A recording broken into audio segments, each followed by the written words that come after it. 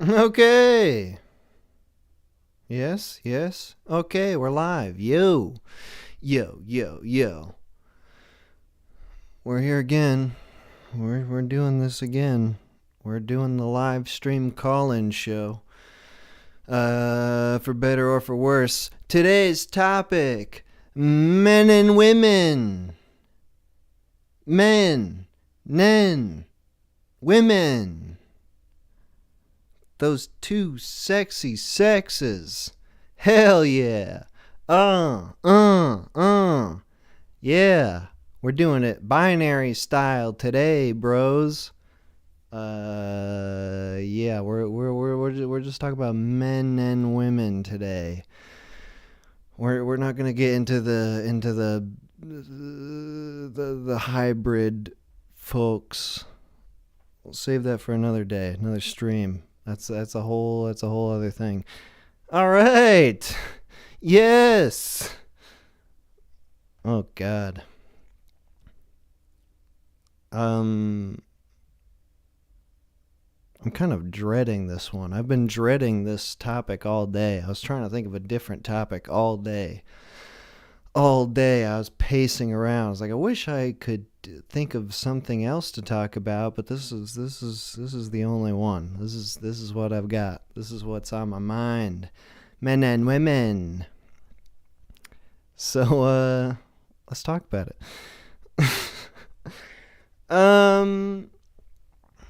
What did I want to say? What did I want to say about these goddamn men and women?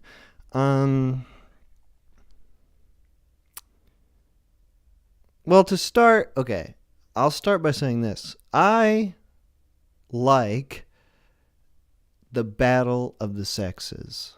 I think that's a good thing. I like that. I think it's fun and cute.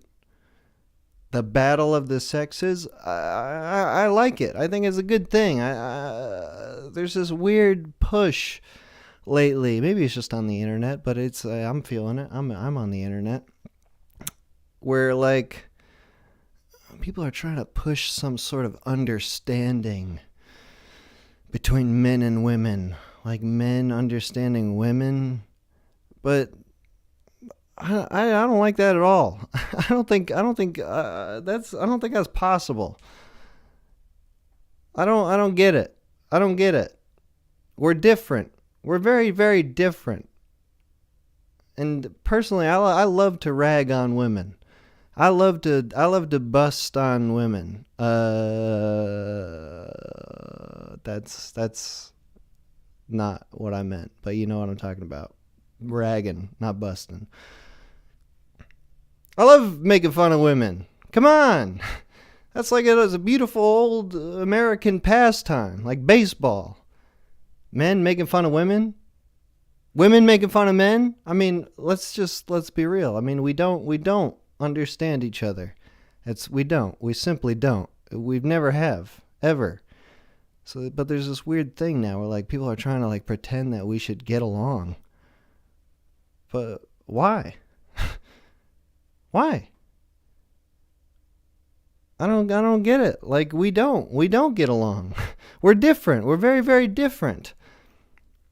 I think that's a good thing. There's friction, you know? We should celebrate our differences. There's friction, and that's what causes the sparks to fly. You know what I mean? In those one-on-one scenarios, a man and a woman, like, you know, we don't understand what the hell each other is thinking. That's a good thing. I certainly don't understand what women are thinking. Women don't know what the hell's going on in my brain, and thank God, because they would not be impressed.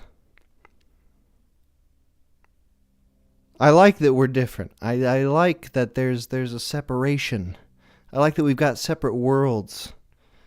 You know, we're living in our own different fantasy lands. I think that's I just think it's a good thing. But now there's like this weird thing where it's like you can't rag on women anymore. It's not fair. I love doing that.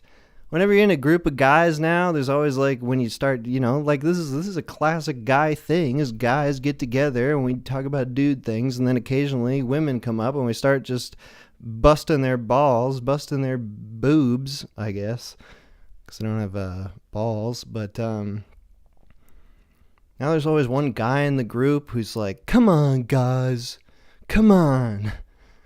Why you got to talk about women that way? Come on, man. They're just like us. They're just like us. Like we're all God's beautiful creatures." They don't say that. They don't ever say that. But they say, "Come on, man. You're being sexist." But no. We just want to make fun of women. That's normal. And I can guarantee, I know, okay, I don't know this for a fact, but I know in my brain, in my heart, not in my brain, but in my heart, that doesn't happen in the women's circles. Women love to bust on men, for sure. Women hate men in a fun way. I think that's good. There's never like when a group of women is making fun of men and how like all their stupid shit, like there's never a woman in the group that's like, "Come on, guys. Stop making fun of men, okay? They're just like us." Like that just doesn't happen. That does not occur. Obviously, I don't know because I'm not in there. I'm not in those circles. But I know in my heart that doesn't happen. Which makes it more annoying with men, like men policing each other, because it's like women obviously told men that they should do that. So just like, don't do that, dudes. Come on. If we just want to rag on women a little bit, come on. It's all in good fun. That's what's fun about it, is like we're so different and yet we manage to make it work. It's beautiful. It's a lovely, beautiful fact of life. We've never understood each other for millennia, and yet we still manage to make it work somehow. That's a great thing. I love that. That's the thing. I don't like women. I'm speaking generally now. Just in case you are a woman listening to the stream, and statistically you aren't. I think it's less than 3% of the TMH audience is comprised of women, and I think we've got 166, so it's like maybe with 3 something like women. So you're probably not out there, but just in case you are, I'm not talking specifically or individually. This is very, very highly generalized. I have a highly, I am prejudiced against woman on the whole. What does prejudice mean? It's like prejudgment, right? So yeah.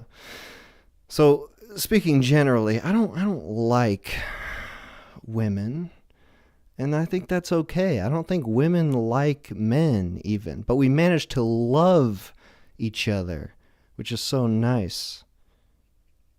It only works on those like one-on-one scenarios, like one man and one woman can manage to, they don't understand each other, but they try, and something happens, something magical, something spiritual. I don't know, but it's something special that happens. It doesn't happen with the groups, because when you're in a group, when a man is in a group of men or women are in a group of women, we amplify each other's energy, I think there's masculine and there's feminine energy. I think everybody has both, but based on your sex, you tend to have more of one than the other. I don't know if that's hormones or what, but there is a biological difference between us. It's weird. It's a weird thing that people are like kind of try to deny that in the modern age. We are different. We have different. We look different. We are different. Our bodies function in different ways.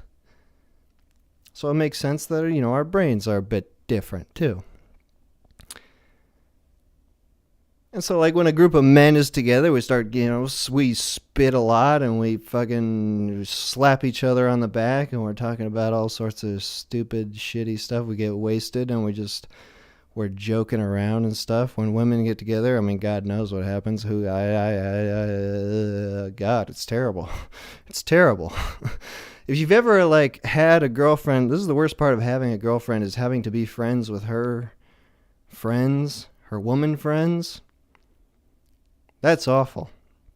If you've ever had to, like, go out drinking with, like, your girlfriend's friends, and it's just like one man versus 5 or 6 women, that's like one of the worst. That's like one of the most torturous things that can happen to a person in a social situation, not in terms of actual torture, but when they're all amplifying each other's feminine energy, you can't compete with that. No way. That's not going to be fun. I mean, you can indulge your feminine side to an extent, but you're not going to be able to get on their level. No way. And it's just awful. It's a terrible, terrible thing. And I think that's good. I like that there's this separation. I don't like when women try to like be involved with the group man activities, like just because they want to feel a part of it, like sports. There are obviously women who enjoy sports and understand sports, and they've got a true love for it, and that's great. God bless them. Good for you, women. But like when women who don't care about sports and they just want to get involved when the sports are occurring, like when it's a big party like the Super Bowl, that's awful. It's awful. It's terrible. Because they don't know what the hell's going on.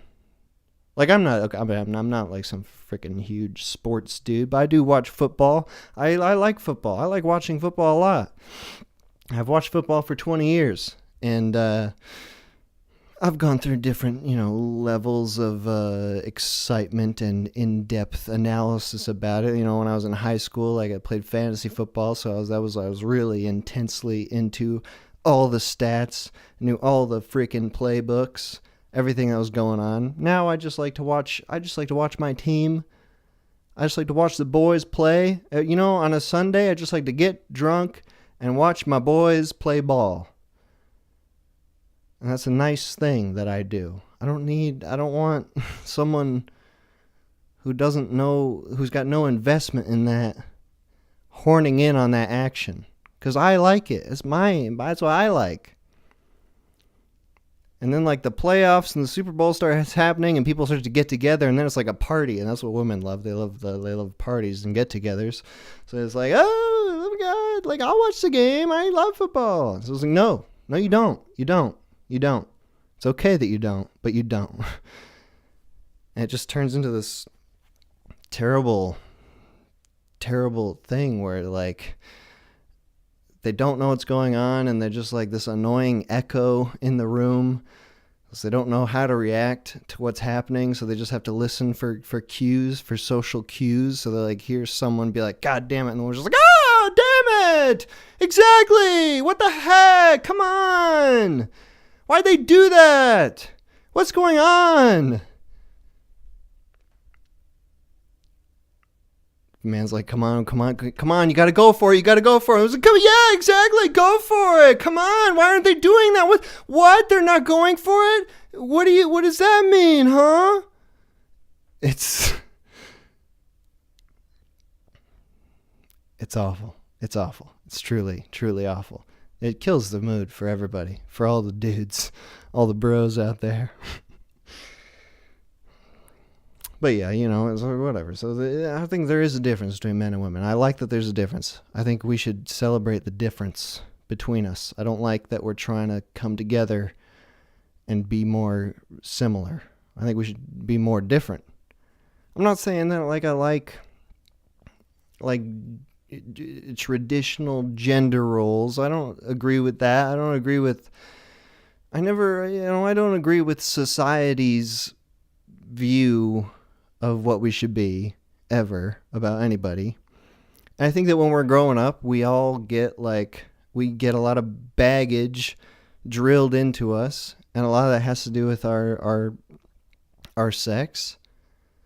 And I don't like that. I don't think that's right, you know? Because, you know, like, I don't fucking care what the world thinks I should be or what women should be. But I do think that there is some sort of, it's like the nature versus nurture thing. I think naturally, we are different. But I think we have a lot of weird shit drilled into us that is not necessarily relevant to anything. Like even just like clothes, like fashion. Like if a man wears a dress, I don't care. I don't care about that at all. I'm not going to be like, oh, whoa, what's going on here? What the hell's going on here? I know that those dresses are only for the ladies. It's like, I don't care. If a woman wears slacks, I'm not going to be like, whoa, trying to be a man, aren't you? No. Like, that's really not what I'm about at all. I think clothes, you know, whatever. I'm not a nudist, but I do think clothes are... you know, they got a whole bunch of weird shit attached to them. I believe in clothes for utility. Like, I wear shorts when I'm gonna be running around and I need freedom of movement. I wear jeans if I'm gonna be like working in the brush or if it's chilly out. Everything else, that's a whole other ball game, and I don't really know what the hell. I don't know where it came from or where it's going, but it's just, that's its own thing. Okay, anyway, men and women. Yeah, there's nothing wrong with nudists. I just checked the chat for a second. You know, if you're a nudist, I think that's cool. You know, I don't want to do that. I do like some clothes, but when it, you know, what made me think about like with nudists, like when they're definitely right, 100%, is when it's like really hot out. Clothes are terrible when it's hot. Like that is the feeling of being uncomfortable when it's hot out, is that you have to wear clothes and they get all sweaty and itchy and stuff. But like if you could just be naked, buck naked in the hot weather, that would be lovely. That'd be lovely. Now I don't know, you know, it's like, you know, I'm a pretty modest, prude type individual, so you know, I don't really want everyone to be naked, but I'm just you know, but just from the utility standpoint, that's where clothes really fail the human race, is when it's hot out, hot and sweaty. That's like the whole bad part of being hot and sweaty, is like you've got sweaty clothes on you. But if you're just naked, you would just be like, oh yes, the warmth, and your sweat just drips off your body and onto the hot pavement. Yeah. But anyway. Okay, we're going to be talking about men and women on the stream. I don't know what the hell the call-ins are going to be like, but you're going to be able to call in. I'm going to take a quick break here, play a couple more songs.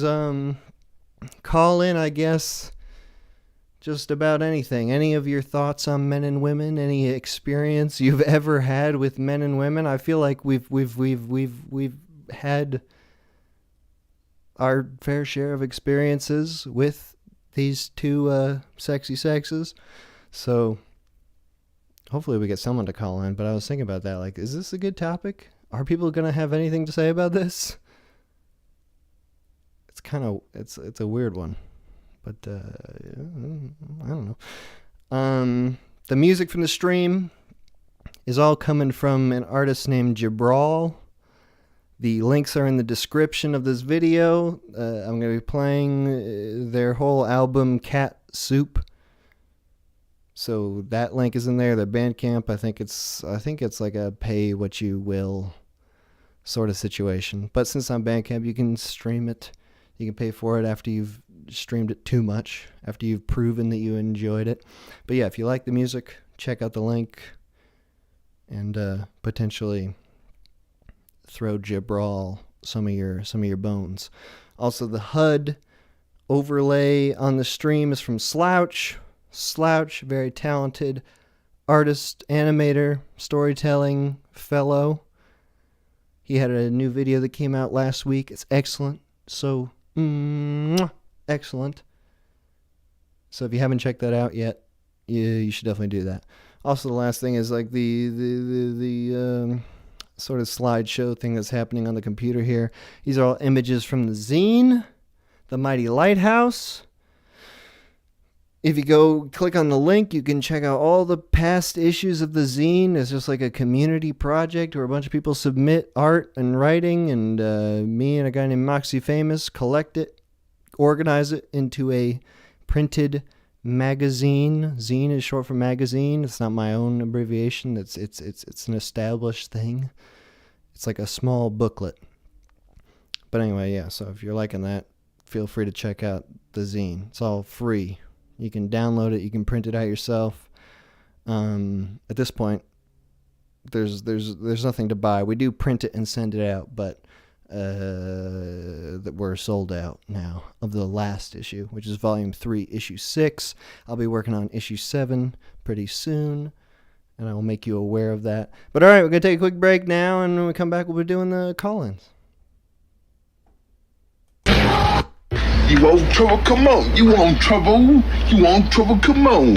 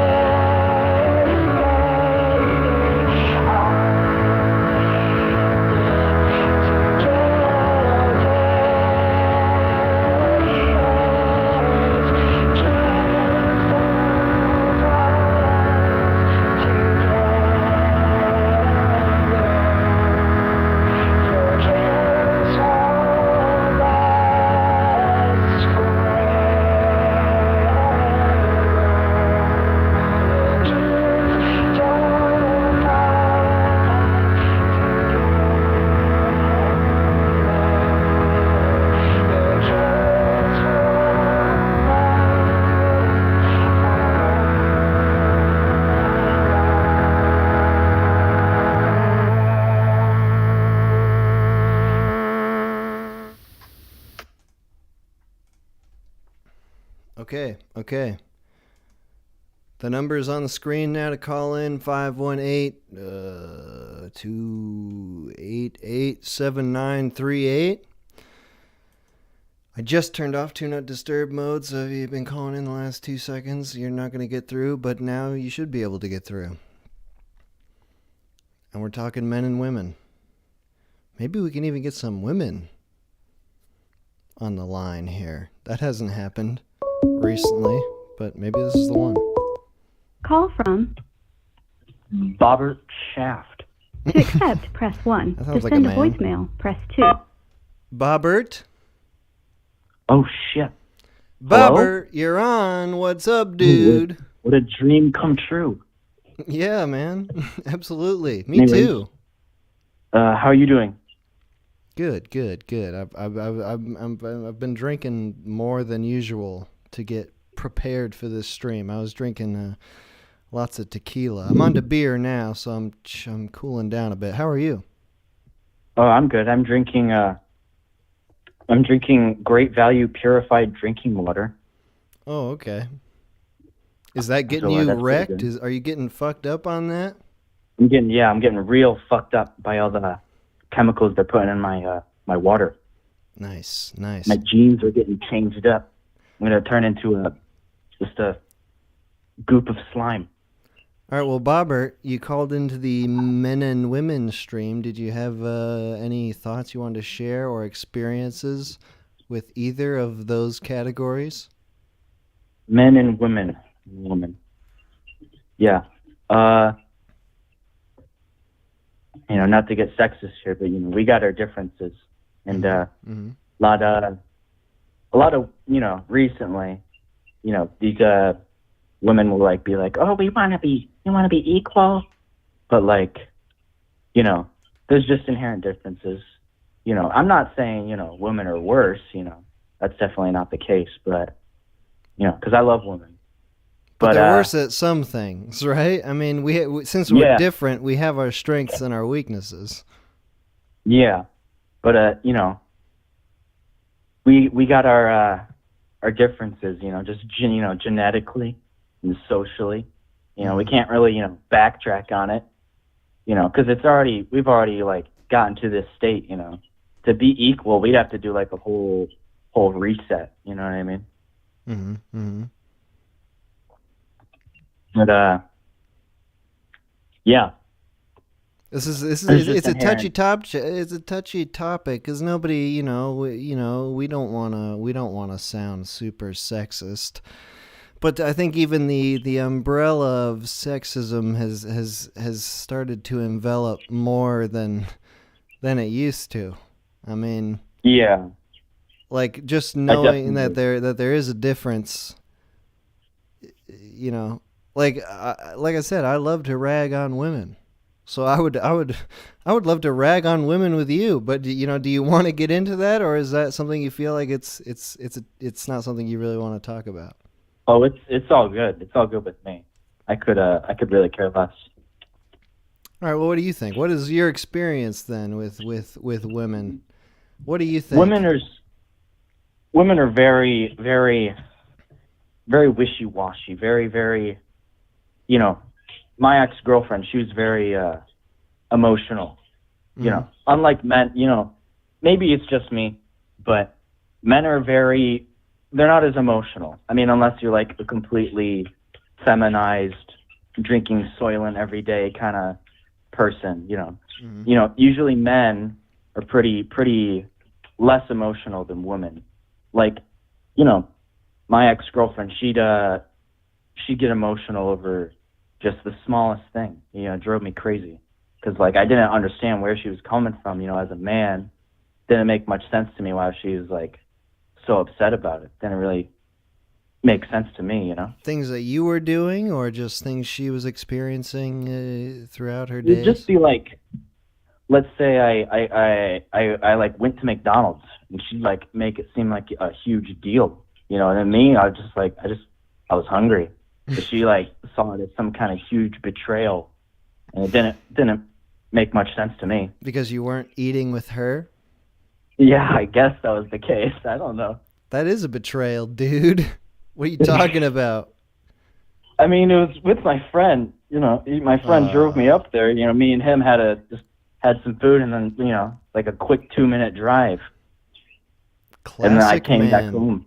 Classic man. So- Not even thinking about the woman. Just going off with my friend to eat McDonald's.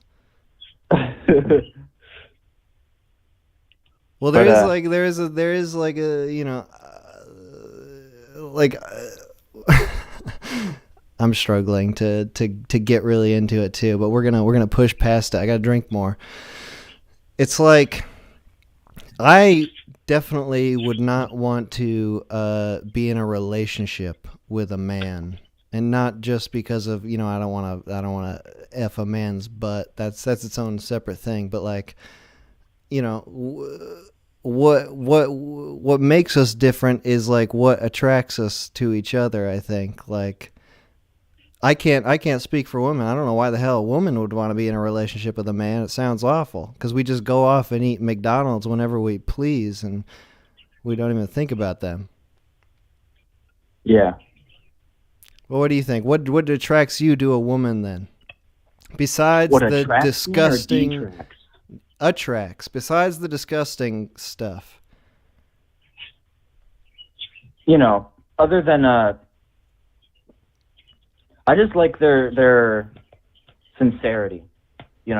How I mean, not all women are like that. Some women are very very cruel, but they just I don't know. They make you something about them makes you feel good.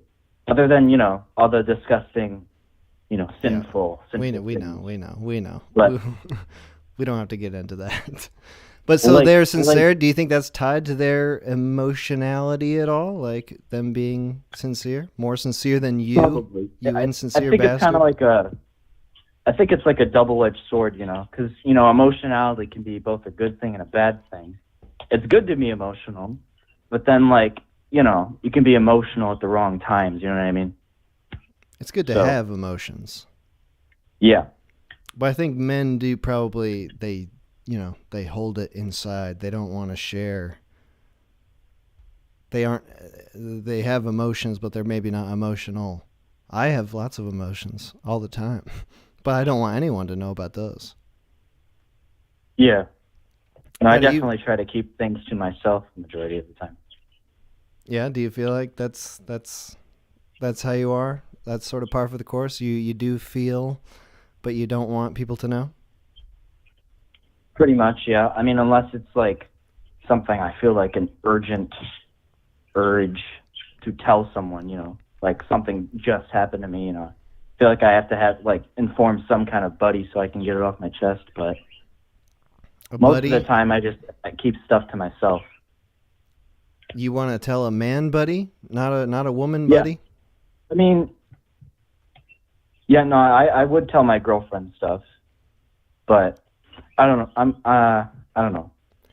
Usually I would tell my friends because I don't know. I like maybe it's wrong on me, but I like camaraderie a lot more than I'm definitely not homosexual. Nothing against homosexuals, but I like but I like the camaraderie of having male friends. You know what I mean? What do you think it strange. is? Yeah, go on. It feels strange talking to like females as friends. Maybe that's not a right way to think about it, but I don't know. When I think of having a girl as a friend, not like a girlfriend, but as a girl as a friend, Mm-hmm. I don't. Maybe it's wrong of me to think that, but I think that's like simpish kind of behavior. Like I think it's like cringe. Like I'm groveling at their feet. The idea of that just sounds like pathetic almost. So I try to steer away from doing that. Usually I just keep my relationship with women as a full-blown relationship rather than trying to stay in a friend zone kind of state, because that sounds kind of weird to me. So do you think that like having a woman as a friend, like you're not getting like camaraderie really? Like you're actually trying to get the sincerity, you're trying to get something more and just not achieving it? Or It's sort of like, like when you talk with dudes about your troubles, they're never gonna be like, yeah, man. They don't really like level with you. They kind of just like make fun and like turn it into a joke. Yeah. And that's something that's appealing, Yeah. Well, what do you think? I don't know. I'm still nervous. I don't really know what to say. This is a fun topic. All right, Bobber, thank you for calling in. I appreciate getting your perspective on this. All right, no problem. See you later. All right, see you. Nice. I feel like this is going to be how a lot of these calls go. Nobody wants to be... We don't want to be overtly sexist, but we have to just go for it. Like, Call from Joe. No problem. See you later. is that Joe? to accept. Was that Joe? Yep, it's me. It's Joe. Joe. Hey, wait, Joe. Is this the Joe from the last stream? This. You know it is. This is fucking the Joe. This is the guy. Hell yeah, Joe. Boy. I think I've got you. Boy, a do couple I times. have some things to say. I was waiting for this topic for weeks. You have no fucking idea. All right. Well, go for it, Joe. This is Oh your yeah, time you know to shine. I don't understand. I don't understand why everyone's so afraid to be sexist on this thing. I mean, it's a radio show. I mean, it's an internet show, right? Like this is the place. This is the place. Exactly. To just let all your bigotry, let all that hatred go. We Just don't put it out know. into the ether. We don't know Joe's last name. We don't know your workplace. We're not trying to cancel you. No, and you never will. All you guys know is that I fucking do PowerPoints and I'm a Catholic. That's pretty much it. That's all I've let go so far. And boy, do I have some fucking things to say. Do I have a few choice words for a particular gender? I think you know what I'm talking about. I think I do know what you're talking about. I think you do. It's fucking women. Am I right? Hell Am I right? yeah. All the dudes in the chat? Amen. Fucking women. Oh my fucking God. I tell you, I can't live with them. Can't live without them. Am I right? Hell yeah, Joe. Is that all you have to say? Yeah. Listen, I remember when I first started listening to your show, I used to think, all right, this guy, he's kind of a degenerate. All he does is fucking drink all the time. Listen, man, I'm with you now. I got my wine. I'm drinking way more often than I used to. And I tell you, you know what it is? Do you know why? TMH, do you know why? The Manic Heron, the massive hemorrhoid? These are all different acronyms I made for you. But do you know why I drink now? The massive hemorrhoid. Why? Because of me? Because of fucking women. No, what's the topic? Dude, yeah. Come on, stay with me, Jesus. I was just excited. All right, I thought I was having an impact to get you to drink more. All right, so you drink you and provide you drink. a stellar example. You're drinking all day, every day now because of these goddamn women. Which one? Do you have a love in your life, or is it just all women that are making you drink? No, it's a particular one, and it's kind of recent. That's why it's sort of been on my mind. Mm-hmm. It's sort of been bugging me. Yeah. So let me tell you all about it. It's so a few weeks ago. So a little bit of backstory. I'm at the point. I'm just trying to find a wife. That's really what I want. I want the wife. I want the kids. I want the 40 acres. I want the nice little farm in the middle of nowhere. Nobody can fucking say shit to me. No one can fucking bother me. That's what I want. That's my dream. When I go to bed at night, that's what fills my head with whimsy. That idea. So I'm thinking of that, and I'm looking for that, and I find this woman, and that's the thing. She kind of finds me.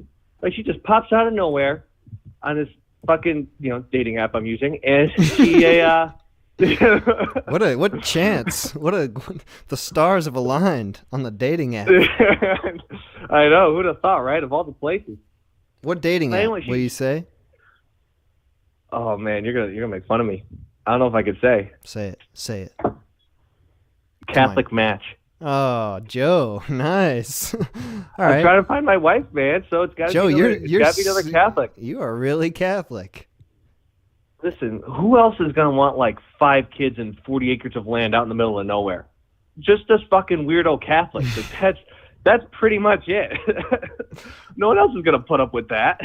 All right, so you started chatting with a woman on Catholic Match. I mean, I have no idea how that works, like how the matches work on that. Maybe tell me a little bit about that. Like, do you make Well, a profile or what's the deal? Yeah, I mean, think of it as like every other dating app, except it gets a lot less use. It's just very seldom you find a decent match.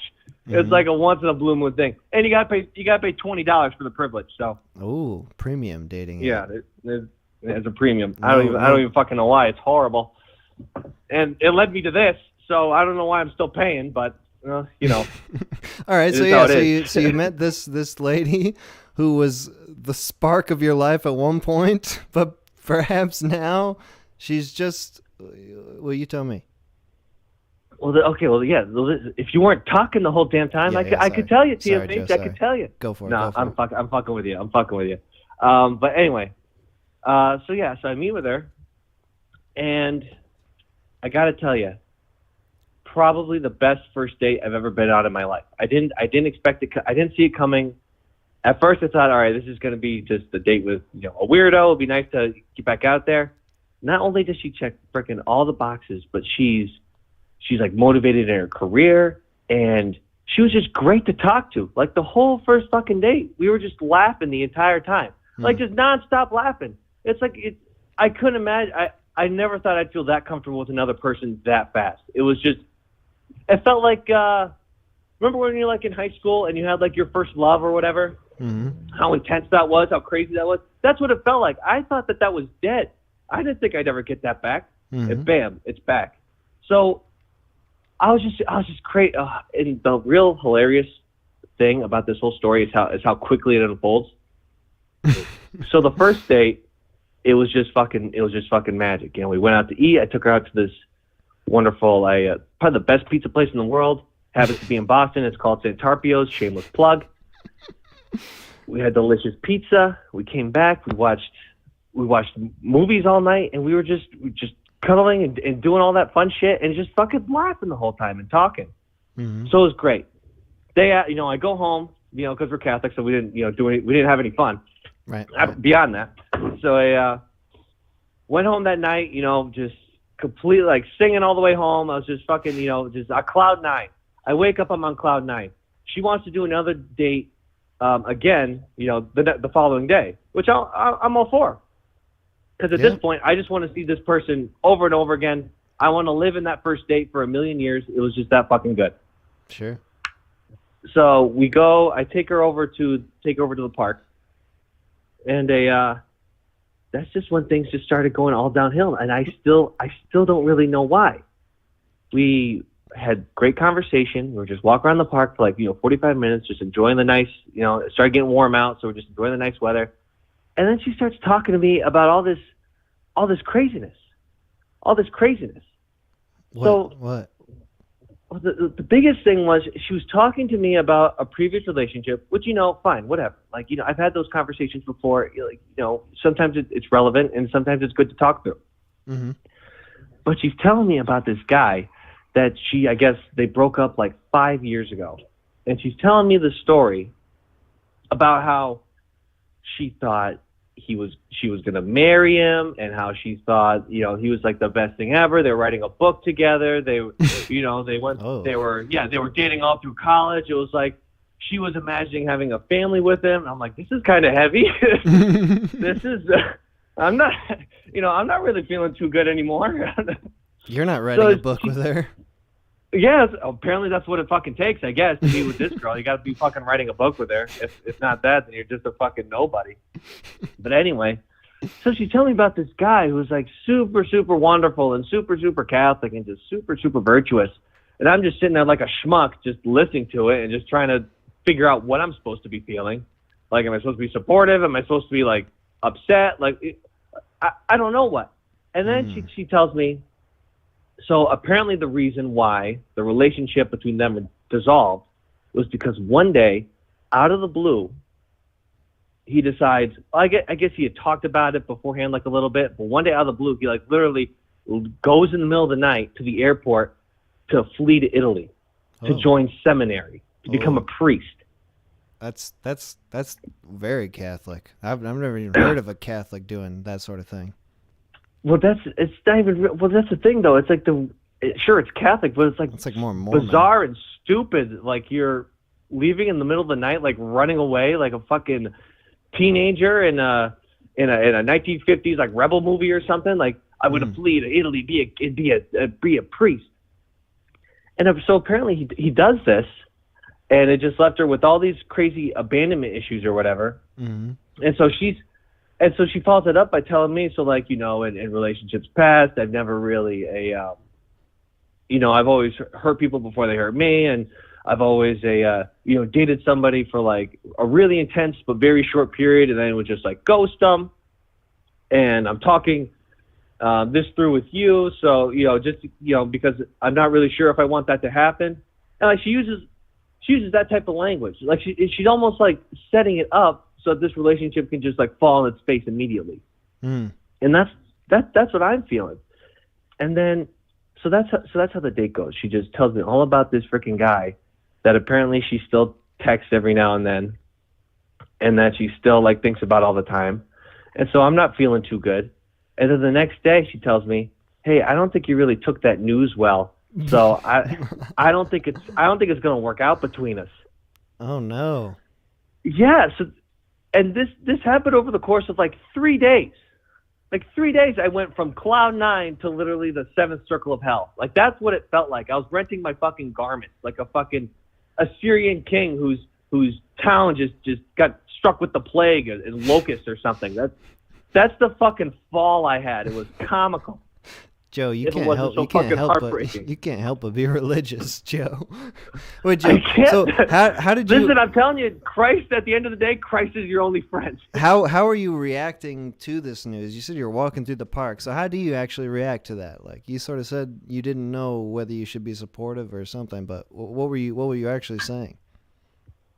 Well, I was getting the feeling that I was getting the sort of feeling that she was kind of setting up our very nascent relationship or whatever for like an immediate breakup or a very imminent breakup. And I was just trying to figure out why. Like what the hell could have happened since our fucking phenomenal first date that would cause it to come to this so soon. So that mostly was going into my mind. I was just asking myself, why, God, why? Like why did I have to get the fucking I'm still hung up over my pre-sex boyfriend story? It's because you didn't take her to pizza again. That pizza was what sealed the deal in the first date.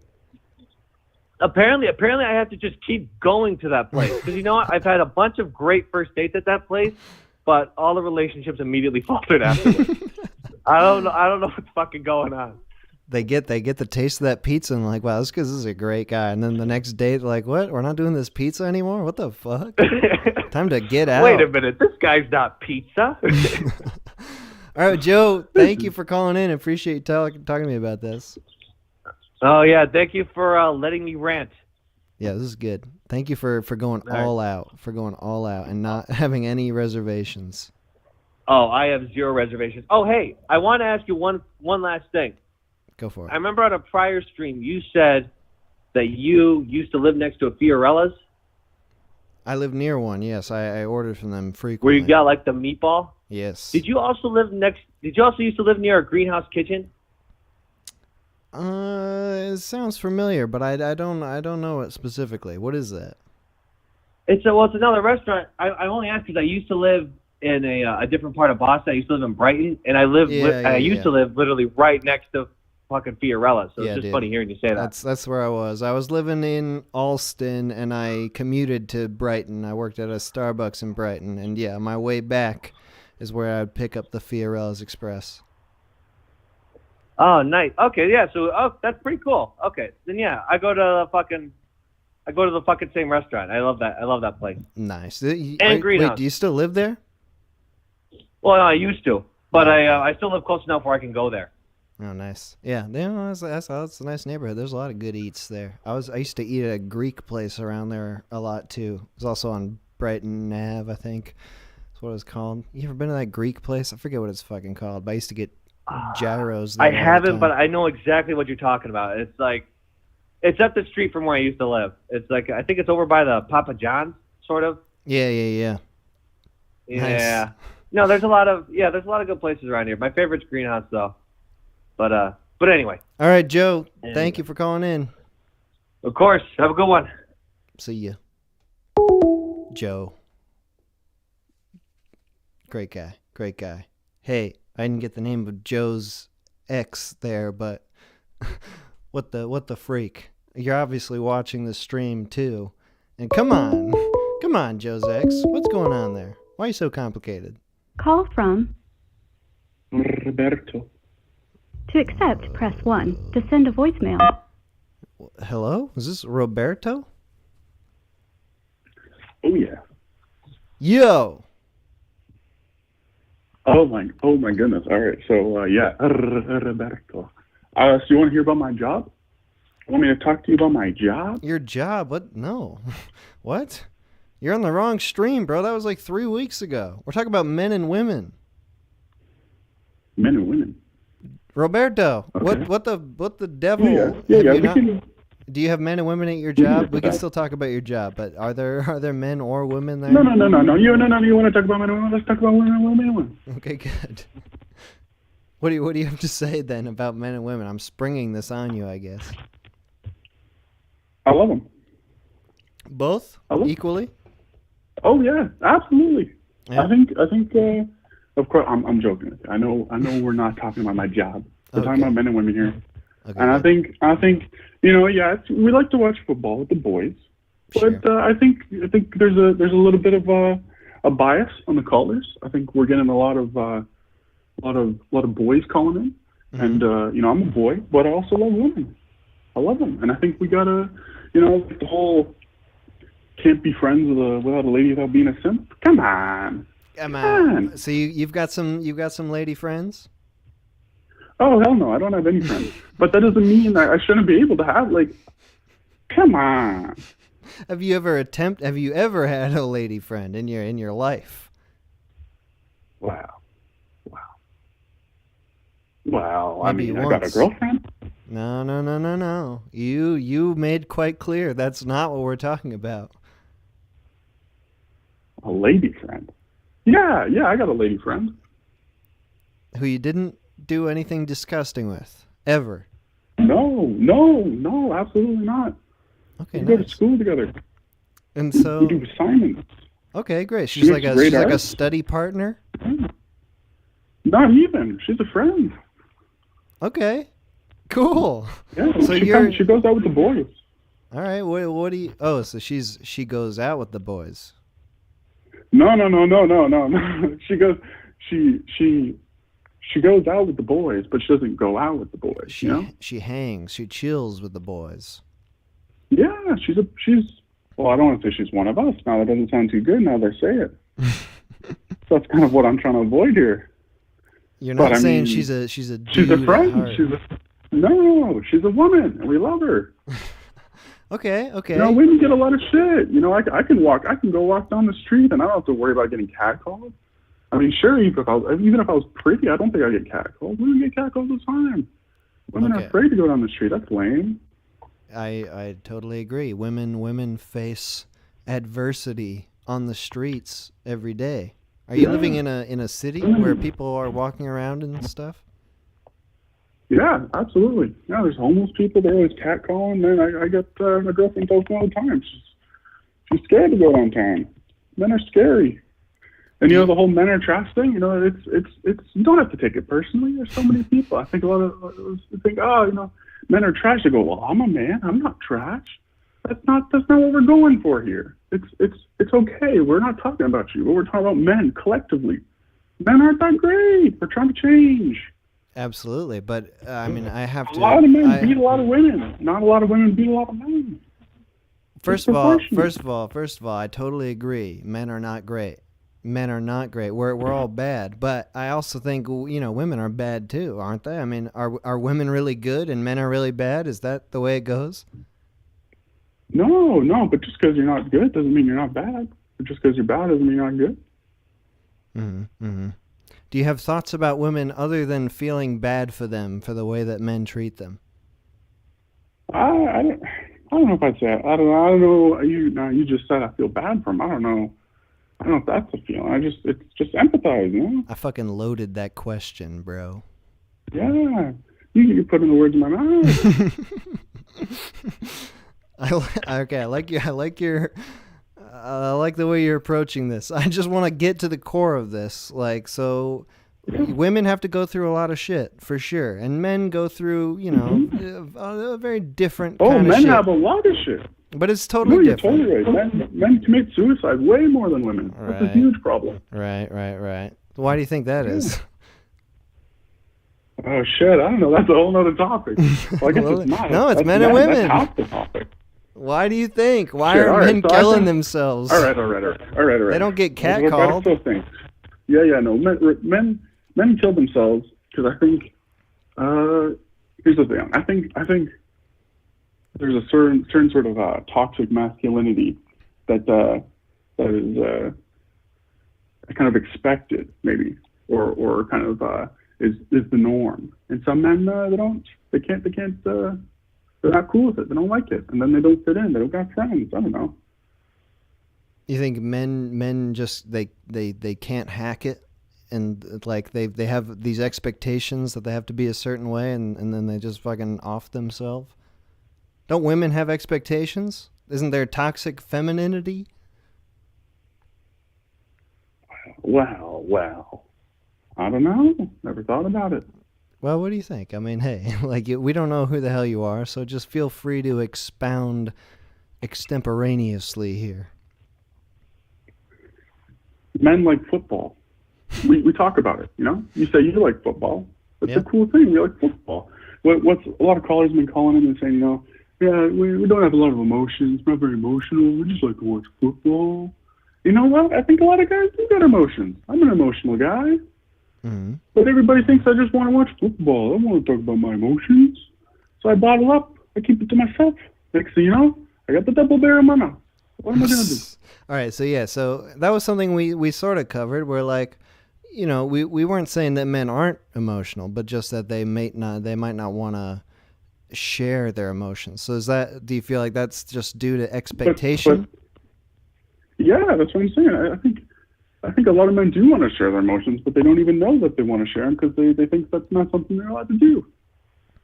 With other men or with other women? Like, I feel like Well, men I mean, are somewhat comfortable. Go on. We're not allowed to have women friends, right? It makes it fun. But your woman friend who goes out with the boys and she's one of the boys is like, are you sharing your emotions with her, or is she just laughing along like one of the boys? I'm not sharing my emotions with anybody. That's why I'm committing suicide. It's all bottled up. Okay. All right. So tell me this then. All right. Let's maybe switch gears. Are you in a relationship, or have you been in a relationship lately? Yes. Yeah, as of recently, past year. It's really changed my outlook on the whole thing. Yeah. So you've got a woman now. I used to be, yeah. She tells me things that I would have never known, you know? The street thing, it blew my mind. I'm a big dude. I've never thought about it. I think just walking home, it's not a problem, but it is a problem to a lot of people. It's not cool. Sure. But do you I didn't know that. You feel comfortable sharing your emotions with your girlfriend?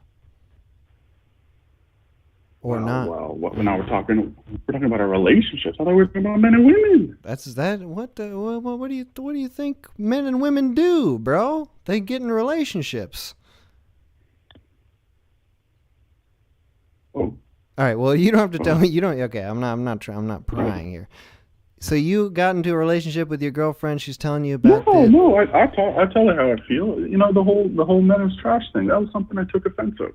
That's when she said all men are trash once. I was like, I don't think I'm trash. I'm a guy. Doesn't that kind of break down the argument? But it's when she explained it to me, we looked at the who.int. We looked at some stats. And then I realized, just because I'm not trash doesn't mean that all men aren't trash. No, I mean, isn't it just that?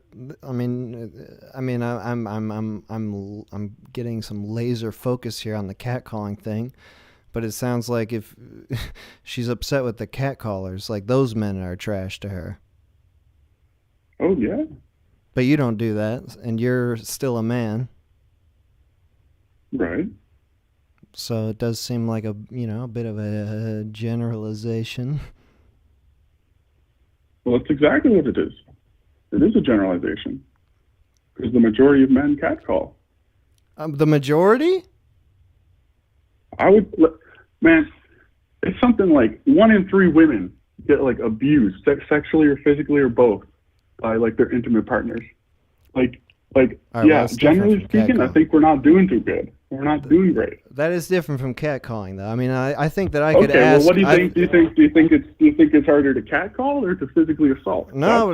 But I think if I asked every single man on the stream, like whether they're a catcaller or not, I think I would get zero cat. I think it's a specific kind of man who's standing on the street who's catcalling every woman who walks by. It's not every man who walks by a woman catcalls a woman.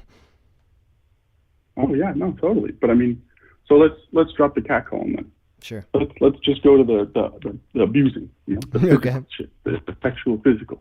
That's no good, right? 1 in 3. That's a lot of. I mean, I'm surely there's going to be some non-male relationships going on there, but I mean, I think it's fair to say that a majority of relationships are male and female, right? So I mean, 1 in 3, that's still not great, no?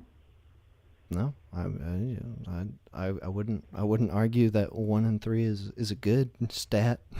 We're not doing a great job. I think it's something like you have to quote me. I don't maybe actually no. You could quote me on this. I think it's just under 40% of women who are murdered by their intimate partner.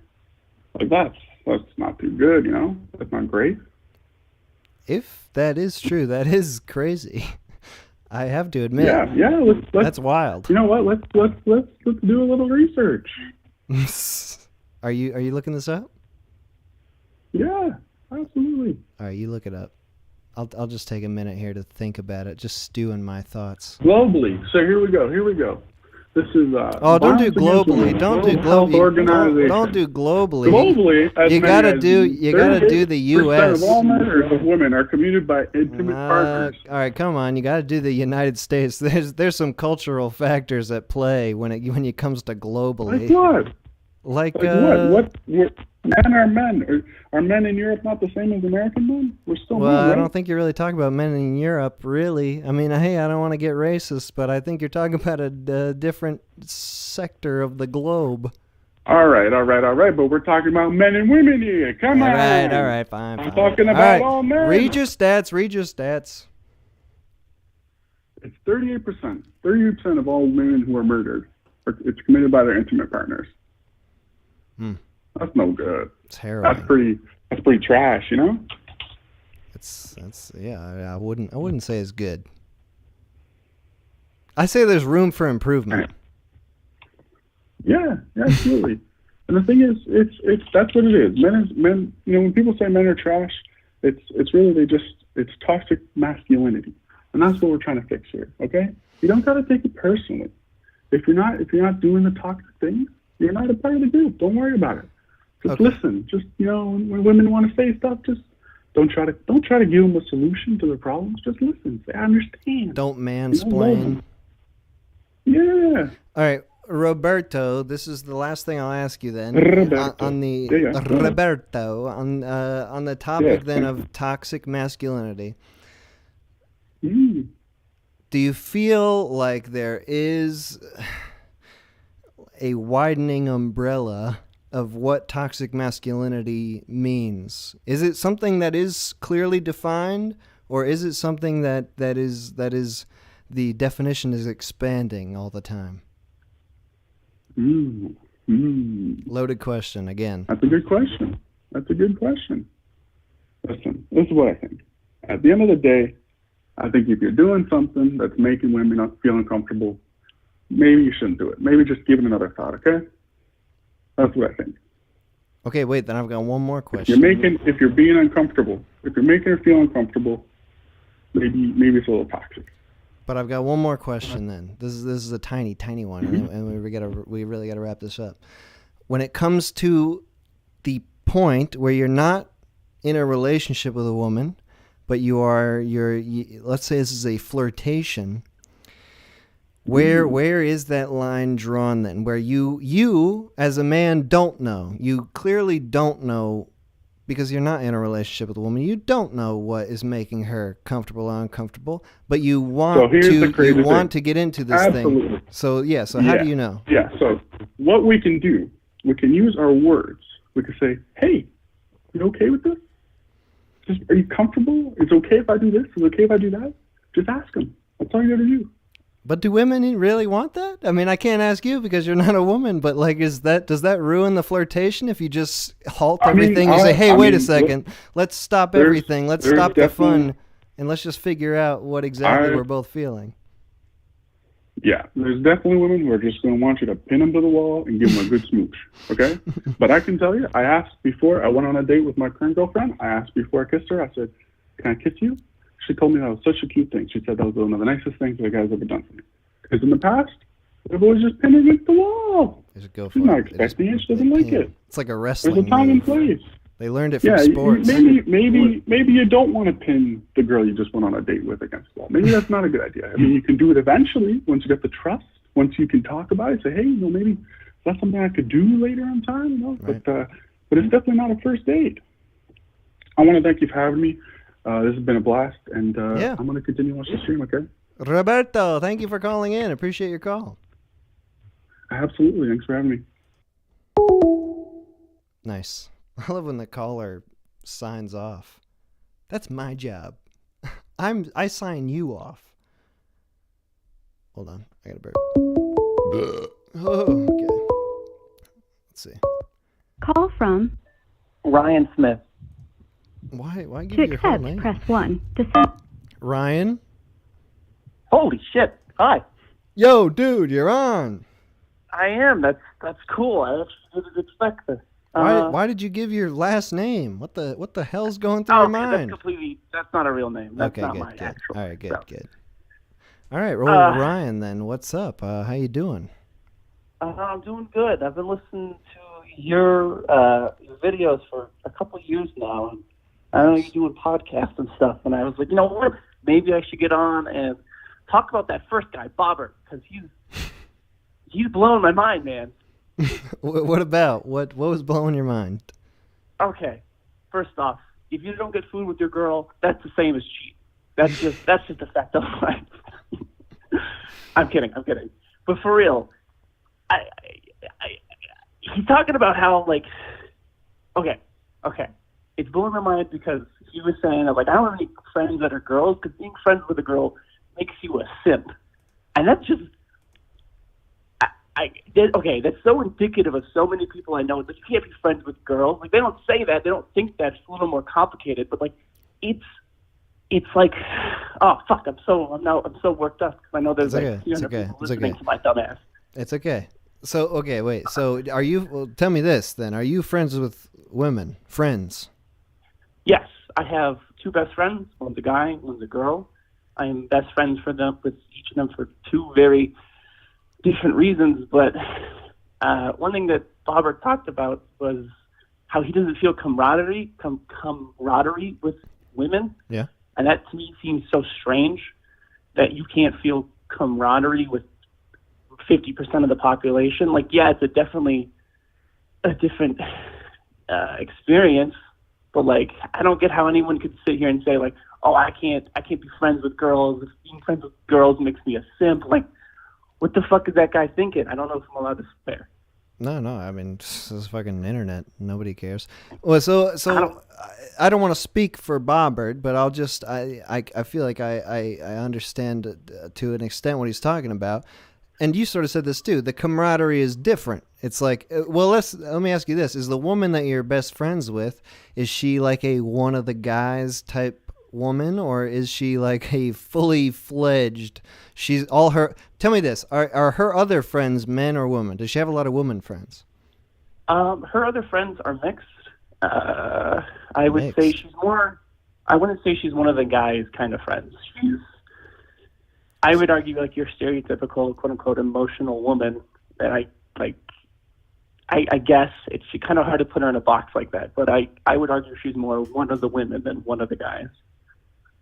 Okay, all right. So then, how do you get along with her? You get along with her in a way that's different than your guy friends, or do you feel like it's the same? It's different but the same. It's definitely a more of an emotional, openly emotional relationship that I feel with her. Like we do more, like most of our hangouts is kind of us hanging her out as opposed to like doing something. With my guy friends, I'm usually going over to do something like play video games or drink or something. But if I'm hanging out with her, I'm just going over to like hang out with her, and we'll talk about whatever. If we go do something, it's something we just kind of planned in the moment. So I guess it is different, but like I wouldn't say that's indicative of women. I've had women friends before that I've like before I moved from wherever I lived before to now. Like I've done stuff like that. It's just kind of weird to me that the experience that people are talking about that like I can't be friends with women. I've never experienced that because like I've always had a mishmash of like friend personalities amongst both. If that makes sense.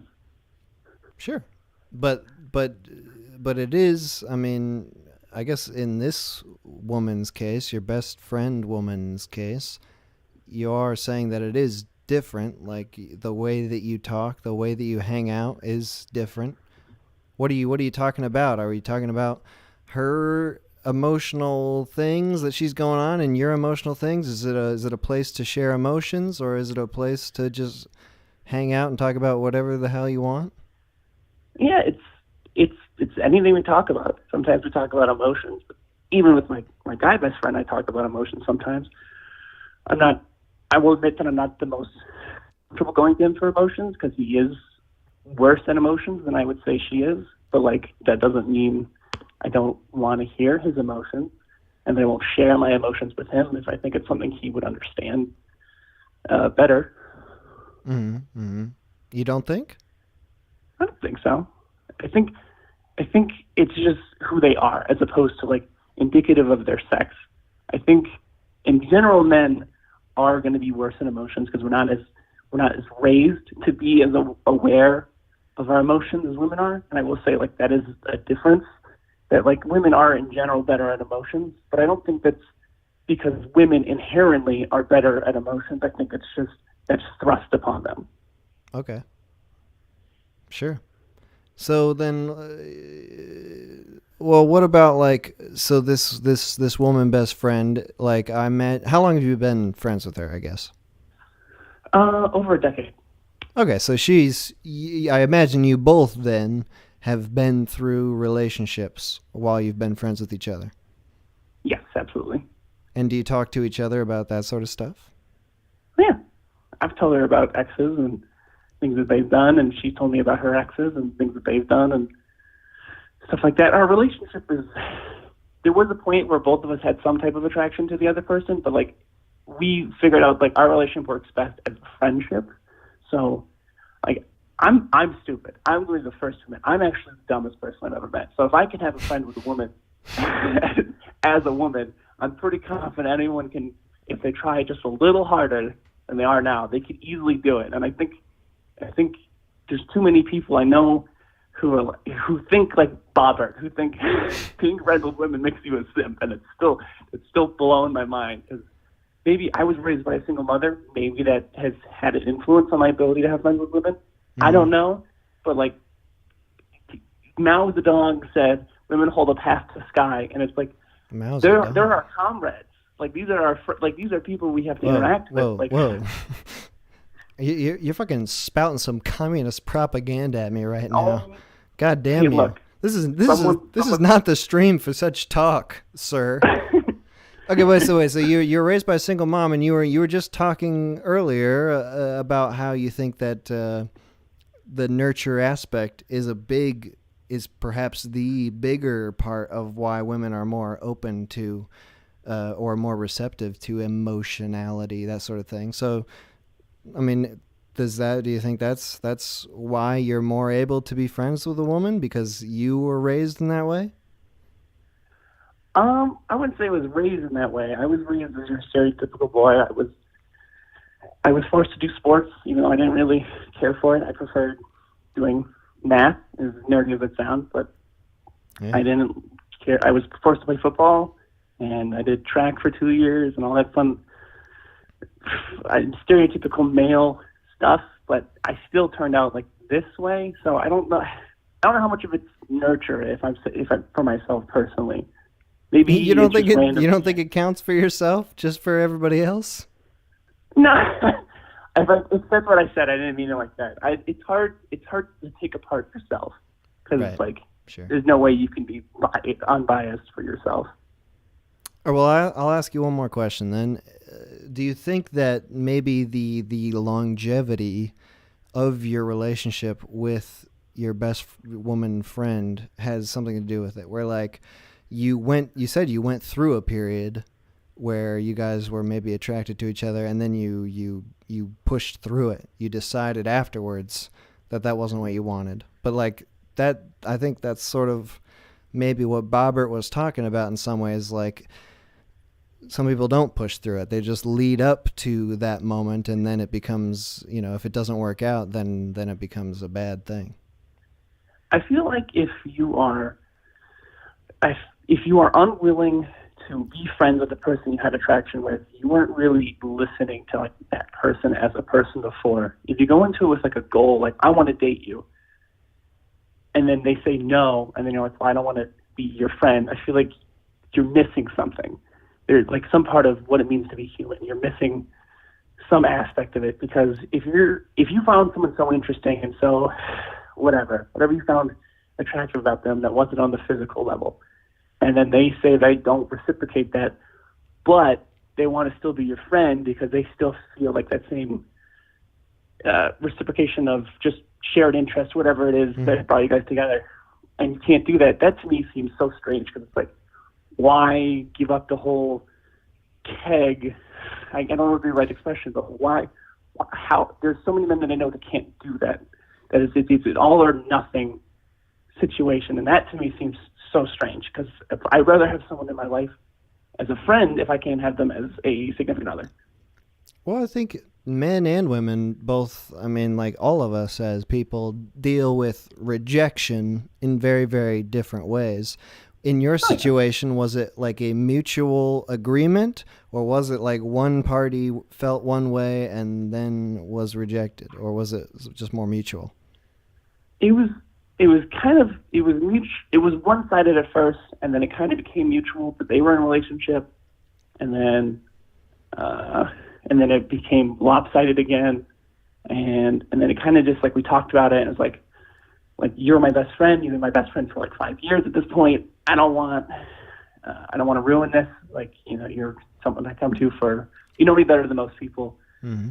So like, I don't want to ruin that. But I've also had to do that even recently. Within the last year, there was a girl that I liked, and she didn't feel the same way, which, yeah, obviously it stung, because like no one wants to feel rejected. Right. But then I like, we still were trying to remain friends. It didn't work for whatever reason, but like I did still try to remain friends.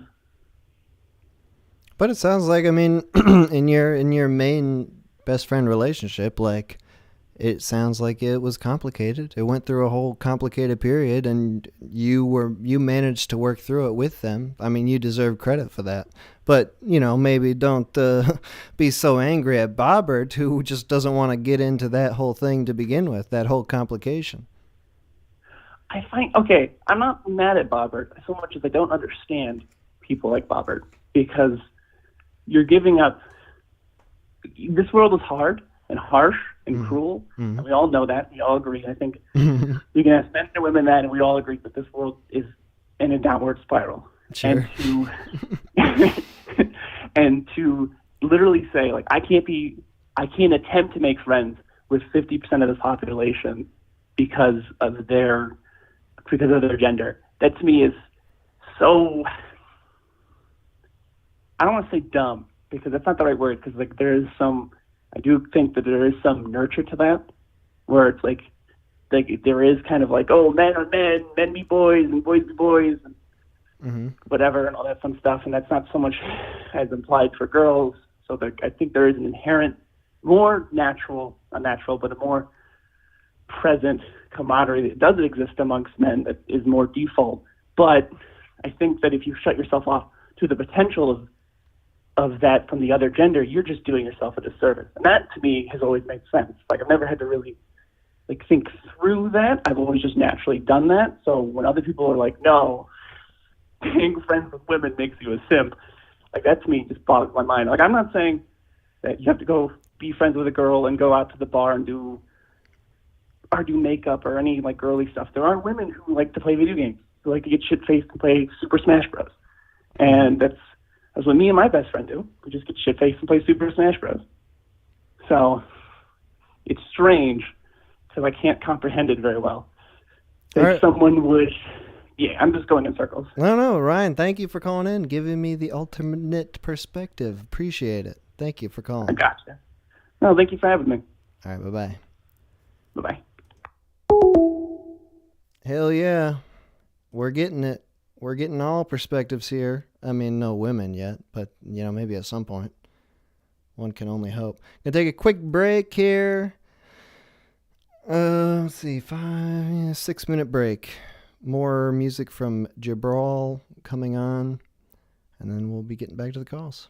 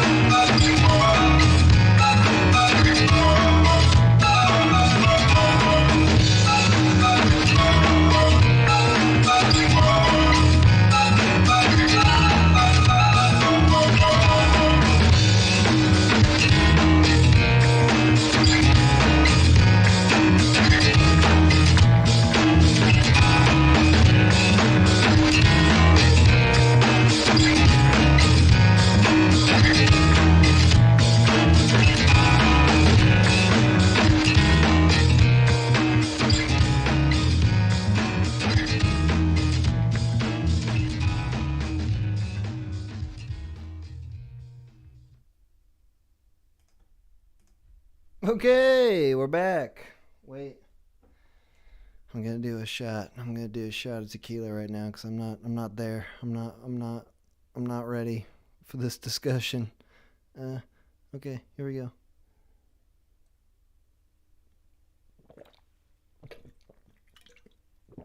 Ooh. Ooh. Ooh. Chasing it with some Bang energy drink. Ooh. And I got one of these. Nice. All right, lines are open again. 518-288-7938. We're talking about men and women. Men or women. Call from Madeline. Oh my God. To accept, press 1. It's To a send a woman. voicemail. Madeline. Oh, hello. Yo. Oh, did I make it on? You're on. You're in. Oh my God. It's happening. You're the first woman Oh. who's called in weeks. I know. I needed to call in. I felt like I had to represent the gender. Yeah, dude. Are you ready? Are you ready to lay it all on the line for women everywhere? Yeah, I'm ready to lay it on the line for women. I mean, I didn't say defend, I just said represent. No, of course not. All right, so what do you think? What has been your experience with men and women thus far? Yeah. Well, my experience with men and women is like they obviously like they're different. Like what you said, there's no way you can't get away from that. Men and women are different creatures. But my experience has been that like I don't understand a lot of like I don't know, like when people talk about like as a woman, like when people talk about sexism and all the stuff that women go through, like I've never experienced that. I've never been catcalled. I've never been sexually assaulted. Like I'm like, am I just ugly? What? And that's what's happening to me. You know, like it's very weird. I've been in these positions where I feel like I'm not a woman because I have not ever experienced sexism. Not to say that means it doesn't happen, but like it's just very like even I think people don't realize among women, especially men don't realize among women, there's so many different kinds of women that like there are women out there like me who are just kind of like doing our thing, and all of a sudden you're caught up in all this men versus women stuff, and you're like, what the hell is happening? That's right. We're battling it out right now. This is the frontier right now for men and women to just hurt each other with their words. Exactly. Yeah, like it's like I don't know. Like even you're saying stuff about like, oh, like, you know, the worst part of being with a woman, being with her friends, and they're all going drinking, and it's like I'm like that's not me and my friends. I've never experienced that. Like I see What do you people mean? say You like, don't have women friends? No, I have women friends. We just don't go drinking and be stupid. We just talk about other things. I don't know. What do you talk about? Talk about books, talk about history, talk about philosophy sometimes, things that interest us. Snore. Big snore. No, I'm just kidding. Do you live in a city? Are you walking around in a city? I feel like that's where the catcalling really occurs. There's only Okay. This is the thing. I don't live in a city, but I've been to a major, I won't say which one, but major eastern seaboard city many times because I live near it. I have never been catcalled, ever. And I talked to my mom about this, bringing up my mom because she's my BF. She's awesome. She's amazing. She's the best person ever. Yeah, go on. Yeah, she's never been catcalled, and she's hilarious because she gets upset about it. She's like she was like, I was biking next to these construction workers. They didn't say anything. And I'm like, what are you talking about, Mom? Like there's different women out there, and there's different. I'm not saying obviously catcalling. I'm not saying it doesn't happen, and obviously it sucks for people it happens to. But it's just like I don't know if like I'm living in an alternate reality or something.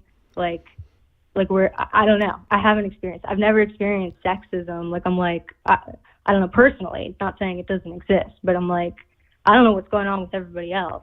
Same thing where like, and again, this isn't so much guys in real life, but I get very upset when I see guys on the internet and they're like talking certain smack about girls. And I'm like, what girls are you hanging out with? Like, are you just like seeing the worst of the worst? Like, I'm like, I don't know. Well, I think that's the internet to some degree. Is everybody seeing the worst of the worst? You don't think you've ever experienced sexism? No. I honestly, I've never. I mean, I don't know. I'm still in college, so maybe. Yeah, you got a long way to go. Maybe it'll happen. But like, I don't know. I've never felt like. I mean, I've never felt like I was making less at a job. In fact, I've made more since waitressing. Waitresses make more than waiters, and that's known. But like, I've never felt like anybody, except on the internet. But the internet that's not real life. Internet's not real life. I've never felt put down because I'm a woman. I don't know. I'm not saying it doesn't happen, but like, and I feel bad. I think there's a lot of things that guys. Honestly, there's things where I think like, oh, if we're going to talk about toxic masculinity, I think it hurts men more. There's things where like I see guys talk about how like they can't cry, or they're afraid to cry, or they feel like if they like open up to women will make fun of them and stuff like that. It's sad. I don't know. I think that's sad. I think men. Well, what about you and your woman friends? Are you guys crying when you talk about history, or do you feel free to open up to each other emotionally? Is that something that comes up a lot? Oh, yeah. I mean, I cry all the time, so that's just, women are emotional. I'll say that. They're definitely emotional. They can be too emotional. But I always feel better after I cry, so I'm like, just let it out, have a little emotion, and then continue with your life. Oh, yeah. I mean, I feel the same way, but I always cry to myself. It's in my deepest, darkest moments. I would never put that on a man to watch me cry. That sounds terrible. Oh, I mean, I guess with me, it's like not so much in front of my friends, which is a little awkward. But like, again, my mom is like my best friend. So it's like, I'll just break down in front of her. That doesn't matter. She loves me. And then, I don't know if that's lame, but, and then my boyfriend, I'm breaking down and he's like, there, patting my back. And then everything's fine. So you're in a relationship currently? Yes. And how is that going? Yes. Do you feel like do you ever talk to your boyfriend about? I mean, it sounds like I'm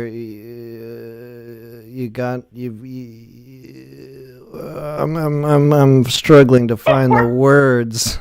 It sounds like you're perhaps not. I don't know what I'm trying to say. So I'll tell you this. I'm switching gears. Because I don't have anything to say about this. You as a waitress, you don't feel like you're ever being, looked upon in a certain way? You said you get more tips. Is that just because, like, you're nicer? That's just, I mean, if you talk to any guy who's waitress, and the guys used to complain about this at the place I worked at, guys just don't much tip as girls. And I think it has to do with this sort of like, oh, girls are nicer and friendlier stereotype or something that people have. For whatever reason, girls just get tipped more than guys in that profession. I will say this, me and my best friend waitressed at the same place together. My best friend got a lot of unwelcome attention from guys. I did not. The difference between me and my friend is that I do not have boobs or a butt. My friend is very curvy. So I did not experience any of the unwelcome attention. So that might be a big part of women who are getting catcalled and experiencing unwelcome attention, because she definitely dealt with a lot of that, and I felt bad for her. That sucked for her, like guys constantly talking to her about that kind of stuff, and she was not happy with that. But I'm not cursed or blessed with those assets. I feel like I subconsciously tip women more just to seem impressive. Maybe that's it. Yeah. Like I don't feel the need to impress dudes, and I feel like some dude is like, well, I don't care. I don't care at all. But like if it's a woman, it's like, oh, whoa, look at this, 25%. That's crazy, isn't it? That's because I have a lot of money to throw around. That's just me. Well, I mean, I can't speak for all men. Some women out there who are waitresses are shameless, and they will totally flirt to get more tips. Nice. I mean, I was just trying to survive when I was working, so no. it wasn't anything. Okay. Well, so do you have dude friends then? I would say yeah. I don't really have a lot of friends, so. Nice. But Nice. I always liked having I don't know, you could call them friends, but like acquaintances, like in like high school and stuff. Like hanging out, talking in classes. I found it easier. I mean, this is such a stereotype, like, oh, it's easier. It's easier for me to be friends with guys than with girls, with blah blah blah. But like, there's something about guys that like you kind of know where you stand with them, whereas with girls, like especially in places like high school where there's a lot of like I don't know cliques or whatever, you kind of never knew like what a girl was Drama. about. Yeah. Well, why do you think? So Yeah. like, So that's why you think that stereotype exists, because like women are women friends, or maybe you don't know what really they're thinking. You as a woman don't know what a woman is thinking. no, I think you do know what they're thinking. Like you're like there were times when I was in school where I was like I hated doing group projects with girls. I loved being put in a group with all guys because I would be put into a project with girls that like I don't know were above me socially or whatever. I don't know any of that stupid stuff. And like you could tell like they just didn't want to be around you. Like you could tell like they were doing it subtly, but if a guy doesn't like you, like he'll make it pretty obvious, and that makes it like I don't know more comfortable to be around. Like you're like, okay, now this is out in the open. I can, I don't know, maybe I'm more of a confrontational person, so that was more comfortable for me. But like, but yeah, I guess women can be a little more sly than men. Okay. So you feel like, yeah, okay. So you're saying that like, so if a man just isn't interested in you at all, he won't even pretend. Yeah. But do you think that Yeah. that when you're talking to men, it boils down to romantic interest, or do you think that you and men have the capability of having like a platonic interest? Mhm.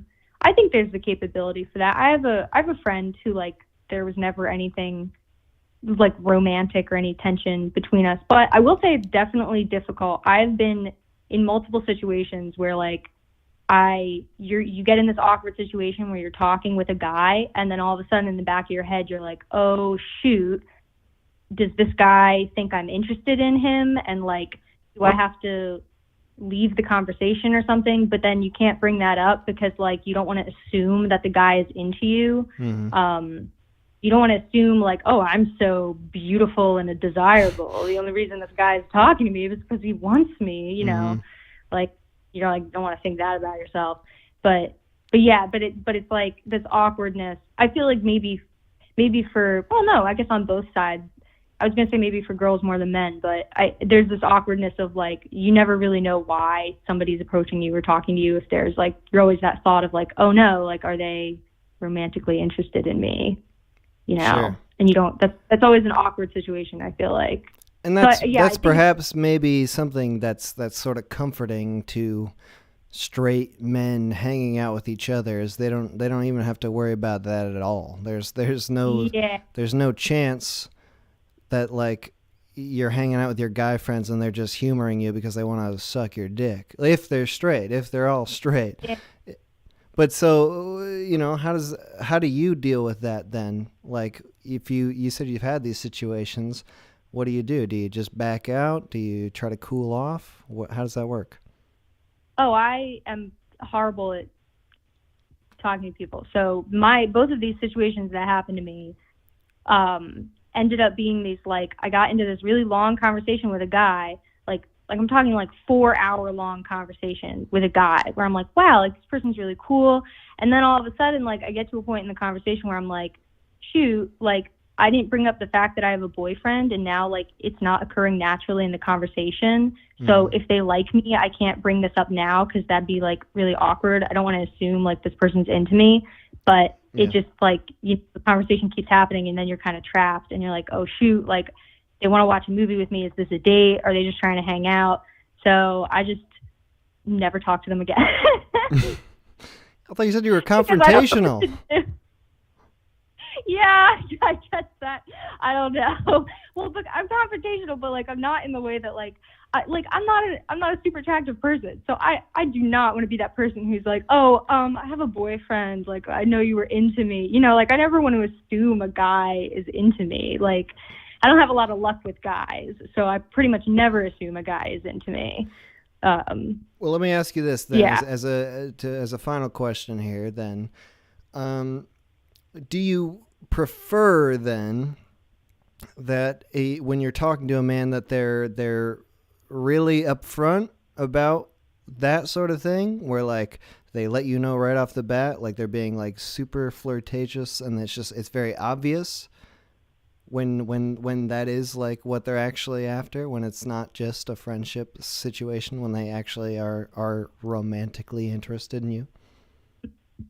I mean, yeah, I would. That's never happened to me, but Never? I mean, no, I've never had it. If it has, I've been completely oblivious. I mean, How'd you get together with your boyfriend? Yeah, exactly. We were friends. I was unofficially tutoring him in a subject in college, and Nice. yeah, and we were friends, and he was flirting major with me, and I was pretty dumb, and it took me a while to figure out it was happening, and then to figure out what to do about it, even though I really liked him. Yeah, so I've never I've never had a guy with that. We started out as friends. I've never had a guy like straight up tell me, but I think I would prefer that. If you don't already naturally start out as friends, you know, like seeing each other everywhere, doing stuff together anyway, maybe in like a big group of friends, I would prefer that. Yeah, as a woman, I would prefer know where you stand, know what's happening, no awkwardness. But do you think, is there must be a limit? I mean, you said that there was your friend who was waitressing, and people were sort of coming on to her, like, and she didn't like it. Like, do you think that there is a limit where it's just like you actually maybe don't want people to be too upfront? There's like some sweet spot you got to hit? Yeah, with that, it was like people would continuously talk to her about it. And that was different because she's asexual, so she's totally not about like any of that kind of stuff. So like she was really, that's why she was like especially uncomfortable about it. And it was like jokes, and people would like they'd be flirting with her, and then they'd like just continue, you know, Right. And like, yeah, it wasn't like something where it's like, oh, hey, I'd love to ask you out, and she'd be like, no, sorry, and they'd be like, okay, and then everything would be normal. It would be like, you know, continuous. And that, I think, is where then you get into the when girls get annoyed and frustrated by men, when it's like the men won't drop it. But I don't think the majority of men are like that. I don't know. But do you guys. think that if someone was really being obvious with you, and you didn't want it, and it was very clear to you but not clear to them, do you think you would be able to make it clear to them, or that it would sort of rest in this unknown zone?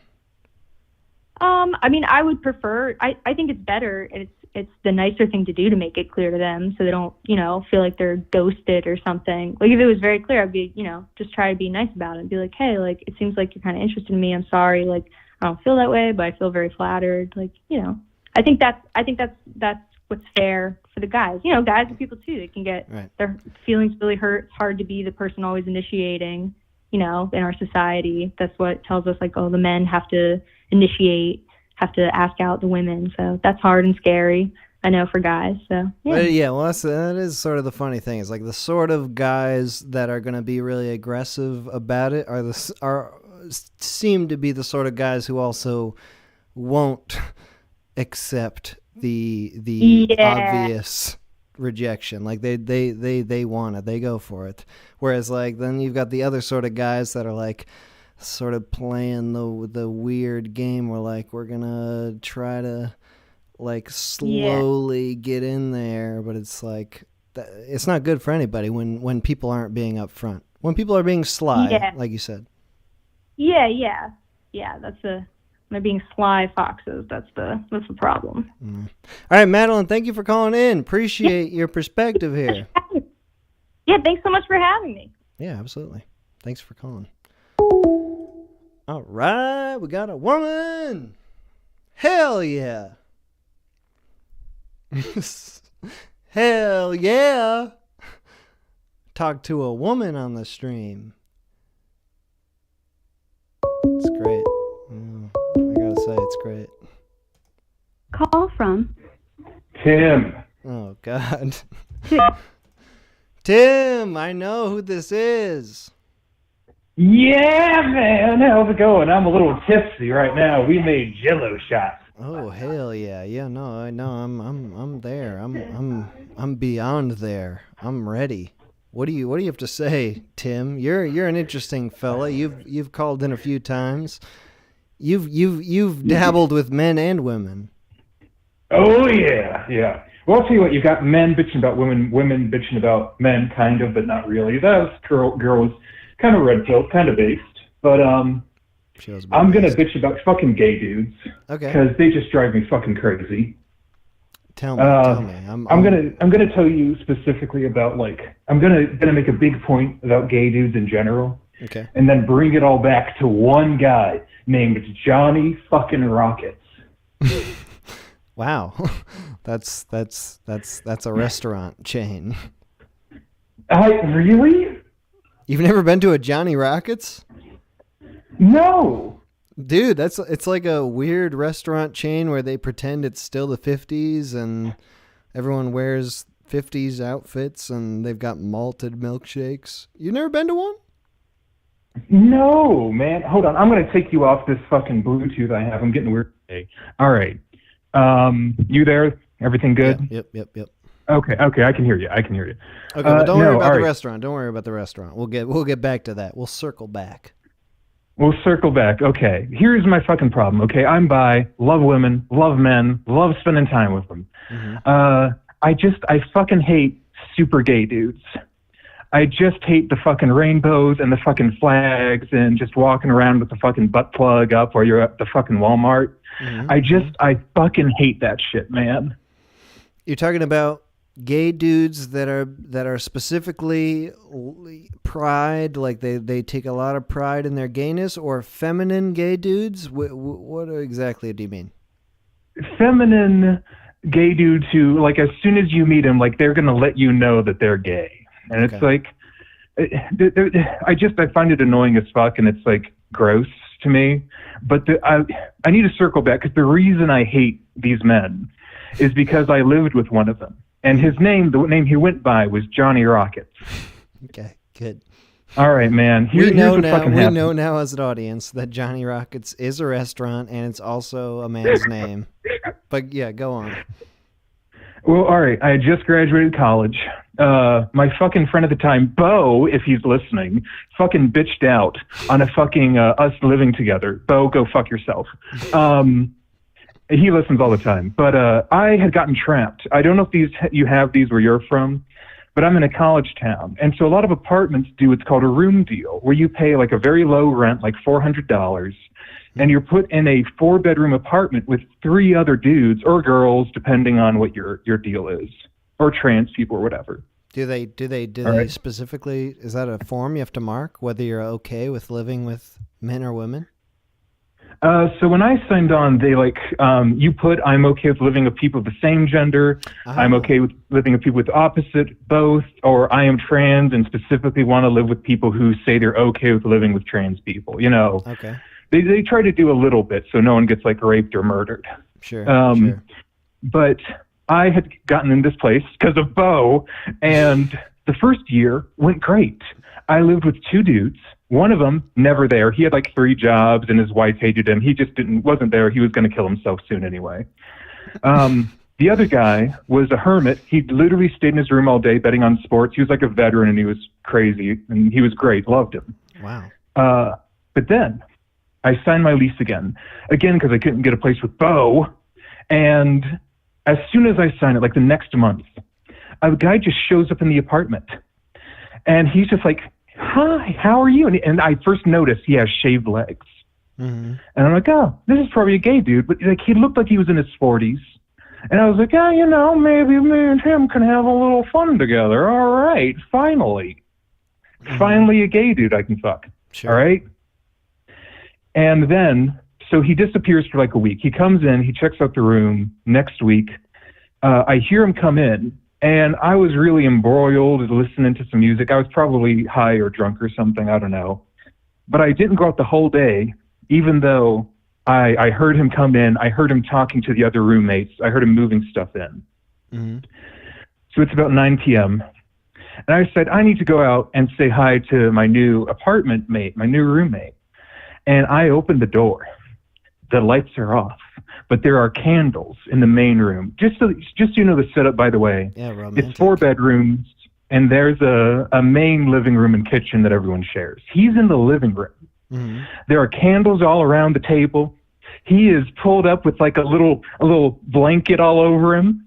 He is eating Ferrero Rochers. He is drinking some rosé. He is wearing a fluorescent pink like Party City wig and not much else. Oh, wow. Okay, the blanket is falling down. He's not wearing a shirt.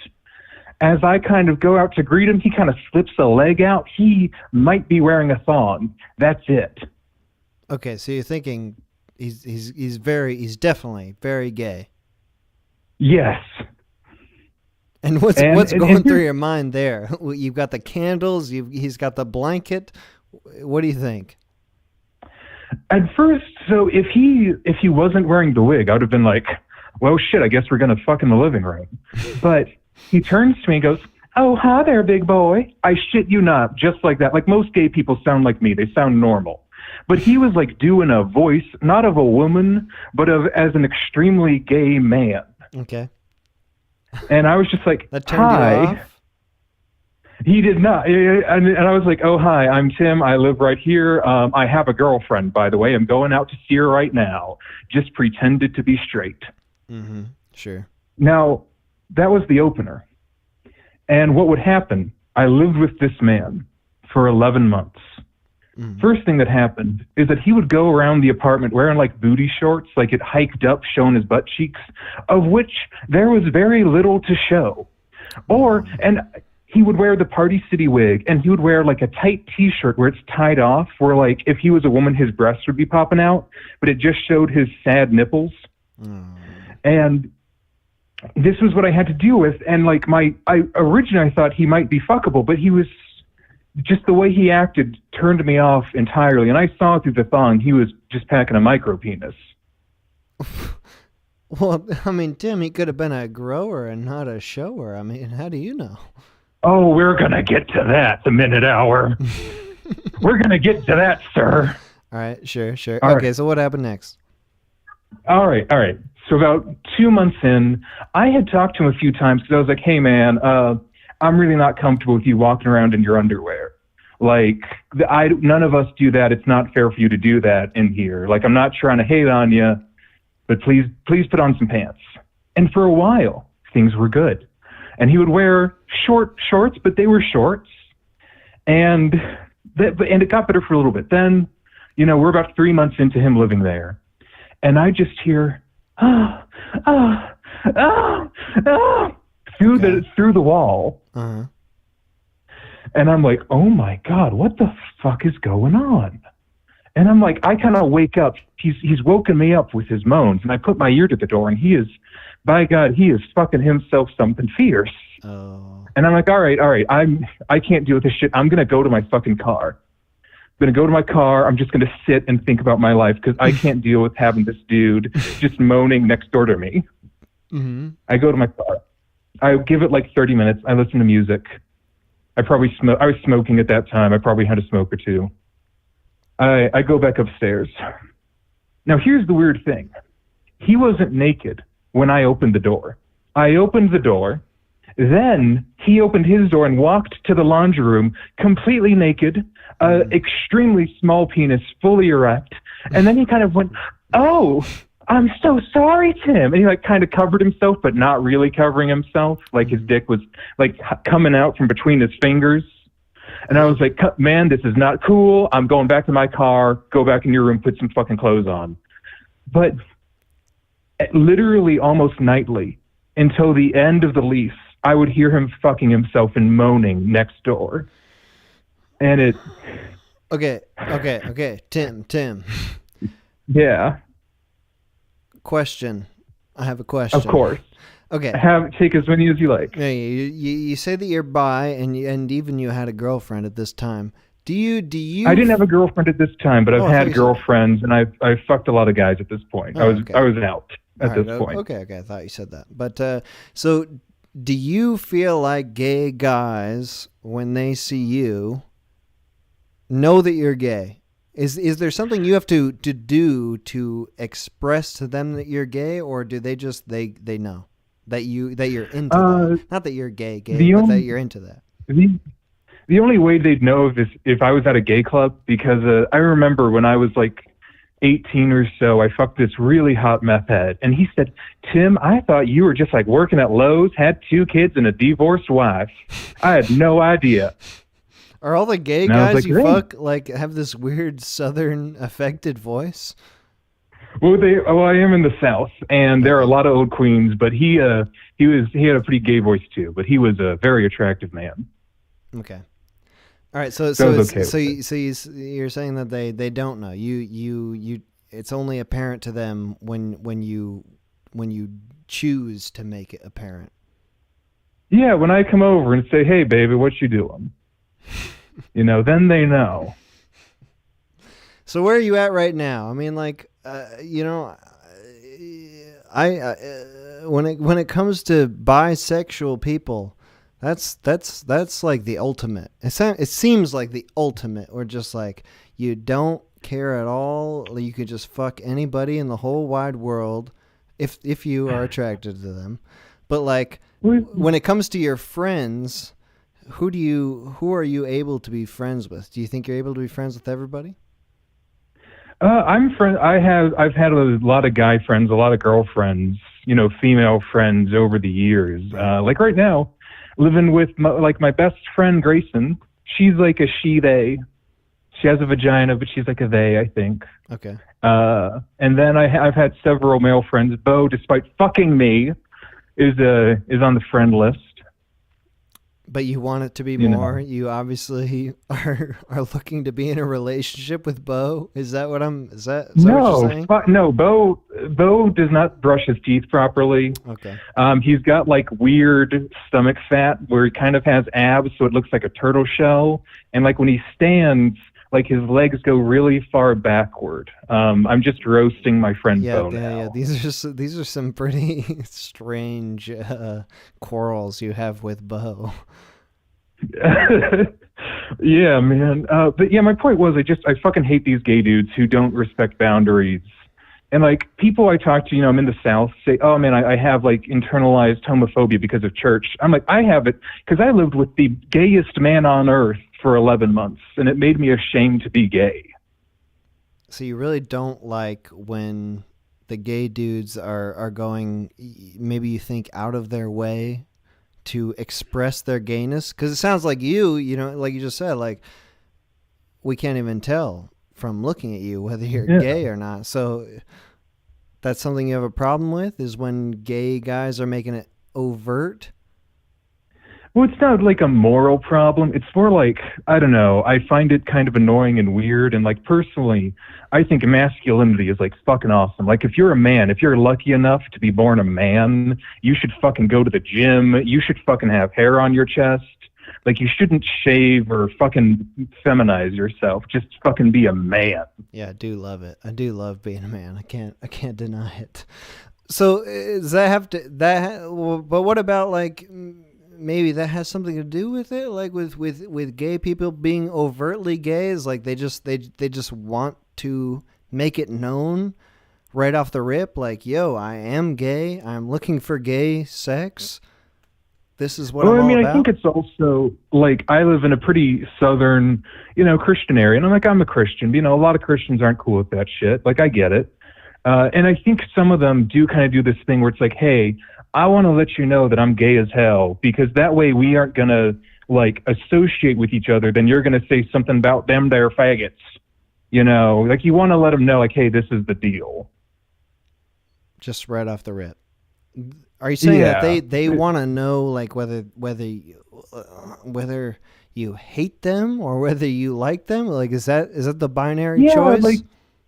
Well, it's like, what if it's going to be a problem? You know, like I kind of Right. get that. Like you don't want to get in some social circle where you think that you're like accepted and shit, not really mentioning that you're gay, and then suddenly someone says something that, you know, doesn't accept you as like, ah, those gays go to hell or something. And then, you know, it's a very awkward social situation, man. I see. You know, I I'll see. admit I've been in that space, you know, and it's like, oh, geez, I kind of got to bounce. And maybe that's more prevalent like in the South. I mean, I feel like the gay acceptance thing is getting pretty mainstream. I mean, maybe I'm wrong, but Yeah, I just hope the furries stay in the closet, man. There are these fucking No, they like won't. gay furry dudes with fucking tails, and they're so horny and they're so ugly. And just if you're furry, stay in the closet. Don't go to gay clubs. No one wants to fuck you except for the people who have AIDS. God. All right, Tim, thank you for calling in. Appreciate Yeah, your man. perspective Always. as always. Hey, I got a quick question for you, dog. Sure. Man, do you have any advice on giving greasy vegetables to chicks? Because I was over at this girl's place and her little brother was there, and I had to take a shower afterwards. Do you have any tips on that? It's just you have to arrive with two separate bags. One is the greasy bag of donuts that you give to the little brother, and one is the bag of fresh vegetables that the woman will appreciate. That's the only advice I have. Gotcha, man. All right, have a good rest of your stream, dude. All right, thanks for calling in, Tim. Bye. Wouldn't be a stream without Tim calling in. I gotta say, I love Tim. Always got something to say. Something I'm not expecting or ready for. Call from Dan. Dan. to accept. Dan. Hey. Yo, Dan. What up, dog? Nothing much. I just got the notification that you're streaming, and well, what's the stream about so far? Because I only just tuned in. Dan, you called in with no knowledge? Hey, sometimes you got a busy schedule, and sometimes you just got to drop everything and call in. Dude, Dan, I respect it. We're talking about men and women, which can mean whatever you want it to mean. It could be any experience you've had with any men or woman ever. Could be like you've had a relationship you want to talk about, but we're talking the two sexes. What do you think? What's your opinion? Honestly, mixed. Right now, I'm in a situation where it's hard to find, that person, whoever that person may be, and it's bringing up certain questions about who I am, who I would find that would make me happy in the first place. Okay, all right. So what do you? Yeah, where does this complication lie? You had a one feeling about someone you might want, and now you're veering towards something else.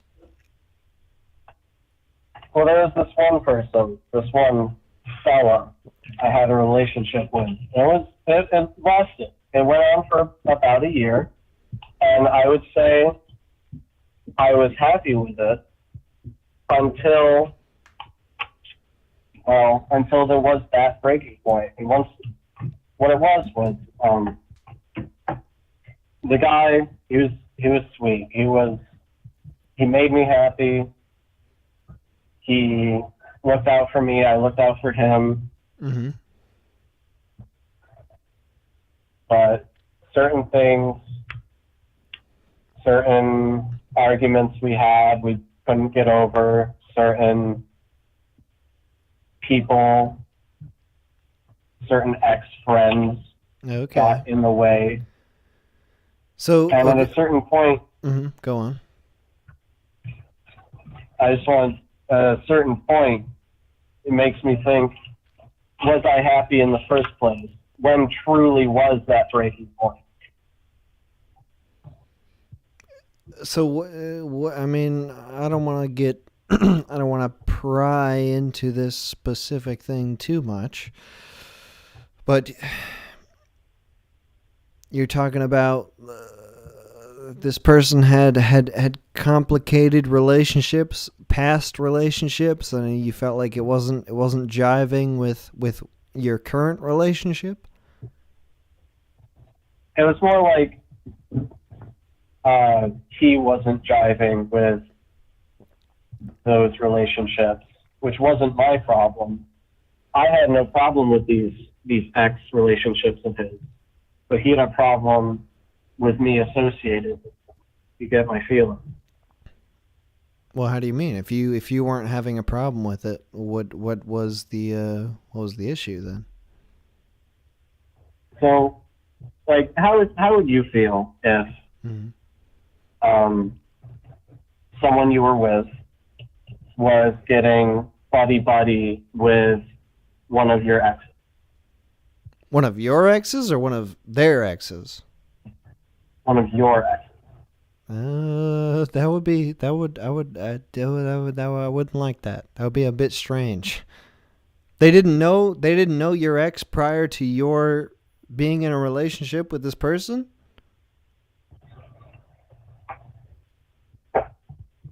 So, being in a relationship with this person, they told me about their exes, right? Yeah. And I had already known their exes beforehand. I just didn't know that they were their exes. Okay. So I still hung out with these people, and they were still friends to me. They just were no longer friends with the person I was dating. And that caused friction, and that caused me to have arguments with the person I was dating.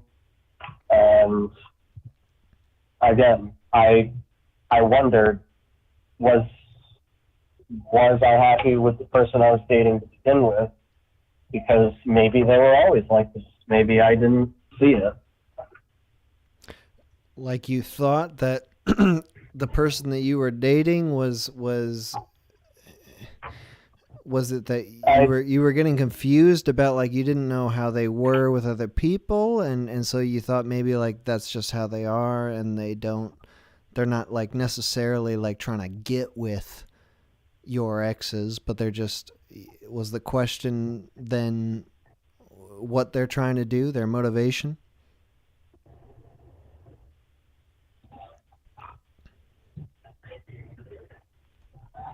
Was that It was more I wanted to hang out with these people, and my relationship at the time, the person I was having the relationship with at the time didn't want me to, and I didn't like that they didn't want me to.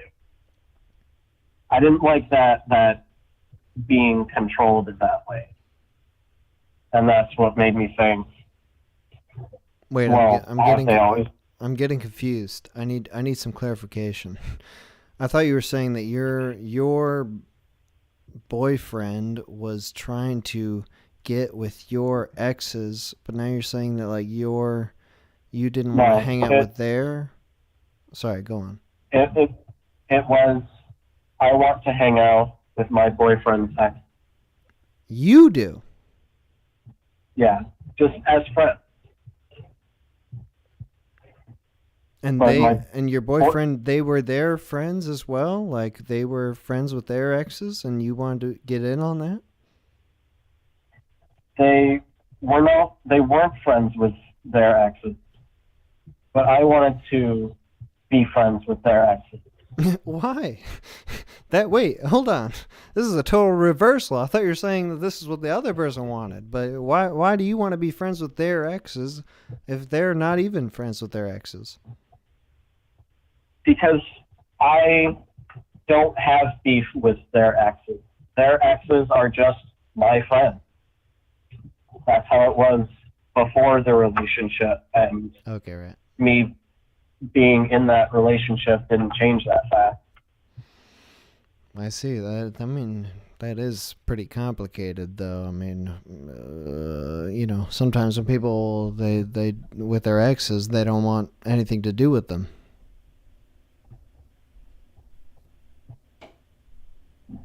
How do you feel with your exes? I mean, are you friendly with your exes? I am. I try my best to just live and let live. It didn't work.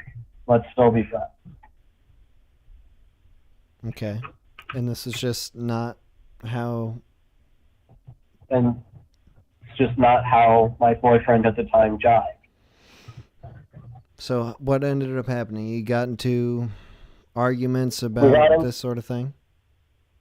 Yeah, and then I felt like in that situation I was being more controlled than I would like. And I wondered if my boyfriend at the time had always just been like that, been, controlling. And then did you break up with him? Was that how this went? Yeah. Yeah. Man, this is fucking weird. Well, you called in. I mean, I get to ask you whatever the hell I want. I called in. I can ask you whatever the hell I feel like. No, I mean, you can obviously answer whatever you want. Okay, so I'm not trying to like, I understand. I don't understand for sure. Like, I'm coming into this with just this very bare amount of information. But so, okay, let's try to just round this out then. We're talking about men and women.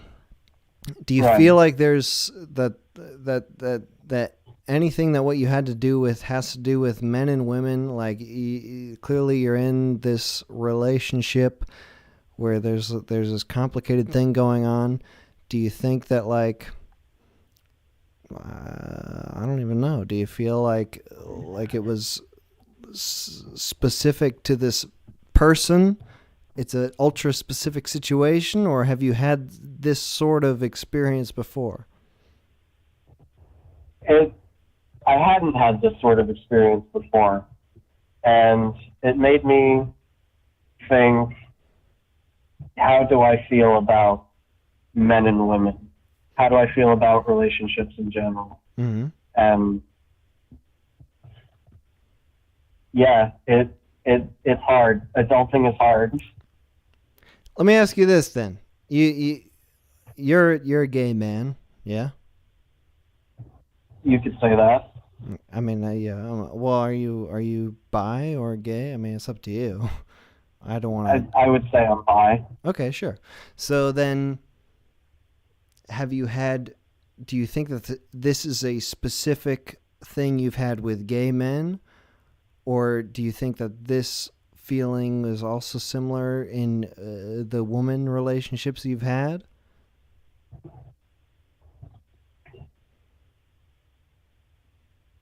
Honestly, I maybe this is bias, but I don't feel like I felt a similar thing with relationships I've had with women.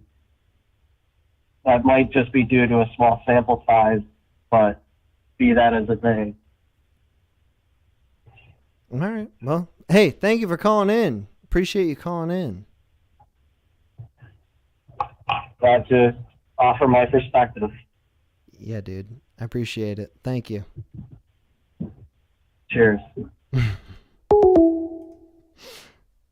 Okay.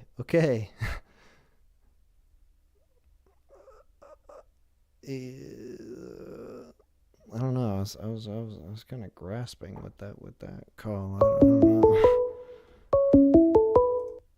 Call from Gus. Gus. to accept, press 1. Gus. Oh, no way I'm on? Yo, Gus. Yes. What up? Hey, it's pretty good over here.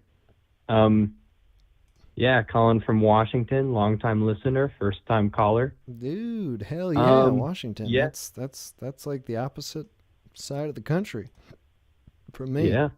Let's do it. Yeah. What's the weather like over there? Before you get into men and women. It's sunny. It's kind of breezy.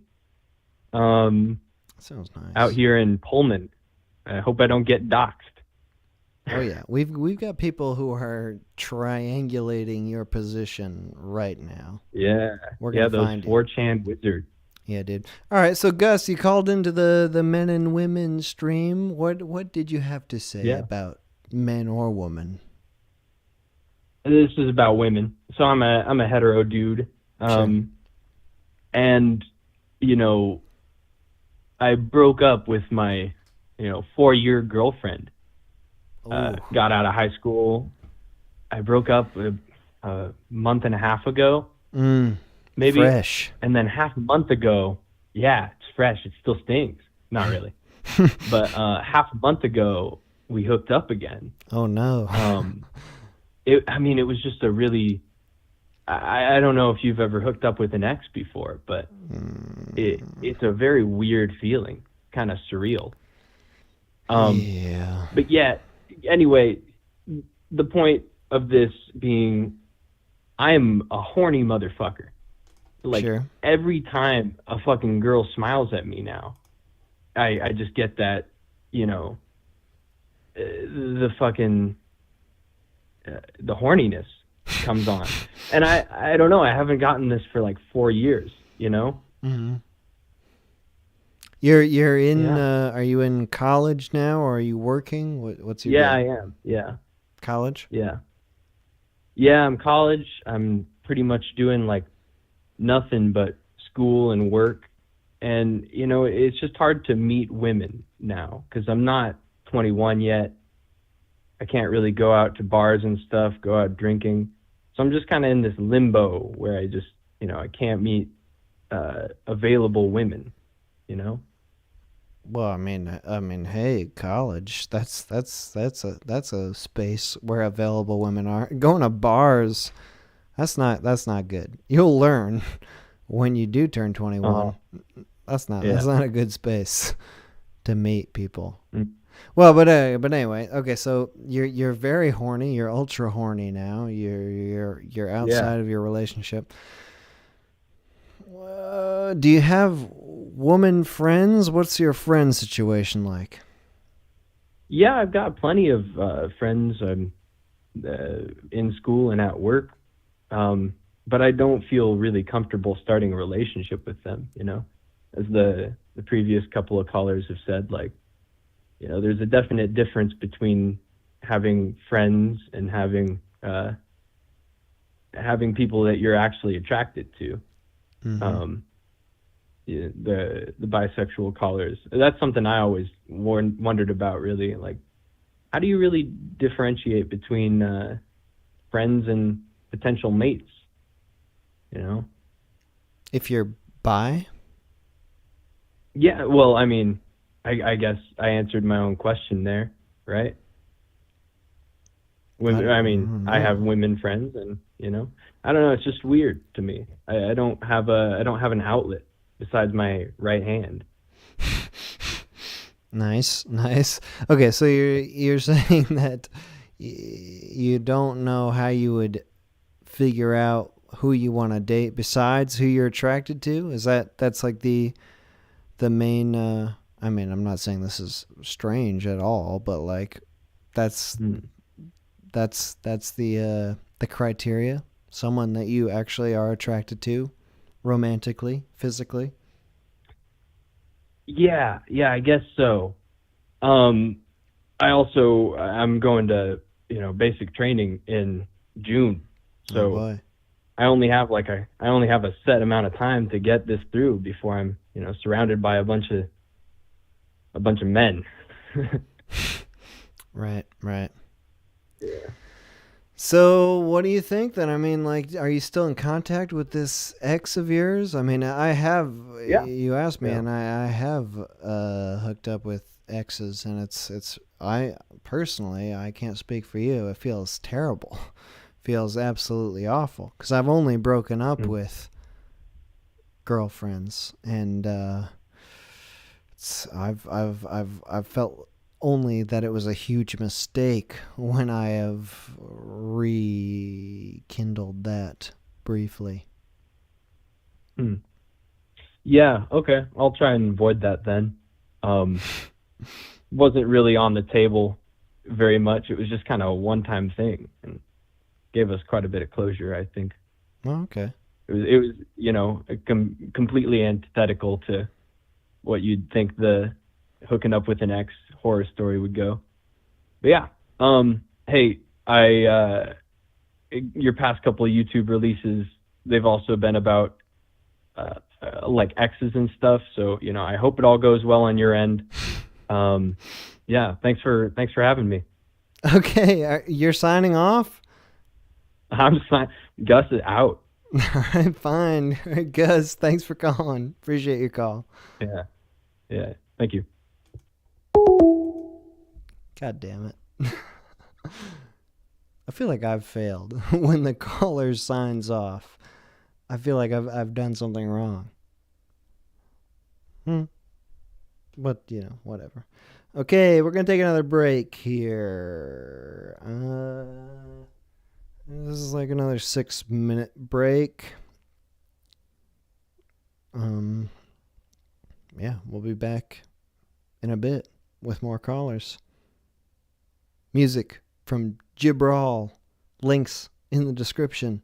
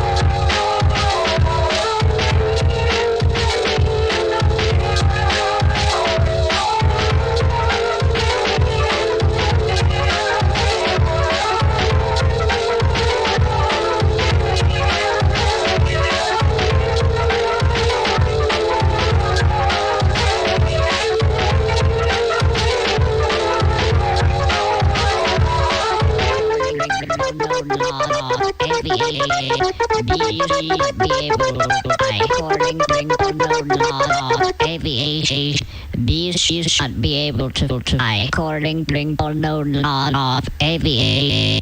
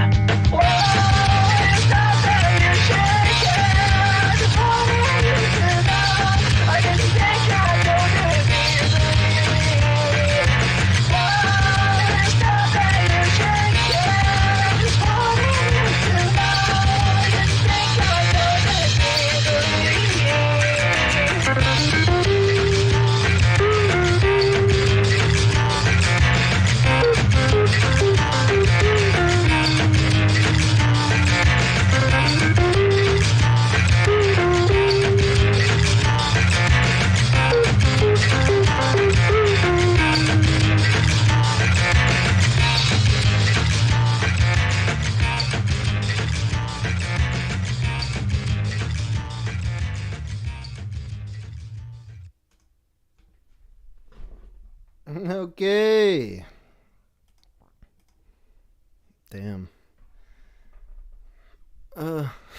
Men and women. Men and women. We've all got something to say about these gold darn men and women. This has been a weird one. Oh.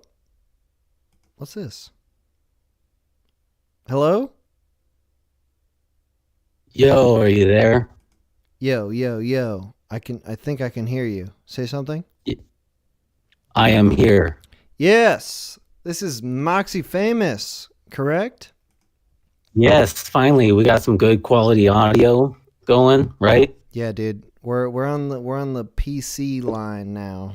No more of this phone bullshit. Hell yeah. This house can burn down. All right, Moxie. We couldn't hear you practically at all last time. Well, we heard about 30% of what you were saying. Yeah, skateboard. Yeah. Yeah, but now you're coming in loud and clear. And you're calling into the men and women stream. What did you have to say about that? Well, first of all, I want to say that I've had a lot of very influential and important women in my life, some very deep friendships. And I think it's important to say that, given some of the callers so far, you know. You have been able to be friends with women. It's not a struggle for you. Yeah, but I didn't actually want to talk about that tonight. Okay, sure. What do you want to talk about? What I did want to talk about, something I was thinking about the other day when I was trying to figure out, why do women have sex with dogs? And here's what I think. Here's what I think it is. Okay. Dog is man's best friend, correct? Yeah, I'm on board so far. Yes, yes, yes. And women are jealous of this because they're jealous creatures. And they want dogs to be their best friends.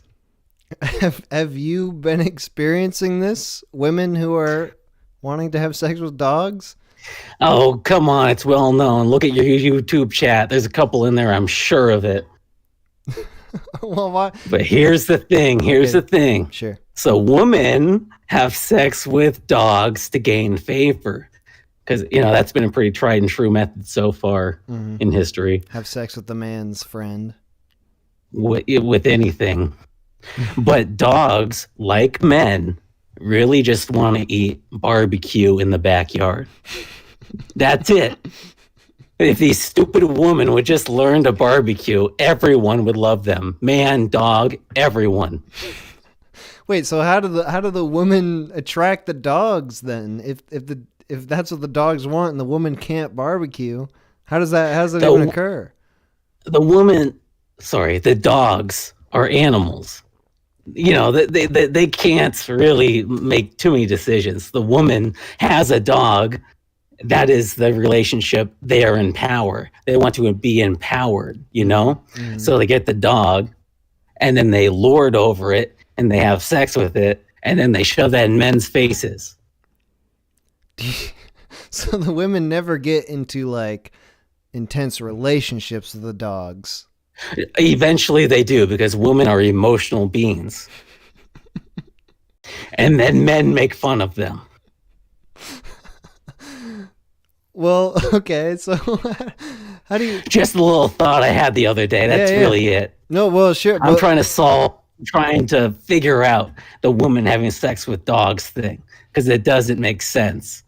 Yeah, it's something we're all thinking about. We're all wondering why this occurs. All the time, yeah. So the woman can't actually, like, entice the dog beyond just, you know, they're an animal. They know they want something. They don't know whether it's barbecue or woman. You can train a dog.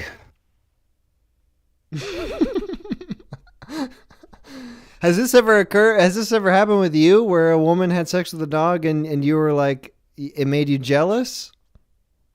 No. Not me. I have nothing to do with sex with dogs. Never? You never thought, like, you never put this together with a woman having sex with a dog and dog's your best friend? It's just women having sex with their own dogs? They never have sex with your dog?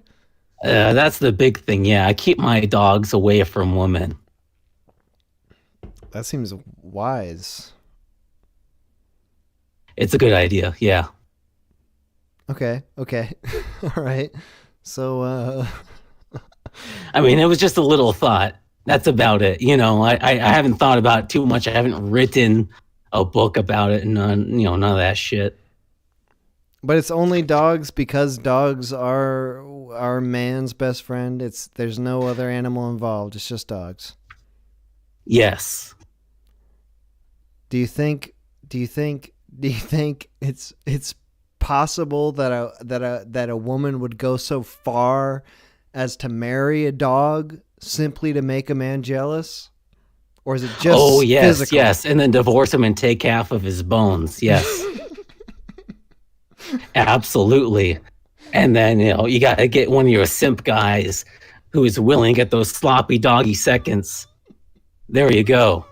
Once a woman finds a dog to have sex with that she can marry and divorce, take half his shit, and then marry a guy who is okay with knowing all of that, well, then yes, that's the right man for her. Do you think there's any kind of dog that a woman wouldn't have sex with? Or is it just they don't care at all? It's just any dog will do. I think size might matter. I think they go for the more beefy, the pit bulls, things like that, like manly dogs, and like no woman's gonna give a shit about a little purse chihuahua. But that's the kind of dog that they have. That's what they like to have. That's what they lord over. That's a toy. They're called a toy chihuahua. They're like these miserable little breeds of dogs. They put them in a bag. But if they want to have sex with a dog, they don't put that dog in a bag. They let it into the bedroom. This is blowing my mind. I mean, this is a whole level of woman that we have not talked about at all on this stream. You just got to think about it sometimes. There's all sorts of different people out there. And some women, this is what's going on. Trust me. They don't want the tiny dogs that they like to own are not the dogs that they want to fuck. They want the muscular. No. Okay. Those dogs are in the friend zone. Got it? They want the muscular one that stays out in the yard. And then every once in a while, they let it in onto the couch, onto their lap, let it lap at their face, I don't know, really. I mean, if I'm being honest, I don't know. This is all new for me. Okay, well, you're just gonna have to think about it a little bit. You gotta live in California. You gotta be around some interesting people. All right, so I'm grasping. I'm attempting to figure this out. Like, this is new for me, but I do want to understand. Women fuck muscular dogs to show men like their dominance. Is it a dominance thing? I mean, if you're trying to apply logic to it, then it's not really going to work because it's a woman. Okay. All right, Moxie. Hey, thanks for calling in, Moxie. I don't think I have. I don't think I have any further questions. Yeah, just a quick call, a little short thing. I appreciate your insight into this. Yeah, have a good one, man. All right, you too. Wow. I never thought about that, but it makes a lot of sense. Dogs, man's best friend. I mean, he didn't want to apply logic, but I'm seeing this very logically. Man's best friend, woman, dog, sex with the friend. That's something I've heard about. Call from Douglas. Douglas. Hello. You. Hey, what's going on, man? How's it going? It's good. It's good. I don't know if you were listening to the stream, but we were just talking about a woman having sex with dogs. I mean, it was I don't know if you were calling in with a similar thing, maybe. Honestly, I just tuned in, so Okay, I don't even know what the topic was about. I just saw your stream. I saw a funny little character on your thumbnail. I thought it was okay. I might click on this. All right, And good. I just gave a call. So, what are we talking about? What's the topic here? You're coming in fresh. We're talking about men and women, men and women. Anything you have to say about either of these sexes, whatever you want to say. Any experience you've had, or any just wayward opinions you have. Okay. Let me take a second to think about this. Don't think I about it, just myself go. don't really have any interactions with women, honestly. I think the dating world is quite skewed over one way. And I think a lot of it is unfair, really. I don't see the benefit in dating or even marrying. I don't think I'll ever marry anyone. No. You're not No, into I don't that? think so. No, I don't think I'll ever marry anyone. I think it's just a zero-sum game, for men. I don't think we'll ever win, All right, think about it this way, all right? Okay, sure. You're a successful man, you could be like a YouTuber, kind of like yourself, okay? You make a lot of money. Right? Yeah, hell yeah, I'm successful. I'm way successful. Go on. Yeah. Okay. You go ahead and marry a nice woman, all right? And, go through and you have your kids and whatnot, and she's going to go ahead and take a lot of your time, your energy, your effort, you're going to bicker every once in a while, but then once you get to a point where you're sick of it and you cannot stand each other, all right? You just got to go your separate ways. You know what happens then? All your money's gone. All your money is gone. Energy is gone. The nice car, you're going to have to repossess it. It's all gone. Your children, gone. I mean, what's the point? I mean, why would you ever want to do that to yourself? I mean, why can't you just be a strong man, go to the gym, work out, get a pump, get your money up? Not have to worry about these women, just live your life, live your purpose, just do your thing. What is, I mean, hey, Douglas, this is a bit of a cynical view you have towards all people and relationships. What is the purpose? Why are you going to the gym getting your pump on if not to get into a relationship?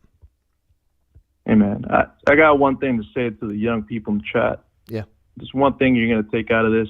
Do not go to the gym to impress the ladies, all right? Go to the gym and impress yourself. Do it for you, You want to look in the mirror, you want to, you all sweat it up, nice. You want to say to yourself, damn, I look good, You're not doing it for the ladies. You're doing it for yourself. You're doing it for your health, your brain, your medulla oblongata, back of your brain's got to be nice and healthy. You got to work out. You got to keep yourself in shape. You want to live until you're 80, right? Right. Okay. The only redeeming factor from these relationships, the only redeeming factor is to have children. Okay? So, if you want a child, you're going to have to deal with this entanglement with women. Right. But in that being said, you want to find a motherly quality in a woman. Mm-hmm. I like you said, I have a very cynical view of women, but that's just to say to myself that, you just gotta live your life, and for my purpose, I want to go see the world, I want to go, do a thing or two over there and across the world, Hey, if a lady wants to stick with me by my side to do it, so be it. But, I don't want to let anybody ruin my life, I want to live to the maximum potential. You know what I'm saying? But and I'm completely serious, by the way. Completely serious. Not joking. This is completely serious. All right. I believe you. But what do you think? And I appreciate you being honest with me. But so, if you're going to the gym, I mean, obviously, being healthy is important. I think, regardless of anything that has to do with relationships, if you want to be healthy, that's something that you should go for sure.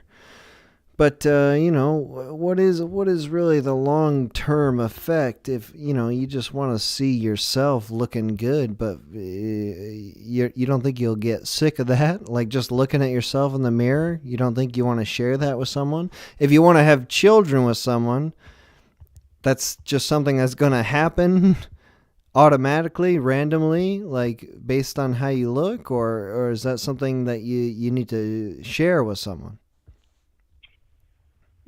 Okay. So, in order for that to share that experience with somebody, you're probably going to have to, deal with a woman at some point. Mm-hmm. But we'll backtrack a bit, all right? You go to the gym, right? You go to the gym looking good, right? Mm-hmm. You're going to attract all the women you pretty much want, right? You have to realize in this game that women are the selectors. They're the gatekeepers of sex and gatekeepers of everything. Mm-hmm. It's an unfortunate reality of this world, They have the power to initiate sex, but the men have the power to initiate relationships, right? Interesting. So, yeah. With that being said, if a woman could be on you, she'd be like, "Oh, okay, yeah. I want to have some sex with you, yeah." So you can go ahead and just say like, "No, like we don't got to do that. We can have sex, but I ain't taking you to dinner. I ain't taking you to no Taco Bell or nothing like that. I ain't doing all that." Okay. But let's backtrack a bit, all right? So, you want to have a kid, all right? I think everyone wants to have a kid. You don't have to have the kid with somebody. You could adopt a kid, Some little Filipino child, some little Cuban child from the refugees, doesn't have food, doesn't have a cereal to eat in the morning, nothing like that. You could just adopt a child. You don't have to deal with women, Is that something you want, though, specifically? You don't want to have your own progeny? You just want to raise a child? Hey, man, there's enough seed out there in the world, man. I don't gotta repart my seed all up in these vile women. I don't gotta do all that. There are children in cages, man. Right. There are children in cages. You see the Biden administration? No, they're in glass cages now. I don't want to get off political. No, it's obviously totally different now. They're in glass cages. It's not. Oh. They were in chain link fenced cages before. Now they're in a totally different glass cage.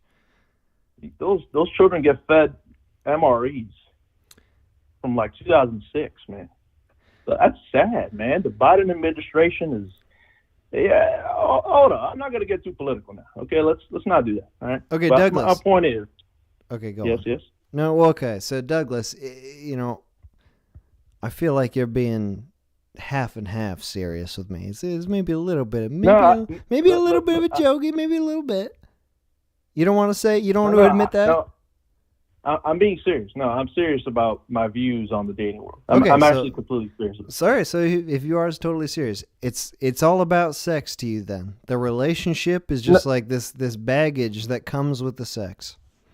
No, what I truly believe is that, women have all these expectations, They have all these expectations. When they come into the dating world, okay, they get to, pick and choose and all that, But you have to ask yourself this, right? Mm-hmm. You see a beautiful lady on the street, right? I can guarantee you that if you go to that beautiful lady and you ask her, what do you bring to the table? What do you think she will tell you? That's tough. That's a loaded question. I don't know. I can't speak. I can't speak for this woman. I won't. Okay. I won't. Okay. So I can bet you my. What do you bring to the table besides your hot gym bod? Is it your money? What else? What are you bringing? I bring compassion, understanding, personal care, a lot of personal attention, a lot of empathy, a lot of just in general hospitality, a good time, an exciting time, stability, funds. But you've got this feeling in the back of your mind. I mean, from what you've told me so far, we've only spoken for a very short amount of time. But you've got this. It seems like you've got this feeling in the back of your mind, like at any moment, this could cease. This woman could run away and choose someone else. So like, is it yours? Are you really offering stability if you're actually the whole time thinking that it's not stable, that it's inherently something that's unstable? It might just be the product of my experiences, but I mean, I've been with a woman or two, Sure, and they haven't been the best. That might have an inherent effect on how I view the world. But in all honesty, I think that, most women are just going to tell you they bring you beauty and that they are the prize. They are the table. That's what they're going to say. They are the table. And I'm serious when I say that. I'm not joking around. The typical answer a woman will give you is, I am the table. Because they can't bring anything to the table most of the time. And that's why, message goes out to all the chat here. You got to find yourself a woman who can actually tell you what she will bring to the table. What is that? Is that then something that you're after? Like you want to find a woman who is not like the woman you've experienced before. Yeah. There are certain qualities that you look for in a woman. But let me just say this. Yeah. Okay. So you know how you go around, you go on Instagram or Twitter or Snapchat, all that, you'll usually find a woman saying, I need to find someone who treats me like a queen. Right? You've heard that before, right? Yeah, I guess. Okay. So have you ever heard a man saying, I need to find someone who treats me like a king? You ever heard anybody say that? Not quite. Is that what you want? Yeah. I mean, I want someone to treat me like a king. If I'm going to treat you like a queen, I expect you to treat me like a king. Mm-hmm. Is that fair? Well, I think that's fair. But if that's the woman that you're after, the sort of woman who wants to be treated like a queen, then yes, sure, of course. But maybe there are women that exist. Maybe I'm not gonna say that. I'm not gonna make any assumptions. Maybe you're looking at women who are fucking hot on social media. Maybe that's not who you're after, actually. Okay. I'm not afraid to admit, but I'm a fairly off. I use Tinder quite often. And I do like a left and a right. Yeah. I go on there. And I don't know. It might just be the product of what I see. But the quality of women just ain't there nowadays. I don't know if I just haven't met the right person or something like that. But in all honesty, I have high expectations.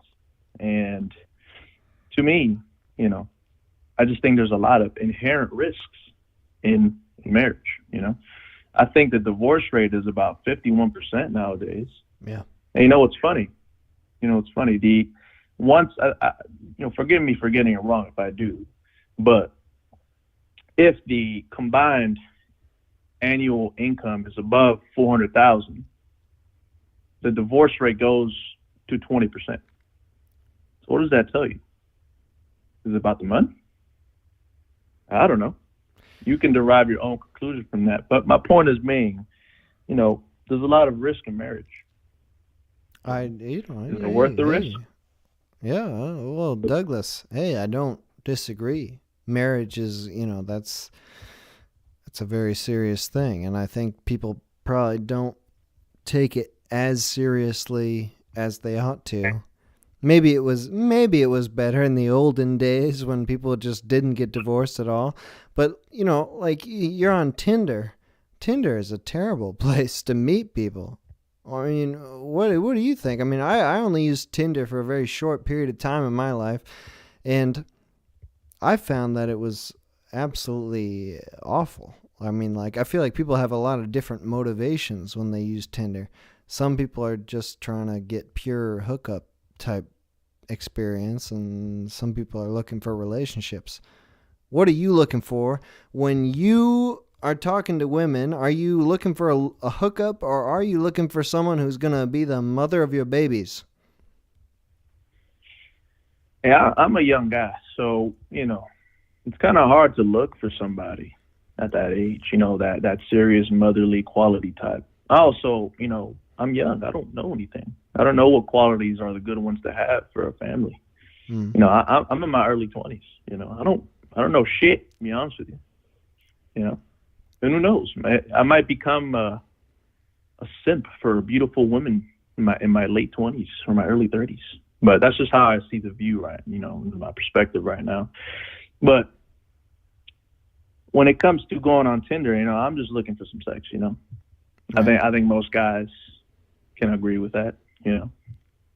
Right. Well, But so then, but if that's what you're looking for, I mean, like, can you really expect that a woman on Tinder is looking for something different? I mean, like, maybe she's looking for someone that they can, maybe they're looking for someone that's well off, maybe.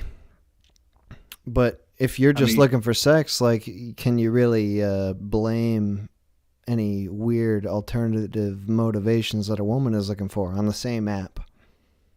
No, but I don't explicitly put in my biography looking for good sex. I put a little funny bio, make them laugh or whatever. But honestly, I just take them as they come. And if whatever may derive from that is what happens. I got to be honest with you. My last girlfriend, I met her on Tinder. We dated for a whole year. Yeah. Imagine that. Yeah. Well, how did that Tinder. go? What was the development like? Were you at first in a sort of hookup type relationship, and then it turned into something else, or were you both? Was there clicking from the start, where it's just obvious that, like, oh, actually, I really want to talk to this person more, and I'm not just totally interested in the sexual aspect. Okay, so yeah, I'll backtrack a bit. I'll tell you a little bit about it. Met on Tinder. I sent the cowboy hat emoji. Right, that was a funny one. That's a great she one. liked Yeah. that one. You can use that for all kinds of things. Yeah, and I just went right to Starbucks. Told her, hey, you want to get some coffee? I said, okay, you can get some coffee. I got a refresher, a pink refresher, one of those pink drinks. Cost like $6. Wow. She got a coffee, and we talked for about 7 hours. 7 hours. In Starbucks? 7 hours. 7 hours at the Starbucks. 7 hours. Holy cow. Yeah. Yeah. So you could say it wasn't just a, little pump and go. I mean, that wasn't what it was, It was a genuine, connection, But, as the relationship unfolded, there was a lot of negative characteristics that, even though I thought this woman could be one that I could envision myself with, there was a lot of, negative stuff going on.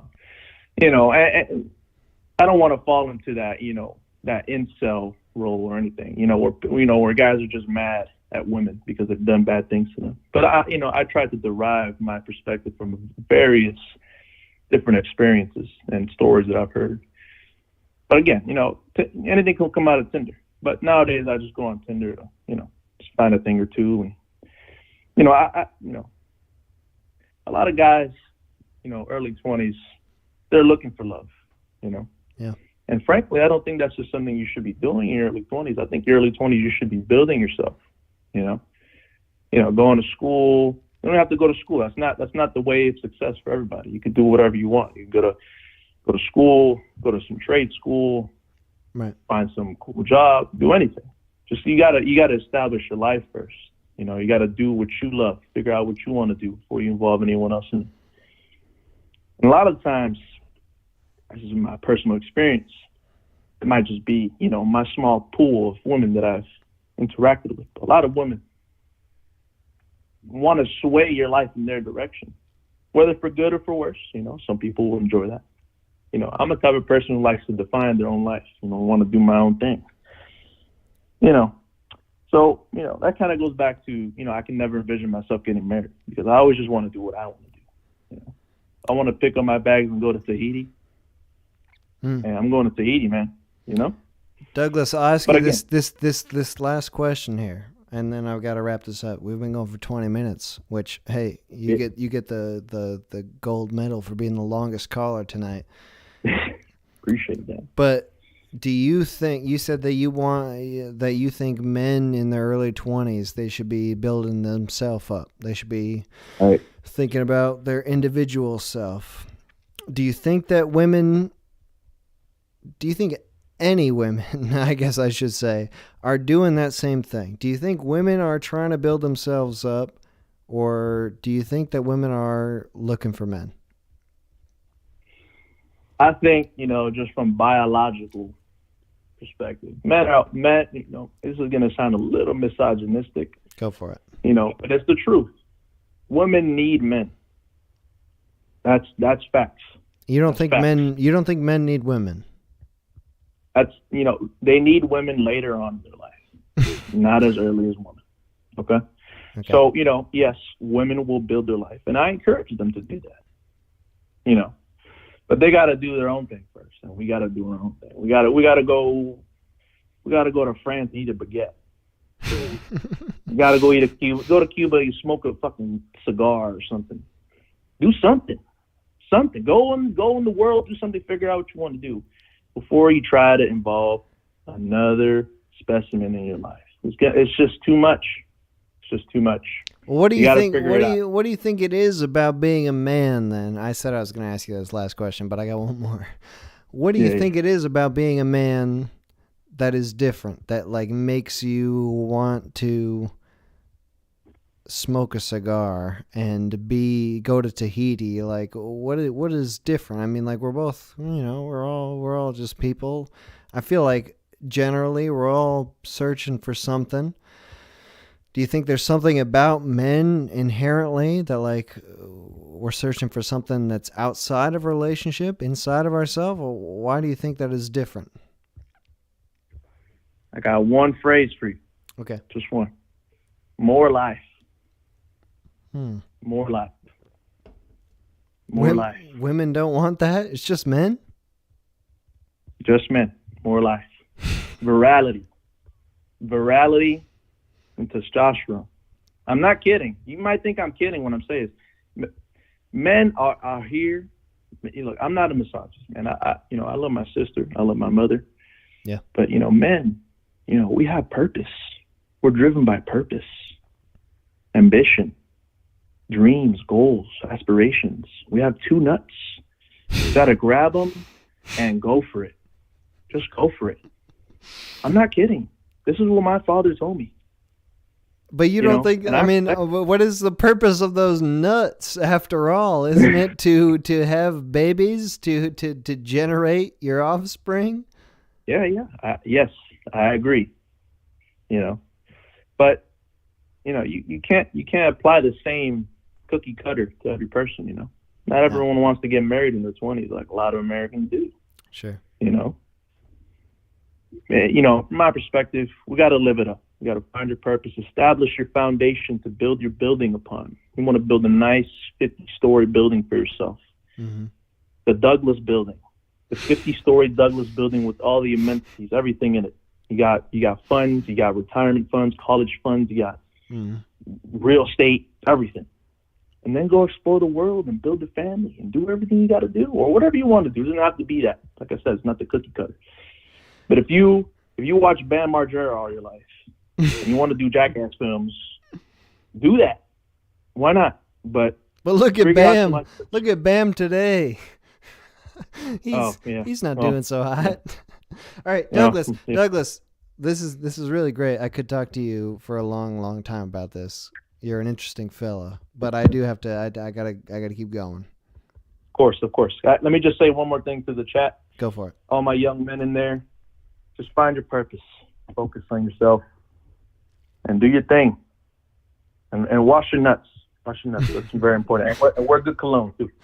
But that's all from me. I appreciate you taking the time to talk to me, and hope you have a good rest of your night. You too, Douglas. Thank you for calling in. Appreciate it. Take care.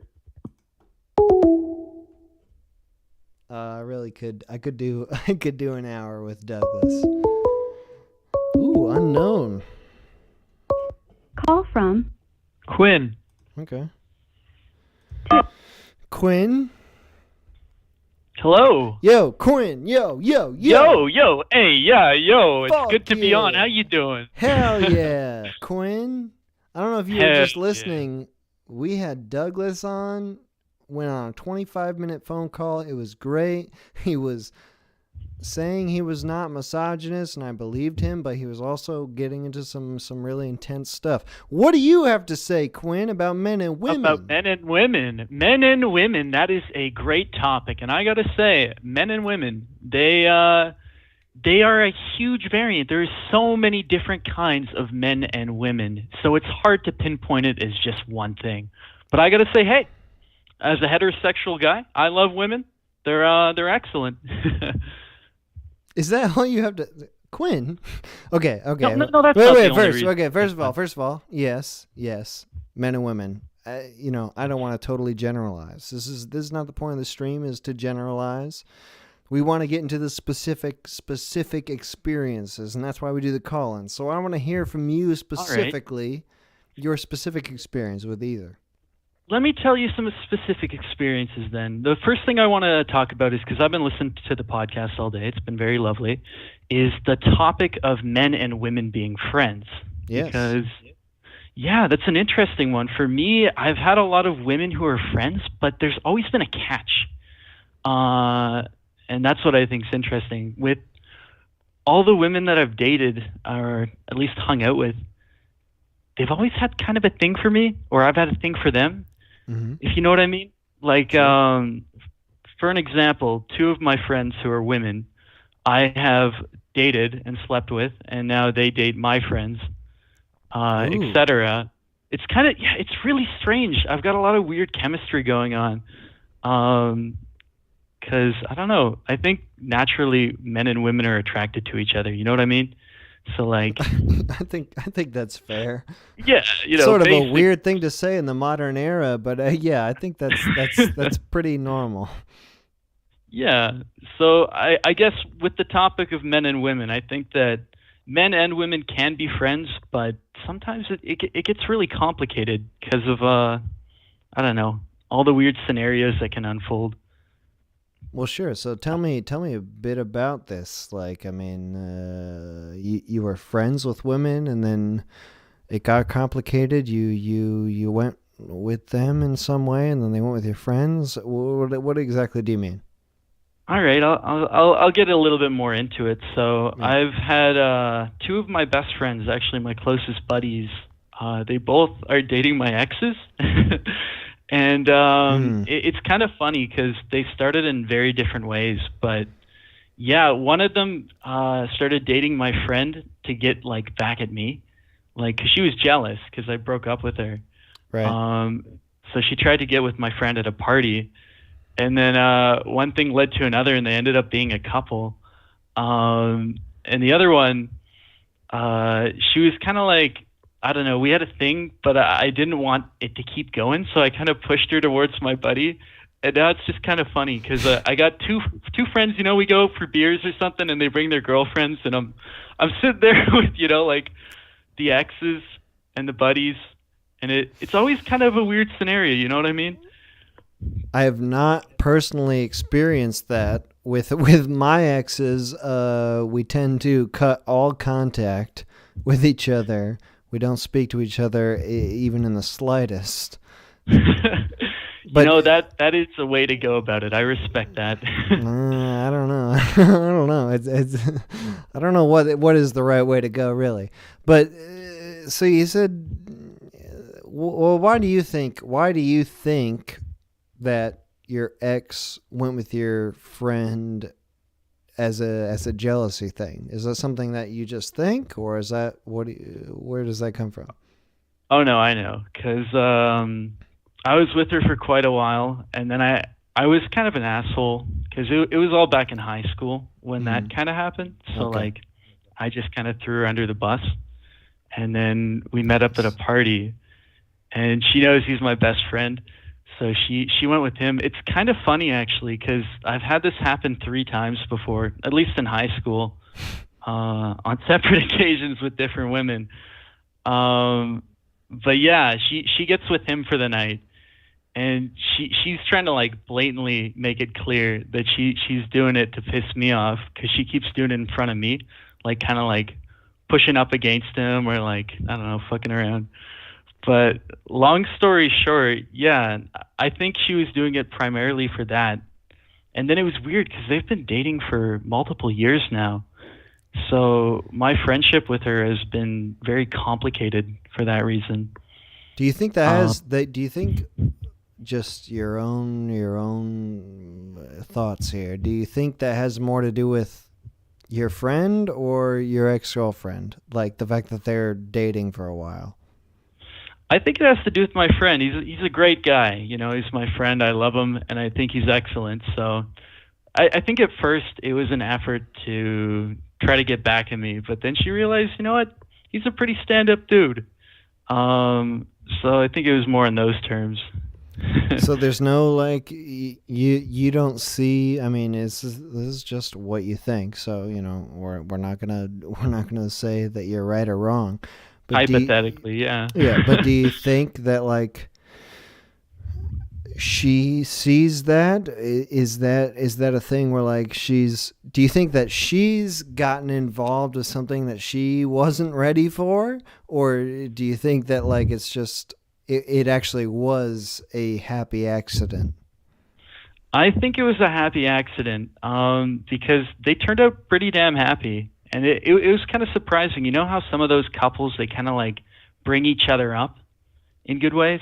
Yeah. Like I see a lot of that with those two. Like my buddy's matured a lot and he's learned a lot from being with her because he was a pretty kind of sour guy before. He had a very interesting specific view on women because he had a very mean mother growing up. So he kind of wanted to get back at girls back in the day by, I don't know, breaking their hearts. He was a bit of a heartthrob. Yeah. But after dating her, he's definitely changed a lot. So I think it was a happy accident, I'd say. They're still dating then? How long has that been going on?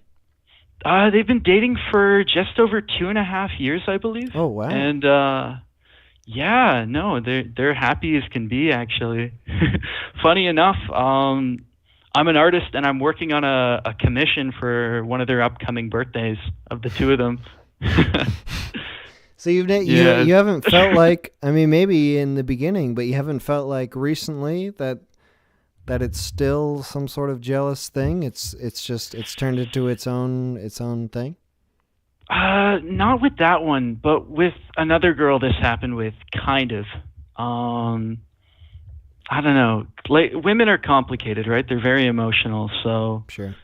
I think in another situation I had with my other friend who ended up dating my ex, he broke up with her recently, and then she came back to me saying that she loved me. So it left kind of another complicated chemistry because for me, I just saw that person as a friend. So not with the first one, but the other one, yeah. So where are you at currently then? Do you have, are you in a relationship? Yeah, I currently am in a relationship and I'm quite happy. That one has had its fair share of bumps too. But yeah, no, I'm not a single man. She hasn't been trying to have sex with any of your friends? No. This one's good. She kind of hates my friends actually, so that's why I think it's a bit complicated. Yeah, no, that's bro. a good thing. That's a good thing. Yeah, you think so? I don't know. I mean, if the other option is having sex with your friends, I guess I'd prefer she hates them. You know, funny enough, I brought her to a party with both my friends who had both their girlfriends who were both of my exes, and oh boy, she did not like that, man. She was bitter as can be, so yeah. I mean, it beats the alternative. You're not wrong. How long have you been going out with this lady? On and off for about 2 years, yeah. Ooh, on and off. Complicated. Yeah, complicated. Yeah, that's how it is. I broke up with her twice, so. Oh yes, yes. Yeah, I don't know what I'm doing, man. I'm figuring things out. Women confuse me, but I'm trying my best, you know. All right. Well, so then in the end part of this discussion here, we'll get back to what we've been talking about with a lot of people. Do you have woman friends besides your ex-girlfriends who are having sex with your friends? Do you feel that you get along with women in a friendly way, or is it something else? Is it that you know, you're trying to get into relationships? Oh no, I have plenty of women friends. I think people are just people, and men and women can totally be friends. I mean, obviously, if you're attracted to somebody and that's kind of going on, it can make things complicated. Hence, kind of the examples before. But no, men and women can totally be friends. I've made tons of really good friends this year, actually, who are women. So yeah. You don't think that it's something that like develops inherently? I mean, like, I'm literally going off the old When Harry Met Sally like routine of just like men and women can't be friends. But like, do you think when you're friends with a woman, one of the parties is like sort of naturally developing this attraction? Is that something that happens, or is it you can be totally platonically involved with a woman? I mean, attractions do come and go, but I think platonic things can happen. I've most certainly experienced platonic friendships between women, because you got to put into the factor that, you know, sexuality and sexual attraction isn't always, you know, towards men. You can have lesbian women friends or asexual women friends. Or I fucking love lesbian woman friends. By the way, yeah, it's the shit, man. But it's specifically I feel like it is specifically because there's just no chance. There's like the by taking that off the table entirely, you can just like there's no attraction that's going to occur. And even if you became attracted to a lesbian, you just know like, well, it's never going to happen. So they're just a lesbian. Yeah. Exactly. I mean, but you're right about the attraction thing. I have an actually really funny story for you, because I had a huge crush on my lesbian friend when I was in like grade 10, I think. Mm-hmm. So it can happen, but I do agree with you. Attraction can get in the way of it, but for the most part, I'd say men and women, you know what? We can do something. We can make friendships, as long as we don't think with our cocks and, you know, our giblies or whatnot. Yeah, it's hard though. Okay, but when you're in grade 10, that's so early on. I mean, like anybody could change their mind at that point. I mean, that's early. Yeah. Everybody's still young. They're figuring each other out, you know. Did you feel like with your lesbian friend, like, oh, maybe? Oh, I did. I bought her tickets to her favorite concert band, in a attempt to impress her. And I brought her, man, and no, you know, I thought maybe, but I was just a stupid, like, I don't know, 15-year-old at the time. So, no, I don't know. Usually people like who they like, and you can't change that. And I see these guys who, like, they got a woman in mind, and they have a big crush on her, and they think they can, like, maybe ease into that and get something working there when it's not. And I don't think you really can, but, like, all that can really do is bugger up a friendship. How do you feel then? This will be the last thing I ask you. Then, how do you feel then? Your approach to a woman that you actually are attracted to, or maybe you just think that like you're developing an attraction. Maybe you're not like right off the rip like, holy hell, I want to do this. But like, is that something that you think like I want to first develop a friendship and work into it, or do you... no? Okay. You don't work that way. If you have a woman and you build a friendship and then you build that, they're not going to want that. They're going to think, this guy's my friend, I don't want to ruin a friendship. You come in flirty, you come in like that. There is a girl I dated when I was 17, and she wouldn't date me because she was 23 at the time, but I kept pushing with the flirtiness. Hung out about 4 times. The next thing you know, we were dating for about 6 months. So you got to push that flirt. You can't. You don't simp it, man. You don't go in and you go like hey, want to be friends first, and then I don't know, after we're done talking about that guy you liked for about a year and a half, maybe we can like, I don't know, kiss or something. Like, no, fuck that, man. No, I think that's wise advice. I mean, we were sort of talking about that before, like the simp sort of relationship, and like I think they're different. They're totally different. It's like you either are a friend, or you are trying to be flirtatious and like get into something else. Like it is weird, I think, for women and men when you're trying to do one and then like maneuver it into the other, because it confuses the whole issue. It's kind of like an ambush, you know what I mean? It's like they're expecting one thing and then you jump at them with something else. It's like, what the fuck? Yeah. All right, dude, thank you for calling in. Appreciate your perspective. Yeah, thank you so much. I enjoy the podcast. Have a good one, eh? You too, man. Nice. Okay, I'm gonna take one more, but I have Call to pee. from Parker. Parker, yo, dude. How goes it? Good. I'm doing so well. How are you? I'm doing pretty well. I'm gonna hand you off because my roommate was the one that wanted this. Hello, I'm Parker. Dude, what? I've been calling for a while. Wait. Your roommate Parker called in, and now you're Parker, who's actually talking to me?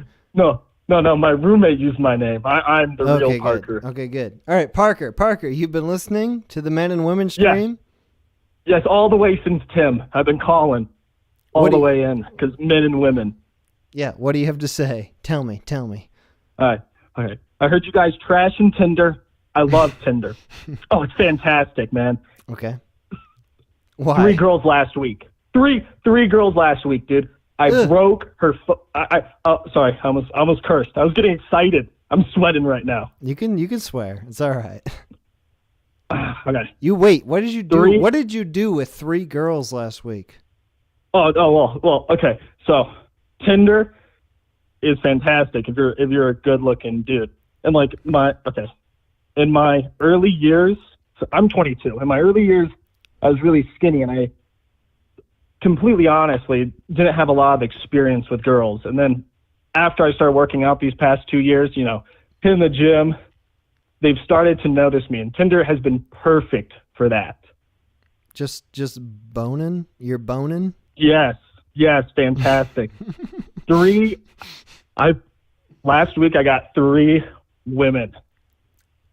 That's kind of a brag. Okay. I sound like a douchebag right now. No. But on another note, okay, go. How do you get pissed out of the bed? Wait. Does this have to do with women, or is this just you? Yeah, women. How do you get pissed out of the bed? You know?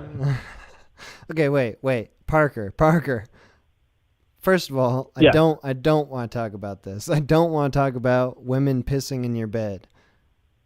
Oh, well, I'm sorry. It was just So let's just reset. Let's just reset entirely. You're on You're on Tinder. Let's forget about the piss. That never happened. I'm not even imagining that. All right. You had sex with 3 women this week? Yes. Okay. All right, Parker. First of all, good for you. I'm very happy for you. Thank you. It's excellent. Good for you. I'm obviously upset. I'm obviously jealous. But I appreciate. Dude, I would share. Come over. No. Stop. Okay. So you're a young man. You're on Tinder. You're just looking for some meat, some fresh meat. What's your last relationship situation then? Well, that's the thing. I've never actually been in a real relationship. I've just never been on Tinder. Never. No. That's Did you ever think? Okay, go on. Huh? That's because it's kind of weird. Honestly, I love playing video games, and I want to meet girls that also like the same shit that I do, like sit in their basement. I'm basically kind of a little hermit, and I only go out and like lift weights and come back. But the people that you find on Tinder just aren't that. They're also like just out there to like party and drink. Sure. So you do you have no interest at all in some sort of long-term thing? You're just trying to bone? Well, I think of it as like practice. So when you meet the real girl, you're not like, having a hard time finding the clit, that'd be kind of embarrassing. Parker, you're getting into the gross, disgusting things. Like, dude, I'd be like, come on, we've all been there, the first time. No, these are the unspoken things that we refuse to talk about. All right, so you're in like the opening phase then, where you're just doing whatever the hell you want. You're not interested in all. You're not thinking about the long term. No, not right now. I mean, like, if I find someone interesting, of course, I'd like spend time with them and try to take it, farther, more quality time. But I haven't found anyone that's been like that yet. There's been some crazy ones. Like, one girl thought she was a witch, like an actual witch. And she like told me that my inner chi like made it better because I worked out. It was really weird. She talked about how like people around my community were demons and that she was exorcising them. It was nuts. So do you just ignore all that? Well, she told me afterwards, and then yeah. It's like at that point, dude, you're just like crazy people. You meet some crazy people. How much do you talk with people? How much do you talk with people like through the chat functionality before you meet them? If you want tips on that, yeah, you meet in real life as soon as possible. Chatting is so boring because the thing is like there's so many guys to women on Tinder. I think it's like 10% of the users are women that they have just constant overflood. So if you're just not taking it to the next level, you need to like have a better game plan to get them off. You need to get them off the app as soon as possible. So what is your game plan? You've got good picks and you're just like, as soon as someone matches with you and you're into them, you're just like, let's fucking meet. Let's do it. Yeah, I could read you some of my chat messages if you want, like sure. a little one that goes, okay, hold on, I'll read you this one. Whip it out. This one's kind of, I'm loading it up. So I noticed she had like a bondage harness on. Oh, wow. So, yeah, in one of her pictures. So I said, that's a sweet safety harness you have on. Think I could hold on the leash for a while? And she replied with, fuck yes, you can. Hold the leash for as long as you want, to be honest. And I said, me, you, dog park tomorrow at 4. You say dog park? Yeah, dude, well, it works. It works. You got to be like out there. Like women on Tinder also just want to, they just want to get it on as well. Okay. All right. So then Parker, before you read more, because this is some horny shit right now. Before you go on, like, what is your method of interacting with people IRL in real life? Like, do you? Oh. Okay. Oh yes. Okay. Yes. Okay. So I used to be very shy, extremely shy when I went into college, and I wanted to change myself. So what I did is I realized the most embarrassing thing and the most out of my element when my freshman year of college was talking to women. So one day I just decided to go up to 30 women and just ask for their number and get totally shut down. Yeah. And after that, I can talk to them.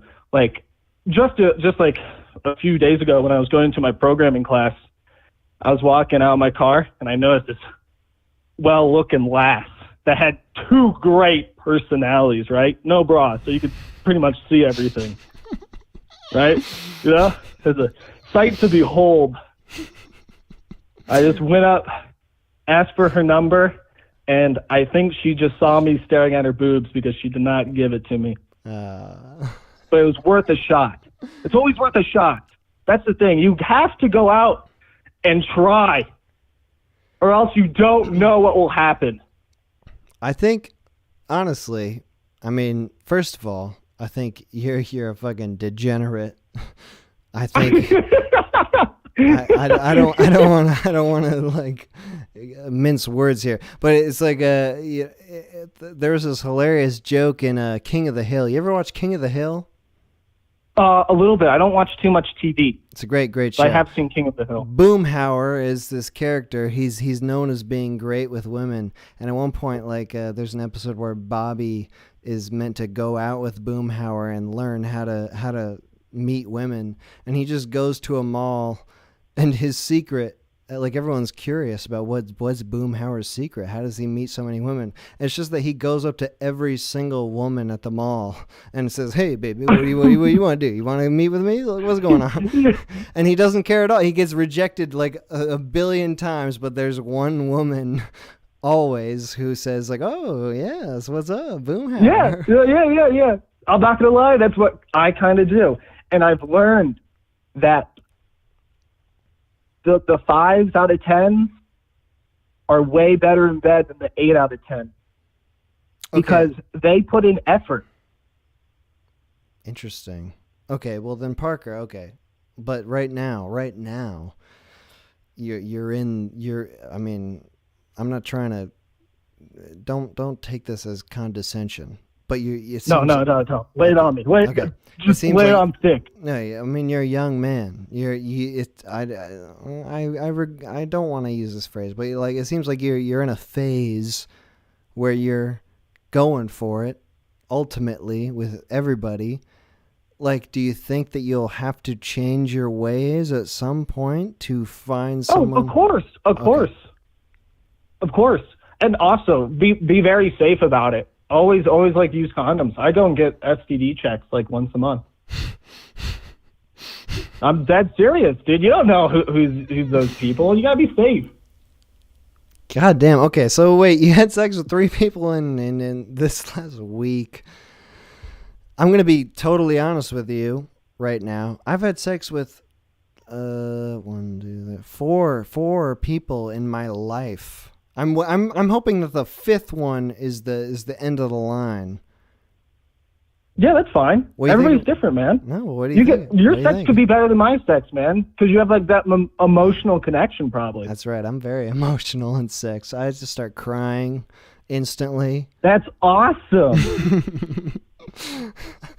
It's good learning about the different ways that we deal with this. Okay, but you're totally different from some of the previous callers. Like some previous callers talk about like whether it's simping or not to get into the dog fucker. Yes, I remember. I'm jumping around my room right now. If you could see this, I'm like running around on all 4s. But the dog guy, yes, women do stuff with their dogs. I went to a girl's house one time. Okay, I went to a chick's house. And I was like, oh, yeah, it's a tender date. Bring the lube, condoms, everything ready to set. And she asked me to get, like, one of her toys out of her drawer, right? To spice it up a little bit. Sure. Open the top drawer, dog treats. What? What was that word? Dog treats were in her top toy drawer. Okay? Okay. What I did you dipped think? out. I was not going to... I excused myself politely, and I dipped out. It was just too much, dude. So there is a line. There is something that is too much for you. Yeah, I just don't want to fuck the same hole the dog has. All right, Parker. Thank you for calling in. There's no way we can end on a higher note than that. There's no way. Okay. I hope to catch more streams. Absolutely. I hope you call back in. I hope we get your opinion on a whole variety of topics. I can't wait. The future is going to be great. All right. Thanks for calling in, Parker.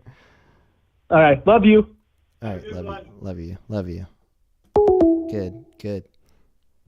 Dude. Man. I wanna have sex with women. I don't know. Maybe someday. Okay, I'm going to take a break. It's probably going to be the last break of the stream.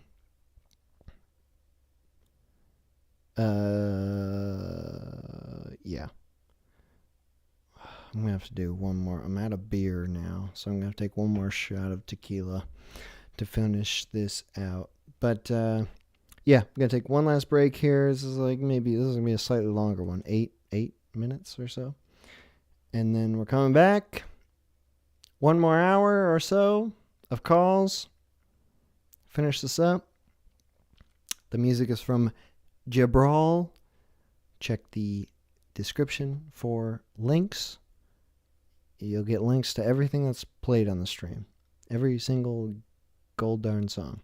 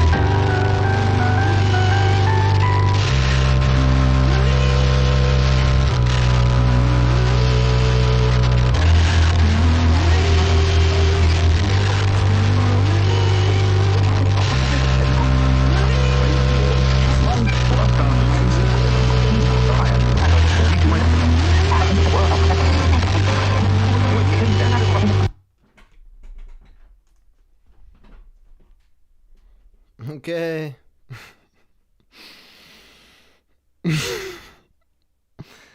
Yes. Yes. And we've been... Oh, wait, I have a call. Hello? Hey. What's up, man? Yo. Moxie? Oh, Yes, this is Moxie again. I'm sorry to call in twice in one night. That's To okay. take but I realized there was something that I wanted to tell you, which I forgot to get into. Is this related to women Not and about dogs? dogs. It's not Oh, about okay. the dogs. Okay. It's a little bit of trivia. It's about, some historical shit about men and women, okay? Okay, sure. And, you don't even have to reply. I know you had a little bit of trouble. You're living that tequila sunset lifestyle, and you couldn't keep up with the conversation. I get it.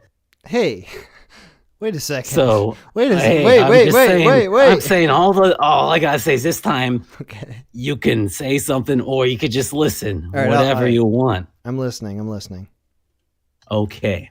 So, thousands of years ago, in the old Aramaic language, male and female were both referred to as woman. Not as man, as many people think, but as woman. That was the one gender, the one word for the male and the female. All right? Mhm. But as language progressed, they got more confusing. There was a need for a split of the genders in language. Mhm. And so what happened is, this is all from memory. I've never written a book about shit, but I've read some. This is from memory. It might be wrong. It is what it is. But anyways, so what happened is, after a lot of debate and for some reason a lot of sex with dogs, males compromised. They compromised, and they took the existing word woman and dropped out the first two letters, keeping 3/5 of the word men, right? Mhm. They compromised, they sacrificed, they let the woman keep the original word. And I think I'm remembering this properly. I'm not sure. It's been a while since I've read this shit, but it's really interesting, and I would recommend looking it up. Like, get on the Bing, look it up when you're off this, and read. Just look up. It's called the 3/5 compromise. Look that up. It's really, really interesting shit. I don't have any questions. I feel like oh shit. Gotta go. Sorry. All right. God damn. That was Moxie famous. I didn't feel like I was allowed to say anything during that. It's probably for the better. It's probably for the better. I would have just been asking probing questions about the 3/5 compromise. I feel like I have a different historical. Okay, wait. Call from D. To accept, know what press that was. 1. Hello? Who? What? Hello. Hello. What did you say your name was? D? D. D? D-E-E? Yeah. Okay. D. Is it, what's up? Not much, man. Just been trying to get through. Feel like with a lack of female callers, nice different perspective. Okay, D. You are a woman. I was not sure because you didn't say that much, but you're a woman, eh? I am a woman. Well, what's up, D? Have you been listening to the stream so far? Yeah, I've been here all day. Okay, nice. So, before you get into your own perspective about men and women, what do you think about the stream so far? It's interesting. I feel like it's hard for people to explain their opinions like clearly. I'm not saying it's not clear, but it's for me at least. I have like my own personal experience between men and women, and my own opinion. So it's nice to hear, where other people are coming from with their so-called facts and stuff. Yeah. Let's be clear. I mean, thus far, we've been scant on the facts. These are only opinions. I mean, I don't really think any facts have been expressed thus far. Just opinions. But what do you think about? What are your opinions about men and women? Personally, I always had male friends like that, but I've always had certain instances where I wasn't interested in them, they were interested in me, but I was always very clear of my thoughts and opinions and where I was at. Sure. Personally, against back in the day, I used to have people over and just play games, video games, group games and stuff like that. And it got to the point where whoever I was dating, they didn't trust the guys that I was, friends with, because they felt like they weren't really being friends with me, more or less the fact that I was a woman of not ugly status. They thought they were letting you win to gain favor with you. Not necessarily like that, but just like, men and women can't be friends because, men only want one thing, and, that type of mentality, not coming from me, but whoever I was friends with, because they didn't accept the fact that, men and women, or a girl could be friends with a guy because, the other person might be wanting more, but I was always kind of like looked at as being naive, like not everyone actually wants to be your friend, that type of thing, which always ends up insulting me, and my character, me basing my feelings off of, people that I could potentially be friends with. And you're like, oh, well, you're an idiot. That person doesn't actually like you. And that's, hard to hear. But I did date somebody for, it was almost 3.5 years. And in the duration of us being together, he always told me that he had the desire to be with the most amount of women possible. But in the same breath, also saying that he hates women. When I first got with him, he had a restraining order on him from somebody he knew, went to school with, but eventually, he was very convinced that they were soulmates. So anybody else that he was with wasn't going to be the person that he wanted to be with. Thinking that women were kind of like conniving, can't really, trust them, because in his mind, he put himself out there and he didn't get that love back. So, right.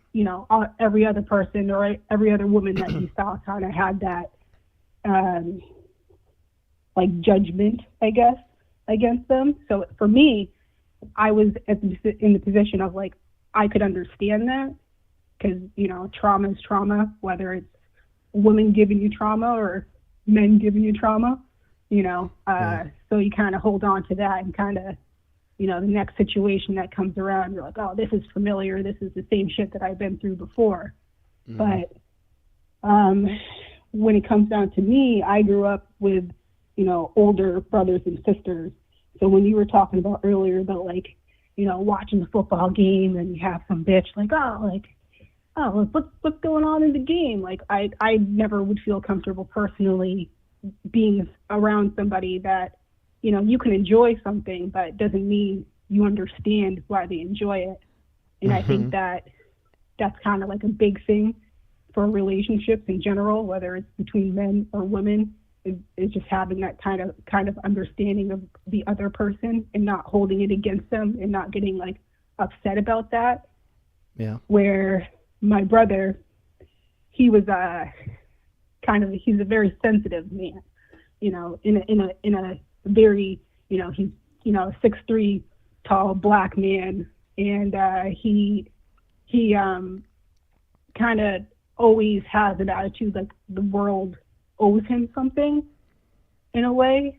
So his way he goes about and interacts with people, especially if it's men, he feels like he kind of might have to prove himself a little bit too much. He's social, but then got to the point where he didn't have any male friends, I feel like, because of it. When it comes down to women and me, one of the callers earlier, she's a waitress, and I've had, things said to me, but like the beauty of anybody saying like catcalling or anything, it shouldn't really affect you. I mean, it is just words. I mean, I've been called worse things and, been okay. But now, like females and stuff, like there's only so many, I feel like I can get along with people and I can understand them. But with certain women, I feel like it's more gossipy, where guys are more, like you said earlier, talking about, bro stuff and are able to have a conversation and not have it be, I feel like whenever I'm in a group of women, it's like they end up trying to outspeak one another, like the pitch of their voices, where if it's just a group of guys, they're just being bros. They're not trying to, outdo one another. And I feel like that's kind of like a default woman trait where they can't control. But on the other hand, I'm a big action movie star, and I love Arnold, and not a lot of his movies back in the 80s, but there are scenes where like women just get clocked out of nowhere. You think that you're a woman and you're safe and you have all these sharp words and stuff, but literally there's nothing that's going to prevent a man from like, or another person just, swinging on you because you're saying, some shit that you think is right, where men don't necessarily do that. Women use their words. But when it comes down to like when you see a girl, they're like, oh, I don't like that bitch. I don't, that girl, that girl's, a slut or whatever, or, you can't trust her or whatever. I feel like there's all sorts of people out there, and I've had some really good relationships. I had a relationship before, and he was bisexual, and I got to the point where I'm like, that's great for you, like if that's what you want and who you are, because it's part of, your person and stuff. But I also, on my end, it's like, I'm a woman. I'm not trying, me personally, I'm not trying to be like, spreading my feet or anything like that, or being, a woman, person that's like, oh, I need a guy that has a bunch of money and can take care of me and stuff like that. Guy was talking earlier about being called a king, versus like a queen. And it's just like, you just want somebody that is, is able to understand you, whether they're bisexual or a woman or not. Especially, for me in my personal relationships with my sisters, and one of them is very much so a lesbian, but also has this kind of hate against men, but also is kind of butch, so it's like, what's, everybody's different, and it's kind of weird that people have their own opinions but aren't able to look like at themselves properly, I guess. All right, D. You're hitting so many different points here. I want to ask you so many different questions. I mean, okay, so you've been watching the whole stream. Yeah. I guess the first thing I want to get into here is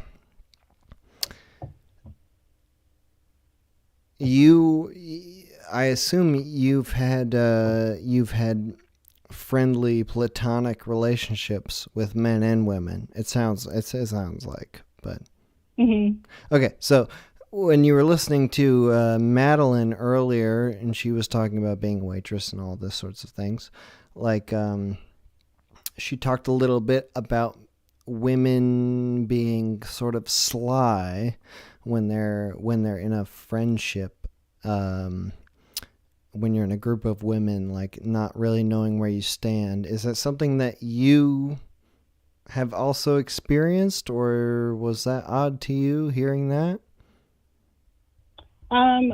For me, I mean, I personally have always thought that I surrounded myself with, pretty similar types, or even if they are different, still enjoying them for that.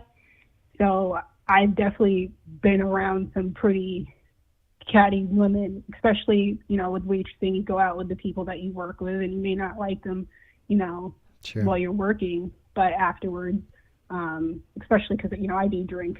So that's another factor in interaction where I'm like, it's been so long since I've been, on that train, that to be like sober and have to deal with people like that, I don't know if I could do that, whether it's a man or a woman or anybody like that. And then sort of That going off of that, like you said that you've been in friendly interactions with men, and whether they've been or they've developed an interest in you. Do you think that men also can be sly in that sort of way, where like they're trying to act one way and they feel another way? Have you personally ever felt like you were into a dude where you had a friendly relationship, but maybe you were trying to be sly and slip it in like later on that you were into them? It's weird for me because it's not. I feel like I am, the whole thing with, you could have friends and have an attraction to them, but not be like sexually attracted. So very few times does it happen that I, find somebody that I'm on that level with. But I did date a guy that was coming out of a relationship that didn't tell me that he was fully out of the relationship. And, with us, we worked at the same restaurant, and his girlfriend came in and like was trying to talk to me, and she's like, "Oh, you're so beautiful." Like I couldn't stand that shit. I felt like I was being set up, despite the fact that I highly enjoyed him and he highly enjoyed me, but it didn't really matter because I wasn't the choice at the end of the relationship. Do you feel like there's any distinction at all? And I'm not trying to lead you here. This is really, this is whatever you want to say, like your opinion. Do you feel like there is any distinction at all between the way that men and women interact those situations? Like, do men, in your experience, try to be more forward, or do women try to be more forward?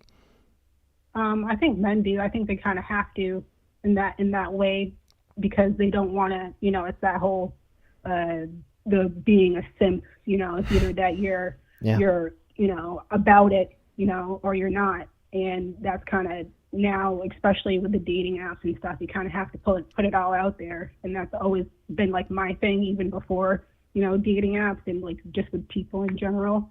But I think it's equal. But for me, I haven't experienced that. But I think it's harder for men to get it in that way, where women are kind of supposed to be like chaste, and right. Especially if you watch any stupid romance movies, it's not how it is. It's putting that out there for everyone to think that's like, the friggin' Twilight series, and that's real love. People just look at each other and the wind blows and they smell their pheromones and shit, and that's how it happens. Well, I don't think that's the case. So how do you feel?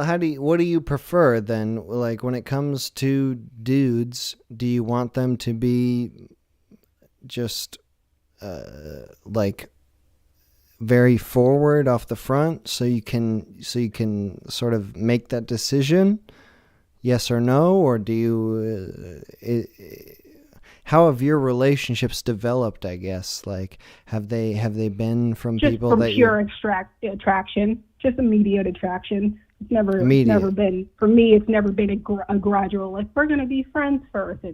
It's like either I like you and you like me and we both know it, and that's what it is. But, you know, there's always end up, you know, being little hang-ups naturally. But,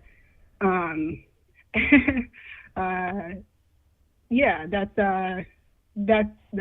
how I would go about it. I think that, you know, for women, it's like, you know, just because you have a vagina, they say that, you know, a woman can go to a bar and she'll get all these numbers before a guy would. But it's like, how, you know, why, you know, like it's so much harder for a guy than it is for a girl, I feel like. But it's also like, what are people's standards, you know? But you haven't. It seems like, oh, you know, go ahead. Well, you haven't experienced that specifically. You were kind of saying before that, like, you've had male friendships that, like, the man has developed these feelings, or at least, like, maybe they had it from the start. We can't know, but, like, they've it seemed like to you that they developed an attraction. You've not had that experience where, like, you're friends with a dude and then later on you sort of think like, ooh. I, like, maybe, like, one time I thought about it, but because of like our friendship and because I was, like, the only girl in the group, and it was none of the guys at any point in that group ever you know, advanced sexually or said anything like that. But I probably had, like, some ideas in my mind, but because I had to, like, work at it, you know, it wasn't just there. I never followed through with it. And I was like, we can be friends, like, that's fine, because I don't, you know, it's one of those, you can get it started, but you don't want to ruin an actual good friendship just because, you know, you want to get stuff wet. Okay. Or whatever. So it was more valuable to you to maintain the friendship than to go into some other territory. Oh, for sure. Yeah. Okay, so last question I'll ask you then, like, we'll get into this final territory here. Where are you at now? Like, do you feel like you have more friendships with women or dudes, or, like, where are you at exactly? Oh, I have no friends. Not right now, at all. I spent a lot of people on the stream. One of the things that, like, once COVID hit, I started talking to somebody, and we got together pretty quickly, moved in with him. And because I moved from my home state back to I'm from Massachusetts too, by the way. And it's I feel like it's just a different environment from where I was at. You know, I wasn't in the best place, so for me to be here and then kind of get my life as stable as possible, I couldn't really get involved with a friend female, because if they have their drama, I'm not going to be a good friend and be able to be supportive, because I need to kind of deal with my own shit. Do you feel like that is something that is kind of inherent with woman relationships with you? Like, you've got to deal with their drama? Is that something that's different from male relationships? It's more my own drama. You know, it gets to the point where, you know, you want to be able to have support and lean on your friends and stuff like that.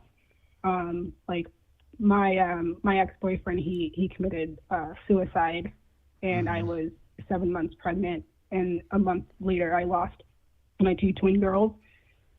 Excuse me. So it was one of those things that, like, you go through a loss like that, you feel like you need support and stuff, and it's like you can't really, like, nobody wants to sit there and talk about, you know, dead children and, you know, dead ex-boyfriends and stuff. That's not usually an easy topic to get around. And if that's what your life is at that point, you know, it's kind of hard to branch out.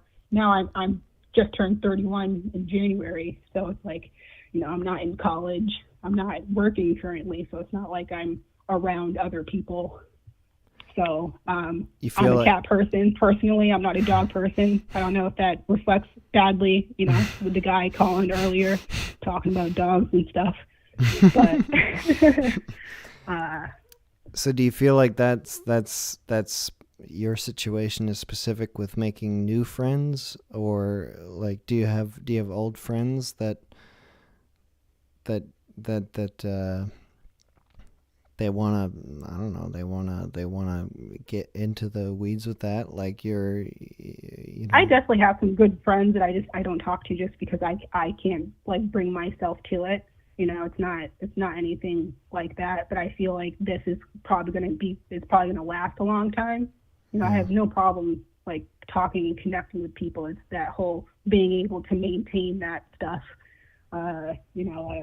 Nobody wants to sit there and usually drink 7 beers and watch like Avatar: The Last Airbender binge. It's very particular. I mean, there are people out there that do that, but it's not like at my fingertips as far as I know. But I just wanted to tell you that all your stuff, I watched all your stuff. I've watched all your streams. I haven't been able to call in before, but I just wanted to weigh in on the men and women. I don't know. I hope that you have somebody that you're able to watch a football game with and have them understand and not be speaking on things that they don't know. That's not anybody. That's not a person that whether it's a male or a female that you want around, because you can't really relate to them. They might have good ass and some tits and stuff, but it's what's on the behind the cranium, I feel like. But I misogynist, I like to cook now. I didn't like to cook before because I care about somebody. Before I was like, fuck that. Being a mother wasn't ever my plan, and after, it will never be my plan because I got a surgery for it, which made me feel better physically because I was having problems with that. But being able to have people around you, whether it's a man or a woman, just because you don't have a uterus doesn't mean I'm not going to be able to talk to you and relate to you, or same thing, vice versa. D, thank you so much for calling in. Really appreciate you. Yeah, no problem, man. I really appreciate it. I hope you have a good rest of your night, and hope everyone in chat has a good rest of their night as well. All right, have a good one, D. You too. Take care.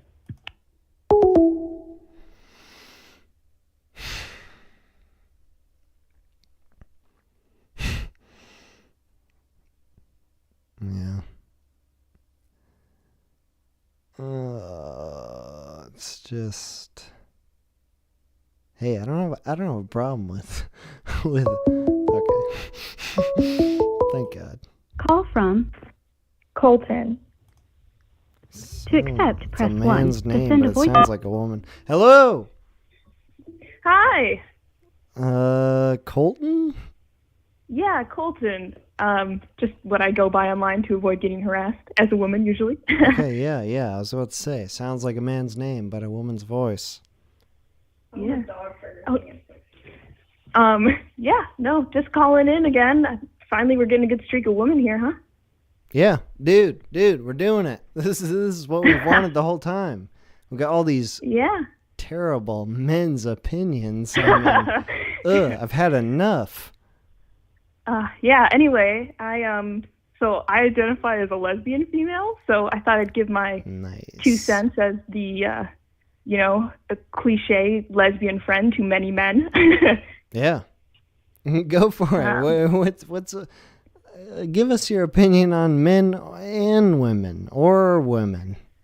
It's up to you. Yeah, so something I've experienced a lot is most of my good friends are dudes, and pretty much all of them at one point of time have confessed they have a crush on me at some point. Nice. And it's always been horribly awkward. Mm-hmm. And, I'm one of the butchest, butch people, right? It's not subtle, all right?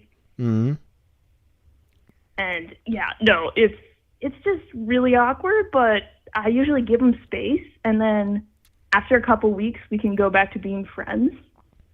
So I feel like it's one of those things where it's always going to be there, even if the dude knows he has no chance, right? Right. It's not. You don't feel like your dude friends are simps, even if they do have like they've confessed some sort of feeling for you. Like they know that it's hopeless. I I feel like it's one of those things where they want a girl to like their interests, and when it's a girl who I tend to like more dude interests, I don't know if that's like a thing, but they get an emotional connection on a friendship level, and then they go, oh, and she's attractive, so then I must like, I think that's what happens. But Are you outing yourself as attractive? I just think, I just think that, hey, man, that's what I've been told, all right? Okay, good. I had the benefit of like my biggest lesbian friend, and I loved being friends with this lesbian. She was not attractive. I didn't find her attractive at all. So it was like the perfect sort of experience for me, where it's like we could get along about dude stuff, and I didn't want anything to do with that, and it was perfect. An attractive lesbian sounds like a nightmare. Well, it's one of those things where all these dudes have ended up being bi. Oh, okay. So I don't know if there's something with that. It's not that I like look in the mirror and I'm like, oh, I'm super hot. It's that I'm like, well, I have to assume because all these dudes keep telling me that they find me attractive, right? Even though I don't want their advances. Right. So are you mostly friends with dudes? Do you have woman friends? I have female friends, yeah. Straight woman friends? Yeah, but I'm in art college, so So it's all up for grabs? I don't know, man. It's been weird with COVID, but in general, most of the women here are pretty chill. I had some bad experiences back in high school, but in general, it's pretty good.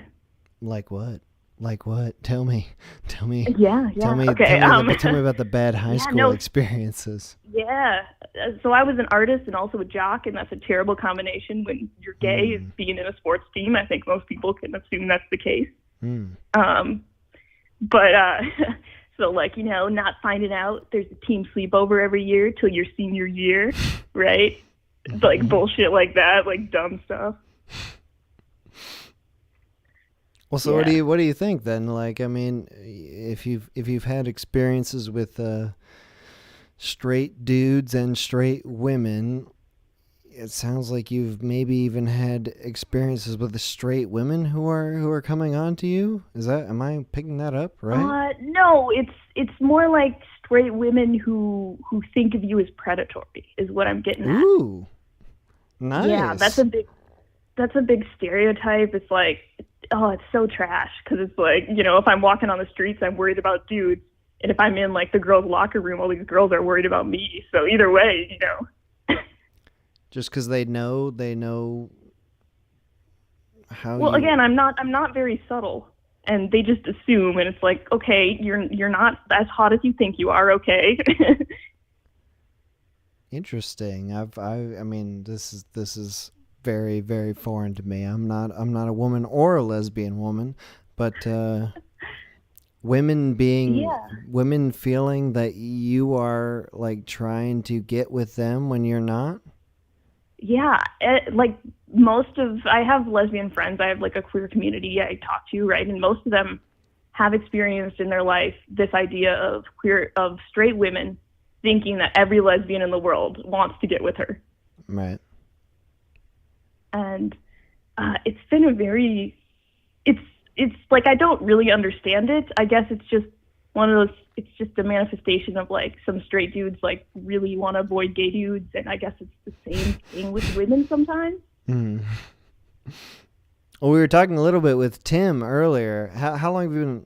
Did you hear Tim's conversation on the stream? Yeah, I've been listening for a while. Okay, yeah. So Tim, I was asking him about like he was bi, and I was asking about like how he knows like if people are gay, whether they should make that like really apparent right off the rip. So what is that with the woman's experience? Like, is that something where How do you determine if someone's gay? Is that something you wonder about?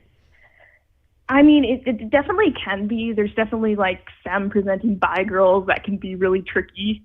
But when you're in art school, it's, you kind of assume that just everyone's bi? that someone's not going to get offended by it,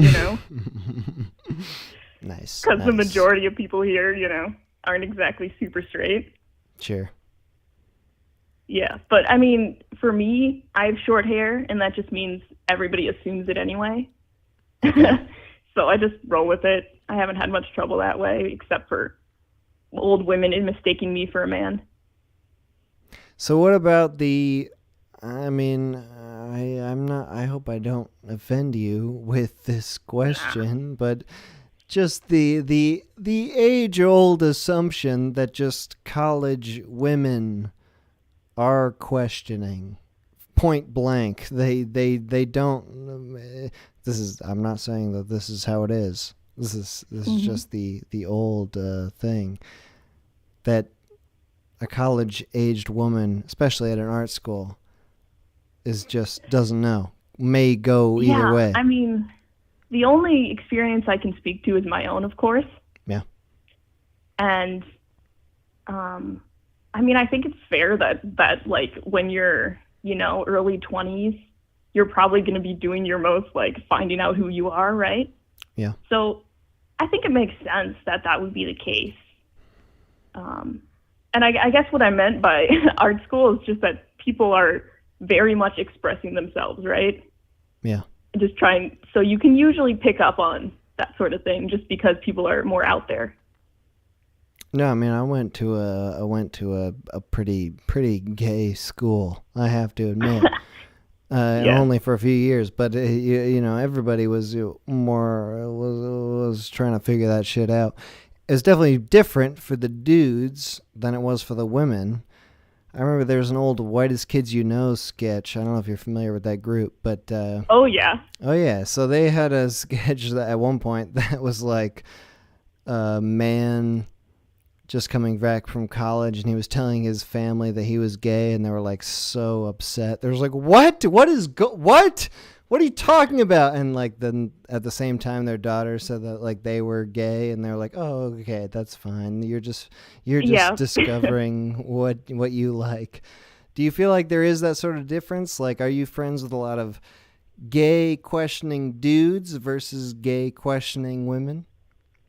Yeah, I think at least being at the school I'm at, when I think of like that sort of thing, I think mainly it's, a societal thing. Yeah. Not to be all joker, but yes, this idea of like, I have to think back to high school just because, that was relatively recent for me, but, there were basically no out gay dudes because they would just get harassed, right? By these super insecure teenage boys, who needed someone to take it out on. Right. Whereas the lesbians, again, we're talking about horny teenage boys. They don't give a fuck. They just want to make them kiss in front of them, right? Like, right. It's not like a life-changing thing for a boy to think that a woman is potentially gay. It's just like a potentially really cool thing. Yeah, 100%, right? And there's definitely, I got a lot more animosity from women as far as being an out lesbian. Mm-hmm. And, I think it's one of those things where men do hold a lot of power, so then what they think is okay and not okay tends to follow a general rule. Okay. I mean, I can speak a little bit on that just as far as I work in the service industry too, like a lot of women on here have been talking about, and I've had some pretty weird experiences. Yeah, I mean, what has been your experience with other women? With other women, I mean, that hasn't been too bad just because in a work environment you don't get too personal, but I was speaking mainly on dudes being really gross to women in the service industry because they can, Oh, okay. Yeah, how do you mean? Well, dudes who are also working? Okay, yeah, sorry, go on. Oh, yeah. I mean, both ways you can get working with, but it's mainly customers because they, you can't really talk back that much to them or the boss will get mad, right? Right. So, working in a tiny pizza place. Old man comes in, he's waiting for his pizza, starts being creepy, and I'm 16 at the time, so I'm just freaked out. I'm the only one in the store, right? Weird old dude comes in. Eventually, I managed to get him to leave, and then he goes to the store next to us, and he still keeps being creepy. So the lady in the store next to us calls the cops. He comes running out, runs in our store. My boss comes out from the back and says, "I know this guy, he's cool," and tells him to go upstairs. Well, I leave, and then when I come back, there's a bunch of cops around. Apparently, he had a warrant out. Ooh. So there's this, you never know with people. It can be just like this harmless old man who doesn't, know anything. Or it can be something really dangerous, right? Is that something you were experiencing a lot? This is something we've not really gotten into on the stream, but like you as a young person, men are creepy. Men are creepy towards women. I mean, we have to admit. But but towards young women, is that something you were getting a lot? Just, as not that much, but once I started working, it became more of a deal just because, maybe you're seen as older or seen as, they can't really talk back as much. Right. But right. Yeah. It's like your job. I don't know. It's generally, it just kind of sucks, this idea that, I'll never be strong enough or I'll never be able to counteract that. So I just have to rely on luck, it sucks. Do you feel like that's, you're older now, but do you feel like that's still sort of the scenario? Like you're not able to really counteract that? Yeah. I wanted to start taking self-defense stuff and, I carry a knife with me. I just, it's not, but I run, I exercise, I do shit where I'm alone, and it's, regardless of whether or not I have a weapon on me, a lot of the time the stronger dude's just going to be able to take that and use it against me. I just have to be realistic about it, and it's just about prevention. It's just about, okay, I know exactly where these streets are. I know which lights there are, I know I have 2 friends that I've called and told I'm going for this run. There's just so many steps of feeling even remotely safe enough to do things in a city that I feel like sometimes men don't understand, Mm-hmm.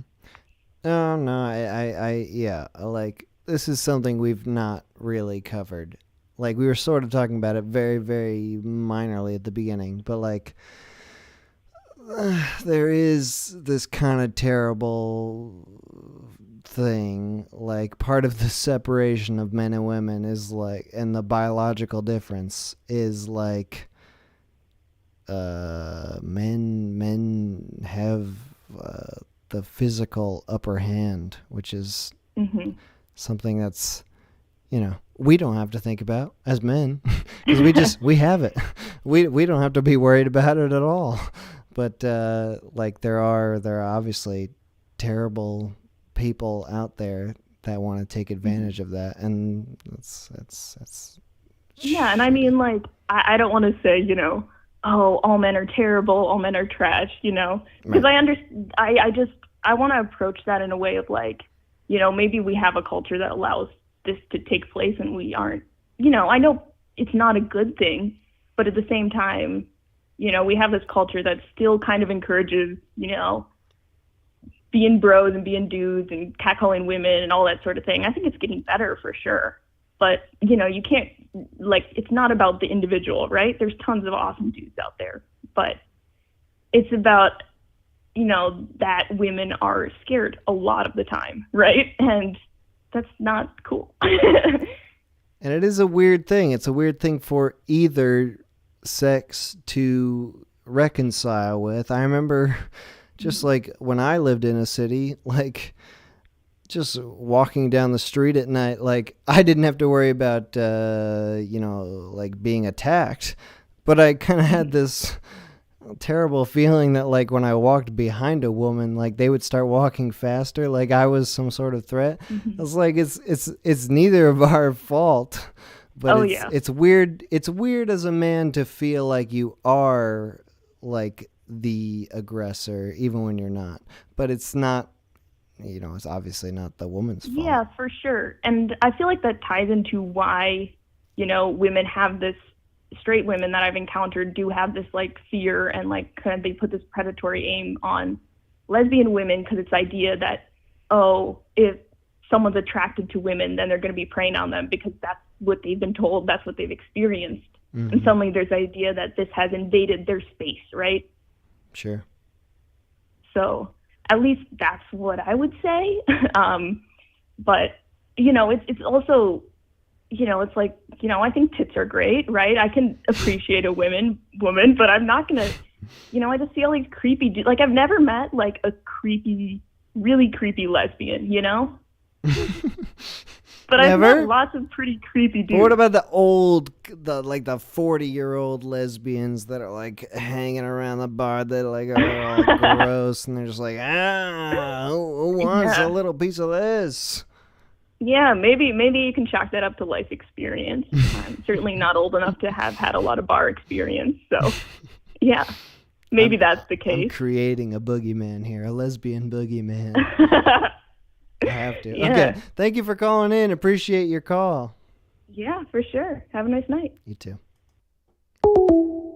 Nice. Was that 2 women in a row? Can we get a third final woman? The hat trick? Dude, come on. We have to do it. Come on. Call from Jay and Maddie. That's a woman. To accept, press 1. We did to send it. It's the voicemail, fucking press hat 2. trick. Hello? Oh, what? Yo! Oh my God. What up? It's your mom and dad. We did the thing. What? Are you able to receive text messages? Yes, but I haven't read them. I haven't read them in ages. Are you texting Okay, me? we'll check from us after. Yeah, we were sending. Sorry. Yeah, we were. Yeah. Okay, Anyways, we're a Canadian couple. 26 years old. My name is Maddie, and Jay is 28. Dude, I was just freaking talking on the stream like we're getting 3 women in a row. This is amazing. Who is it? Wait, who is this? James? No, I don't want to talk to you. You're not part of this. We're talking to women right now.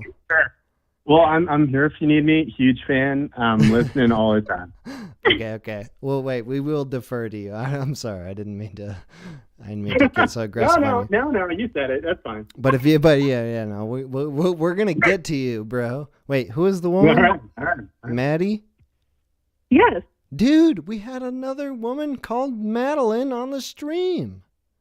I missed that one, unfortunately. Oh my God. This is freaking magical.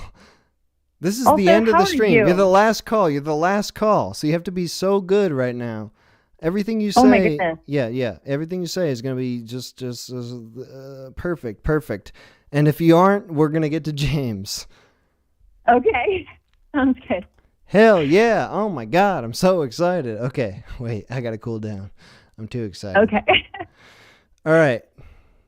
Maddie, what's up? You've been listening to the stream for a bit, not the whole stream, because you've got things going on. You're a busy person, whatever. That's fine. That's fine. I'm not offended. What do you have to say about men and women?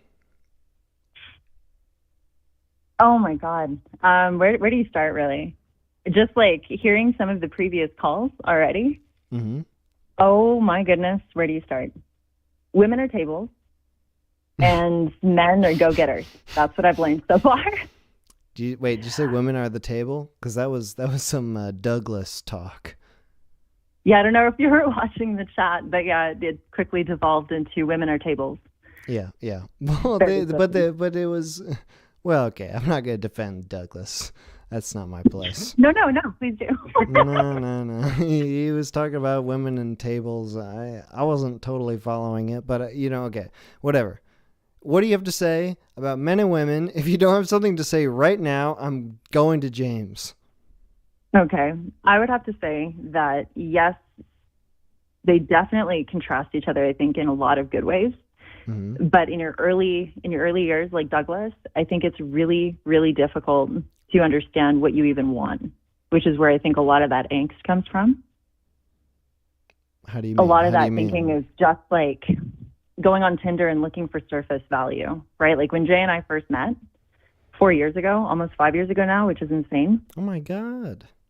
Yeah, it's been a long time. We were both personal trainers, so obviously both in our early 20s and in an industry that's very focused on the way you look. Sure. So as far as we were concerned, I just thought, like, I don't know, we both thought that we were just super attractive and we were both immediately attracted to each other. But there were definitely some huge personality clashes there. And it took actually probably like 2 or 3 years to really like come to terms with that, I think, between the two of us. It was a little turbulent as well, as Really? relationships are. Oh, absolutely. That's a long time. That's a whole relationship's worth of time. We've been good for a couple months now, so I guess you could say we're doing well. No, I'm just kidding.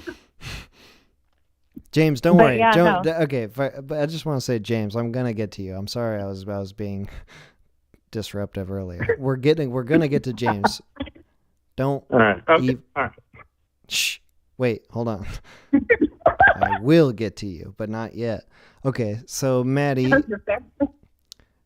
right now, okay, you've been dating Jay, as you call him, for many years. You've got freaking nicknames because you're so gosh darn close.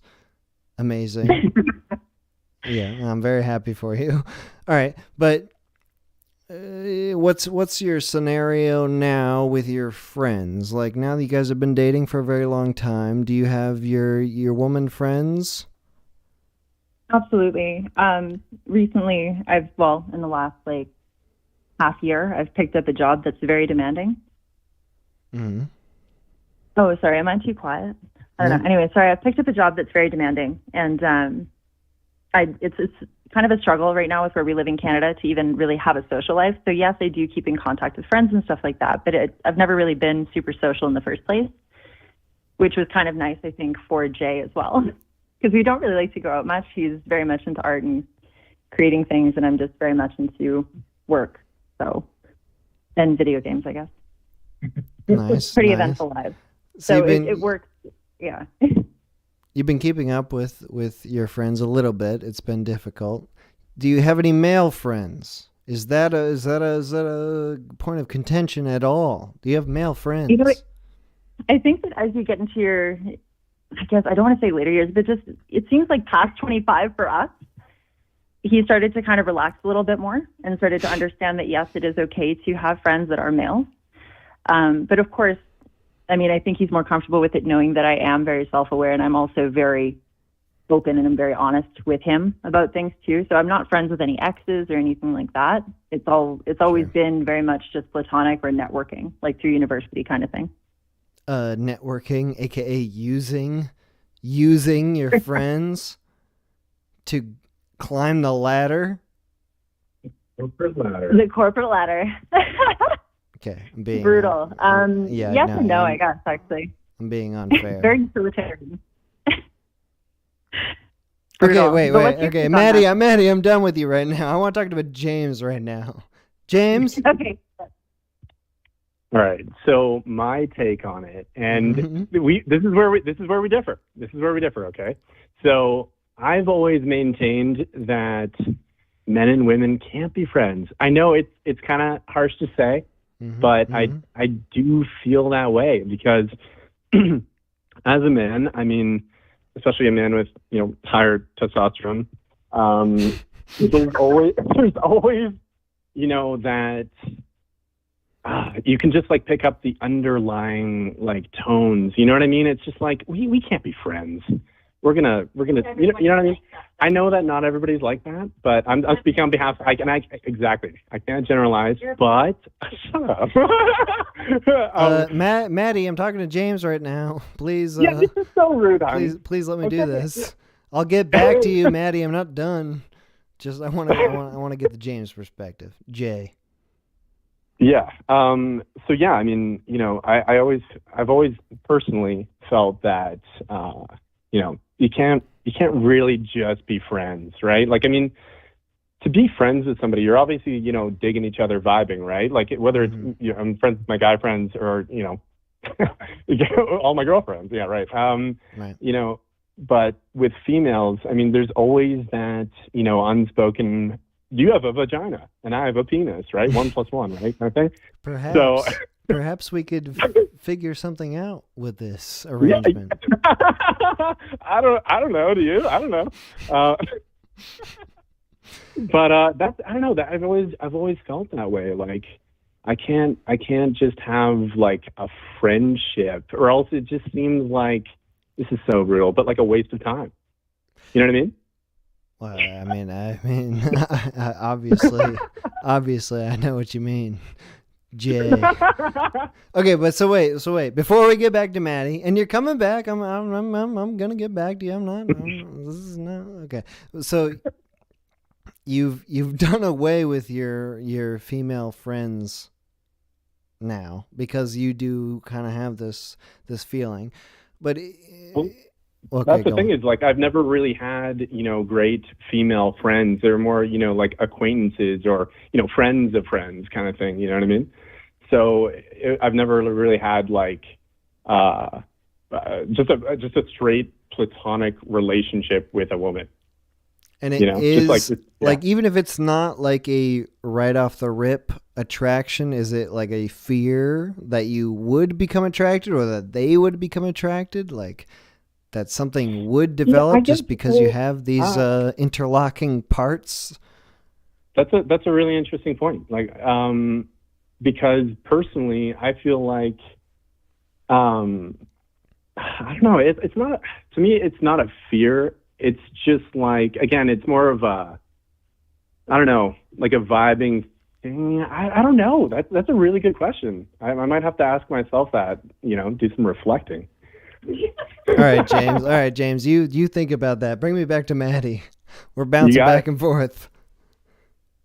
All right, we're back on. Maddie? Hello. Okay, so what? All right. First of all, what do you think about all that? What do you think about what James was talking about? Is that crazy or what? I think he is a pig, and I think we all kind of need that. So, no, I'm just okay, kidding. but so you like.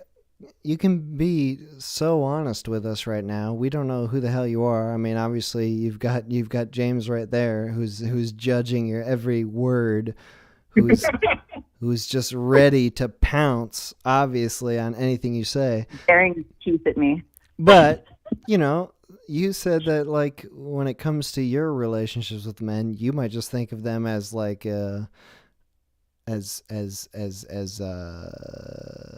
what was the word you used?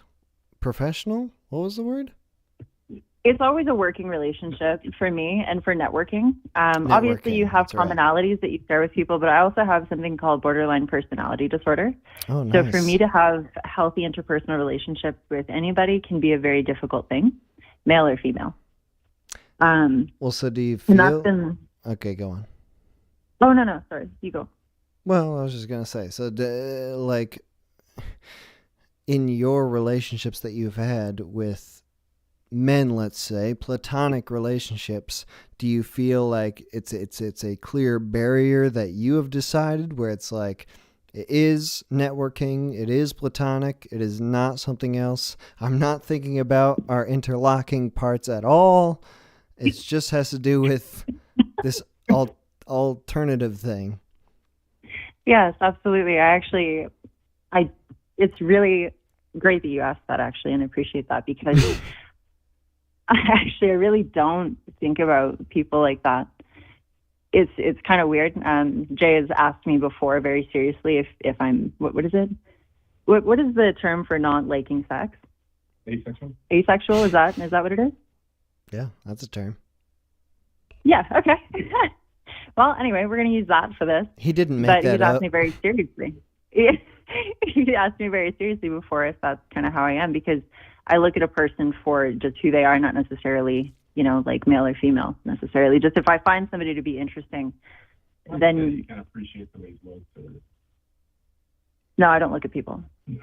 James, we're not talking to you. I'm talking to Maddie. But no, seriously though, I don't have issues with those lines. at least I haven't found in my past I have ever. It's always been like you said, yeah, like I kind of make a conscious decision there whether or not I like somebody. And with Jay, it was a fascination beyond anything else. Or it was like, you're really fucked up, and I want to know why. I'm not kidding. He was like, you're really spiraling when I met him, and he was very attractive. And as a female, I guess I'm naturally attracted to that. So now, yeah, I guess that's sort of what I'm curious about, is like if you're able to make that decision and kind of stick to it, like without question, like what was it about James that just like made you, were you unable to make that distinction, or did you just not want to, or what was it about that was so different? it was definitely greatly to do with where I was in my life at the time. I had lost a child at 21 weeks, probably a year or two before that. Okay. So it was kind of like a difficult point, especially when that happens so young. Or just really when it happens at all. But I mean, I was in third year university, and then I decided to take a break, of course. And then that's when I started personal training, trying to take care of myself again after coming out of depression. And I think that with him, I found something in him that needed to be like, I don't know. I don't want to say I waterboarded him with aggressive questions about why he's so fucked. But that was kind of, I made him very uncomfortable with the first few conversations. I guess what I'm saying is I was trying to fix myself through fixing him, but I saw something really amazing in him. And I could tell that the way he was acting wasn't a reflection of who he was. And obviously how attractive he is kind of made that a much easier thing to stick to. So maybe that answers your question. Yeah. So it had a lot to do with where you were at personally. Mm-hmm. And now it's like you're in this relationship, and you clearly really enjoy it. So like it's easier for you maybe, and I'm speaking for you, but it's easier for you to draw that distinction with other people. Like you don't want to get into something with other people because you've already got something. It's where you're at. Absolutely. And I think as well, like further to that point, I don't know if it's so much with our generation. I think it's been with all generations, but I think people have always kind of struggled to understand what they're looking for in other people. Like for myself, realizing I was looking for something that I lacked, and that was self-love. I was looking to love somebody else in the way that I needed to love myself. So yes, I've done a lot of reflecting on that.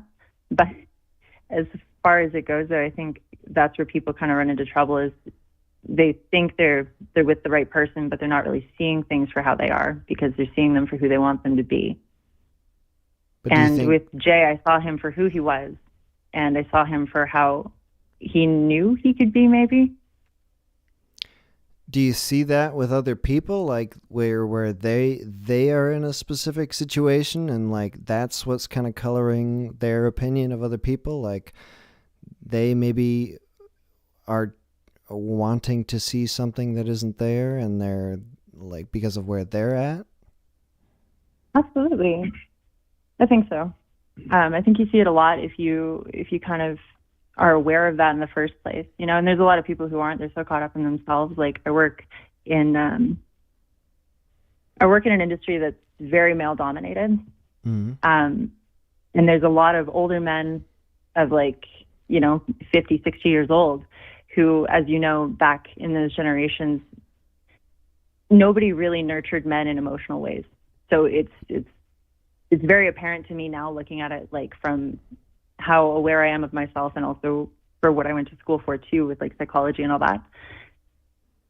And also with my own mental health issues, I can tell now when there's unhealthy human behavior for the most part, especially when you're around somebody long enough. And I see a lot of almost overcompensation. You know how sometimes you could just get like a very egotistical vibe from people? Sure. Yeah, like that's kind of... Are you getting that from me? Are you getting that from me right now?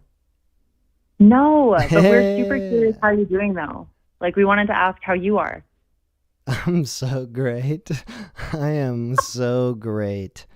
Everything is great. Wait, Maddie, thank you for all your insights. This is great, but put James back on. Hey, man. Yeah. All right, yeah, James. it's simple James. now. Yeah, bros. We're just bros talking now. Pronoun. Yeah. What do you think about all that crazy crap that Maddie was talking about? What do you think? It's all garbage. No, I'm just kidding. I'm kidding. No. She's looking at me. No, I'm just kidding. No. We're both I mean, kidding. well, it's yeah. That's a really unique kind of perspective because yeah, everybody's their own individual and whatnot, and she's certainly hers. I mean, she's gone through certain things that a lot of other people haven't, and she has. Yeah, I mean, yeah, it's an interesting take for sure. But so, do you feel like, in the way that she was talking about, I'm not trying to drive a wedge between you two. I would never do that. I would never do that. No, but do you think like what she's talking about is accurate where like people are sort of, everyone's going through their own specific things, and where you're at in your life, like maybe colors like how you're viewing other people, or how you actually view relationships, whether they're friends or anything. Like, where do you feel like that affects you in your life? Like, you're in a different situation, but do you? Yeah, well, yeah, go on. Sorry. Okay. So when we met, she had mentioned briefly there that I was going through my own stuff. And so actually when we both met, we were dating other people. Okay. Mm-hmm. So, right. I mean, it's dangerous. Yeah, it's definitely dangerous, man. Too hot, young, Okay. I believe you're hot. You don't have to tell me over and over again. I'll paint you a picture. Okay. No, I'm kidding.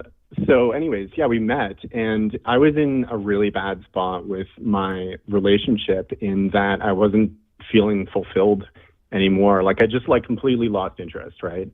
Mm-hmm. And so I was seeking, I was doing the whole Tinder thing, behind this girl's back, right?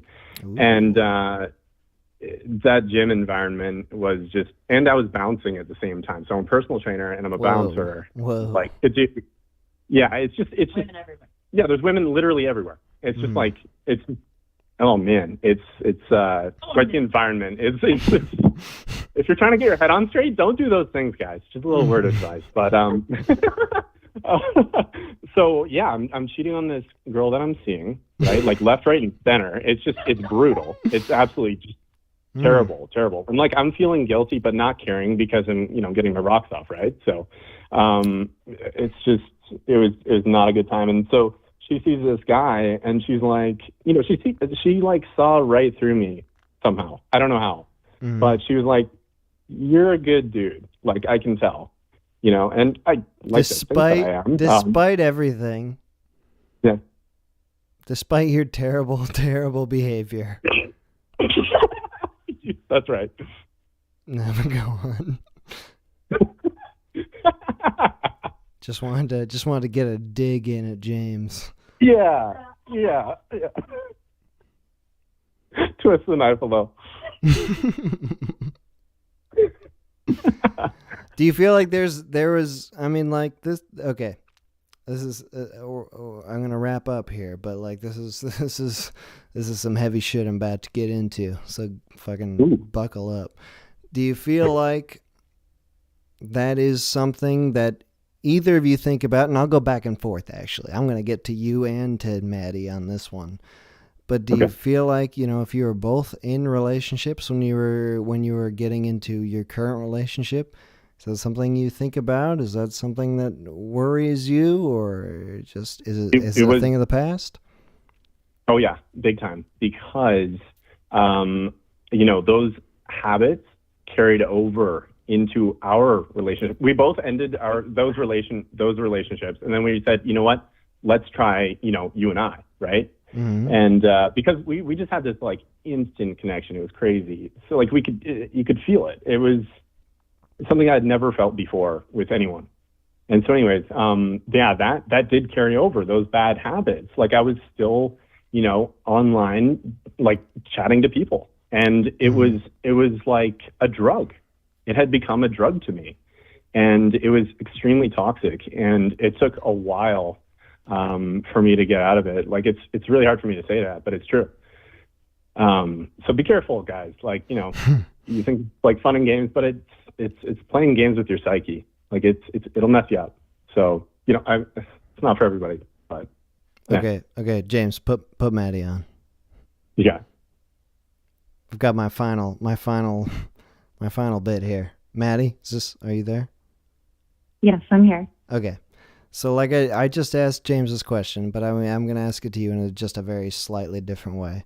Obviously, you guys have been together for many, many years now. Many years. And like in terms of relationships, like this is a very long-term thing you've got going on here. So I assume it's going very well. I mean, I'm not assuming incorrectly, am I? No, not at all. No. But so since you developed this relationship where you were in prior relationships, both of you, that's right? Both of you were in relationships when you started meeting each other? Yes. Is that something that worries you? Is that something that you think about, or is it just like you've matured beyond that and you no longer have any reason to worry about that? Or is that something that like you think about where it's like, well, damn, I mean, we were in relationships when I met you, like maybe we'll be in our relationship and you'll meet someone else, or I'll meet someone else? Absolutely. And even if we hadn't met that way, that would always be somewhat a fear, to some degree, because life is just interesting and has a funny way of doing things sometimes, regardless of how sure you might think you are, right? Again, you're almost a product of your environment, and at the very least, you're shaped by it and altered in some way. But I feel like it was a big fear at first, and then, like you said, yes, now that we are more mature, not only as individuals, but also as two people in this relationship together, I feel like we're much more secure in that now, and we're not concerned anymore. Because again, like I have to say, Douglas, man, he really brought it. Like one thing he really hit the nail on the head on was, at the very least, find somebody who is going to tell you what they're bringing to the table. Somebody who's going to be completely transparent. And once we finally both were honest with ourselves and with each other, I think that fear dissipated very quickly. So do you feel like that is something you've learned specifically from this relationship? Like something that you hadn't learned previously in other relationships? Is this something unique? Yeah, absolutely it is. I mean, after the whole him talking to other women thing, look, as somebody who knew this going in, I definitely wasn't surprised, okay? Let me just get that out there. I wasn't surprised when it did happen, okay? I was like, well, all right. I mean, my bad, I guess. But just like the work that we finally decided to put in, though, was going to therapy together. And the most valuable thing that we learned from that was definitely owning the way that you feel and being honest with people about it and making yourself vulnerable. And that's something that we both didn't realize we struggled with so heavily, because it was very much like well, you're making me feel this way, instead of I feel this way because you're doing that. It was more like hey, this is how I'm doing, and I need you to hear me out, and let's kind of work together on this. And I think once we kind of broke that barrier down, we felt way more secure than ever with each other. All right, Maddie, James, thank you so much for calling in. This is awesome. Can I ask you something? Yes. So I noticed that you had that. I was watching it. The composing email to an ex-girlfriend, and now there's this talk. Is there something going on, man? Are you okay? Are you okay? I'm fine. I'm great. Okay. The composing like the that email to happy the song. ex-girlfriend, that was just, I mean, sure, I wanted to email my ex-girlfriend, but obviously I didn't do it. I did the stream as a way to get all that out without actually emailing my ex-girlfriend, which is great. That's beautiful. Yeah, I mean, at least something came of it. But yeah, no. Don't you worry about me. I'm happy for you guys. You guys sound great. Well, We love you, and we wish we could adopt you. we love you, man. Oh, shit. I love you guys, too.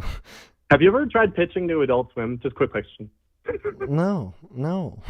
I hate dude, that why shit. not? I'm independent. I'm an independent artist. I do whatever the heck I want. I don't need no corporate. I love them, man. Yeah, Keep doing it, yeah, dude. We yeah. love you, man. Seriously. All right. Thanks for calling in, guys. Really appreciate it. Take care. Bye. What a lovely, perfect way to end the stream. A couple, men and women, who get along. We thought it couldn't be done. We thought it was impossible 4 or 5 hours ago. Okay, I don't want to speak for all of us. Maybe somebody thought it could be done. I thought it was impossible 5 hours ago, but now I'm convinced. It's perfectly possible. We can do it. We can do it. We love each other. Hell yeah. I feel great. James, Maddie, they're both... I'm going to cry. I feel so good. Okay, no, but this is the end. This is the end of the stream. Okay, music from all the stream has been from Jabral. Link is in the description. Everything so far has been from their album Cat Soup. That's the first link of theirs in the description. I'm going to play a couple more songs here from some other, I don't know, release they did just a 2-song release. 10 more minutes of music. Yeah, so if you enjoyed that music, please click those links. Go to their Bandcamp. Stream their songs a bit more. If you really like them, pay them a little bit of money. Download it, Why not? Why not? I think it's pay what you want, but it's, even if it's not, it's like between $5 and $10. It's just like the price of a single overpriced Subway sandwich. Starve yourself for a little bit and buy the album instead, if you like the music. If you don't, whatever. Nobody cares. But, yeah, this has been the Men and Women stream. I guess we'll be back next week talking about something. God knows what. The 5 hours really just flies by. I mean, I don't know about you guys, but I enjoy the streams, talking to people for 5 hours. This is the only socializing I get, really. So this is pretty good. The HUD overlay is from Slouch. Links are also in the description for Slouch's YouTube channel. He's got great animated videos. He had a recent one come out like a little week ago. It's a great video. So if you haven't seen it, check out Slouch's channel. Check out that video. And that's it. This is been the stream. Thanks for watching.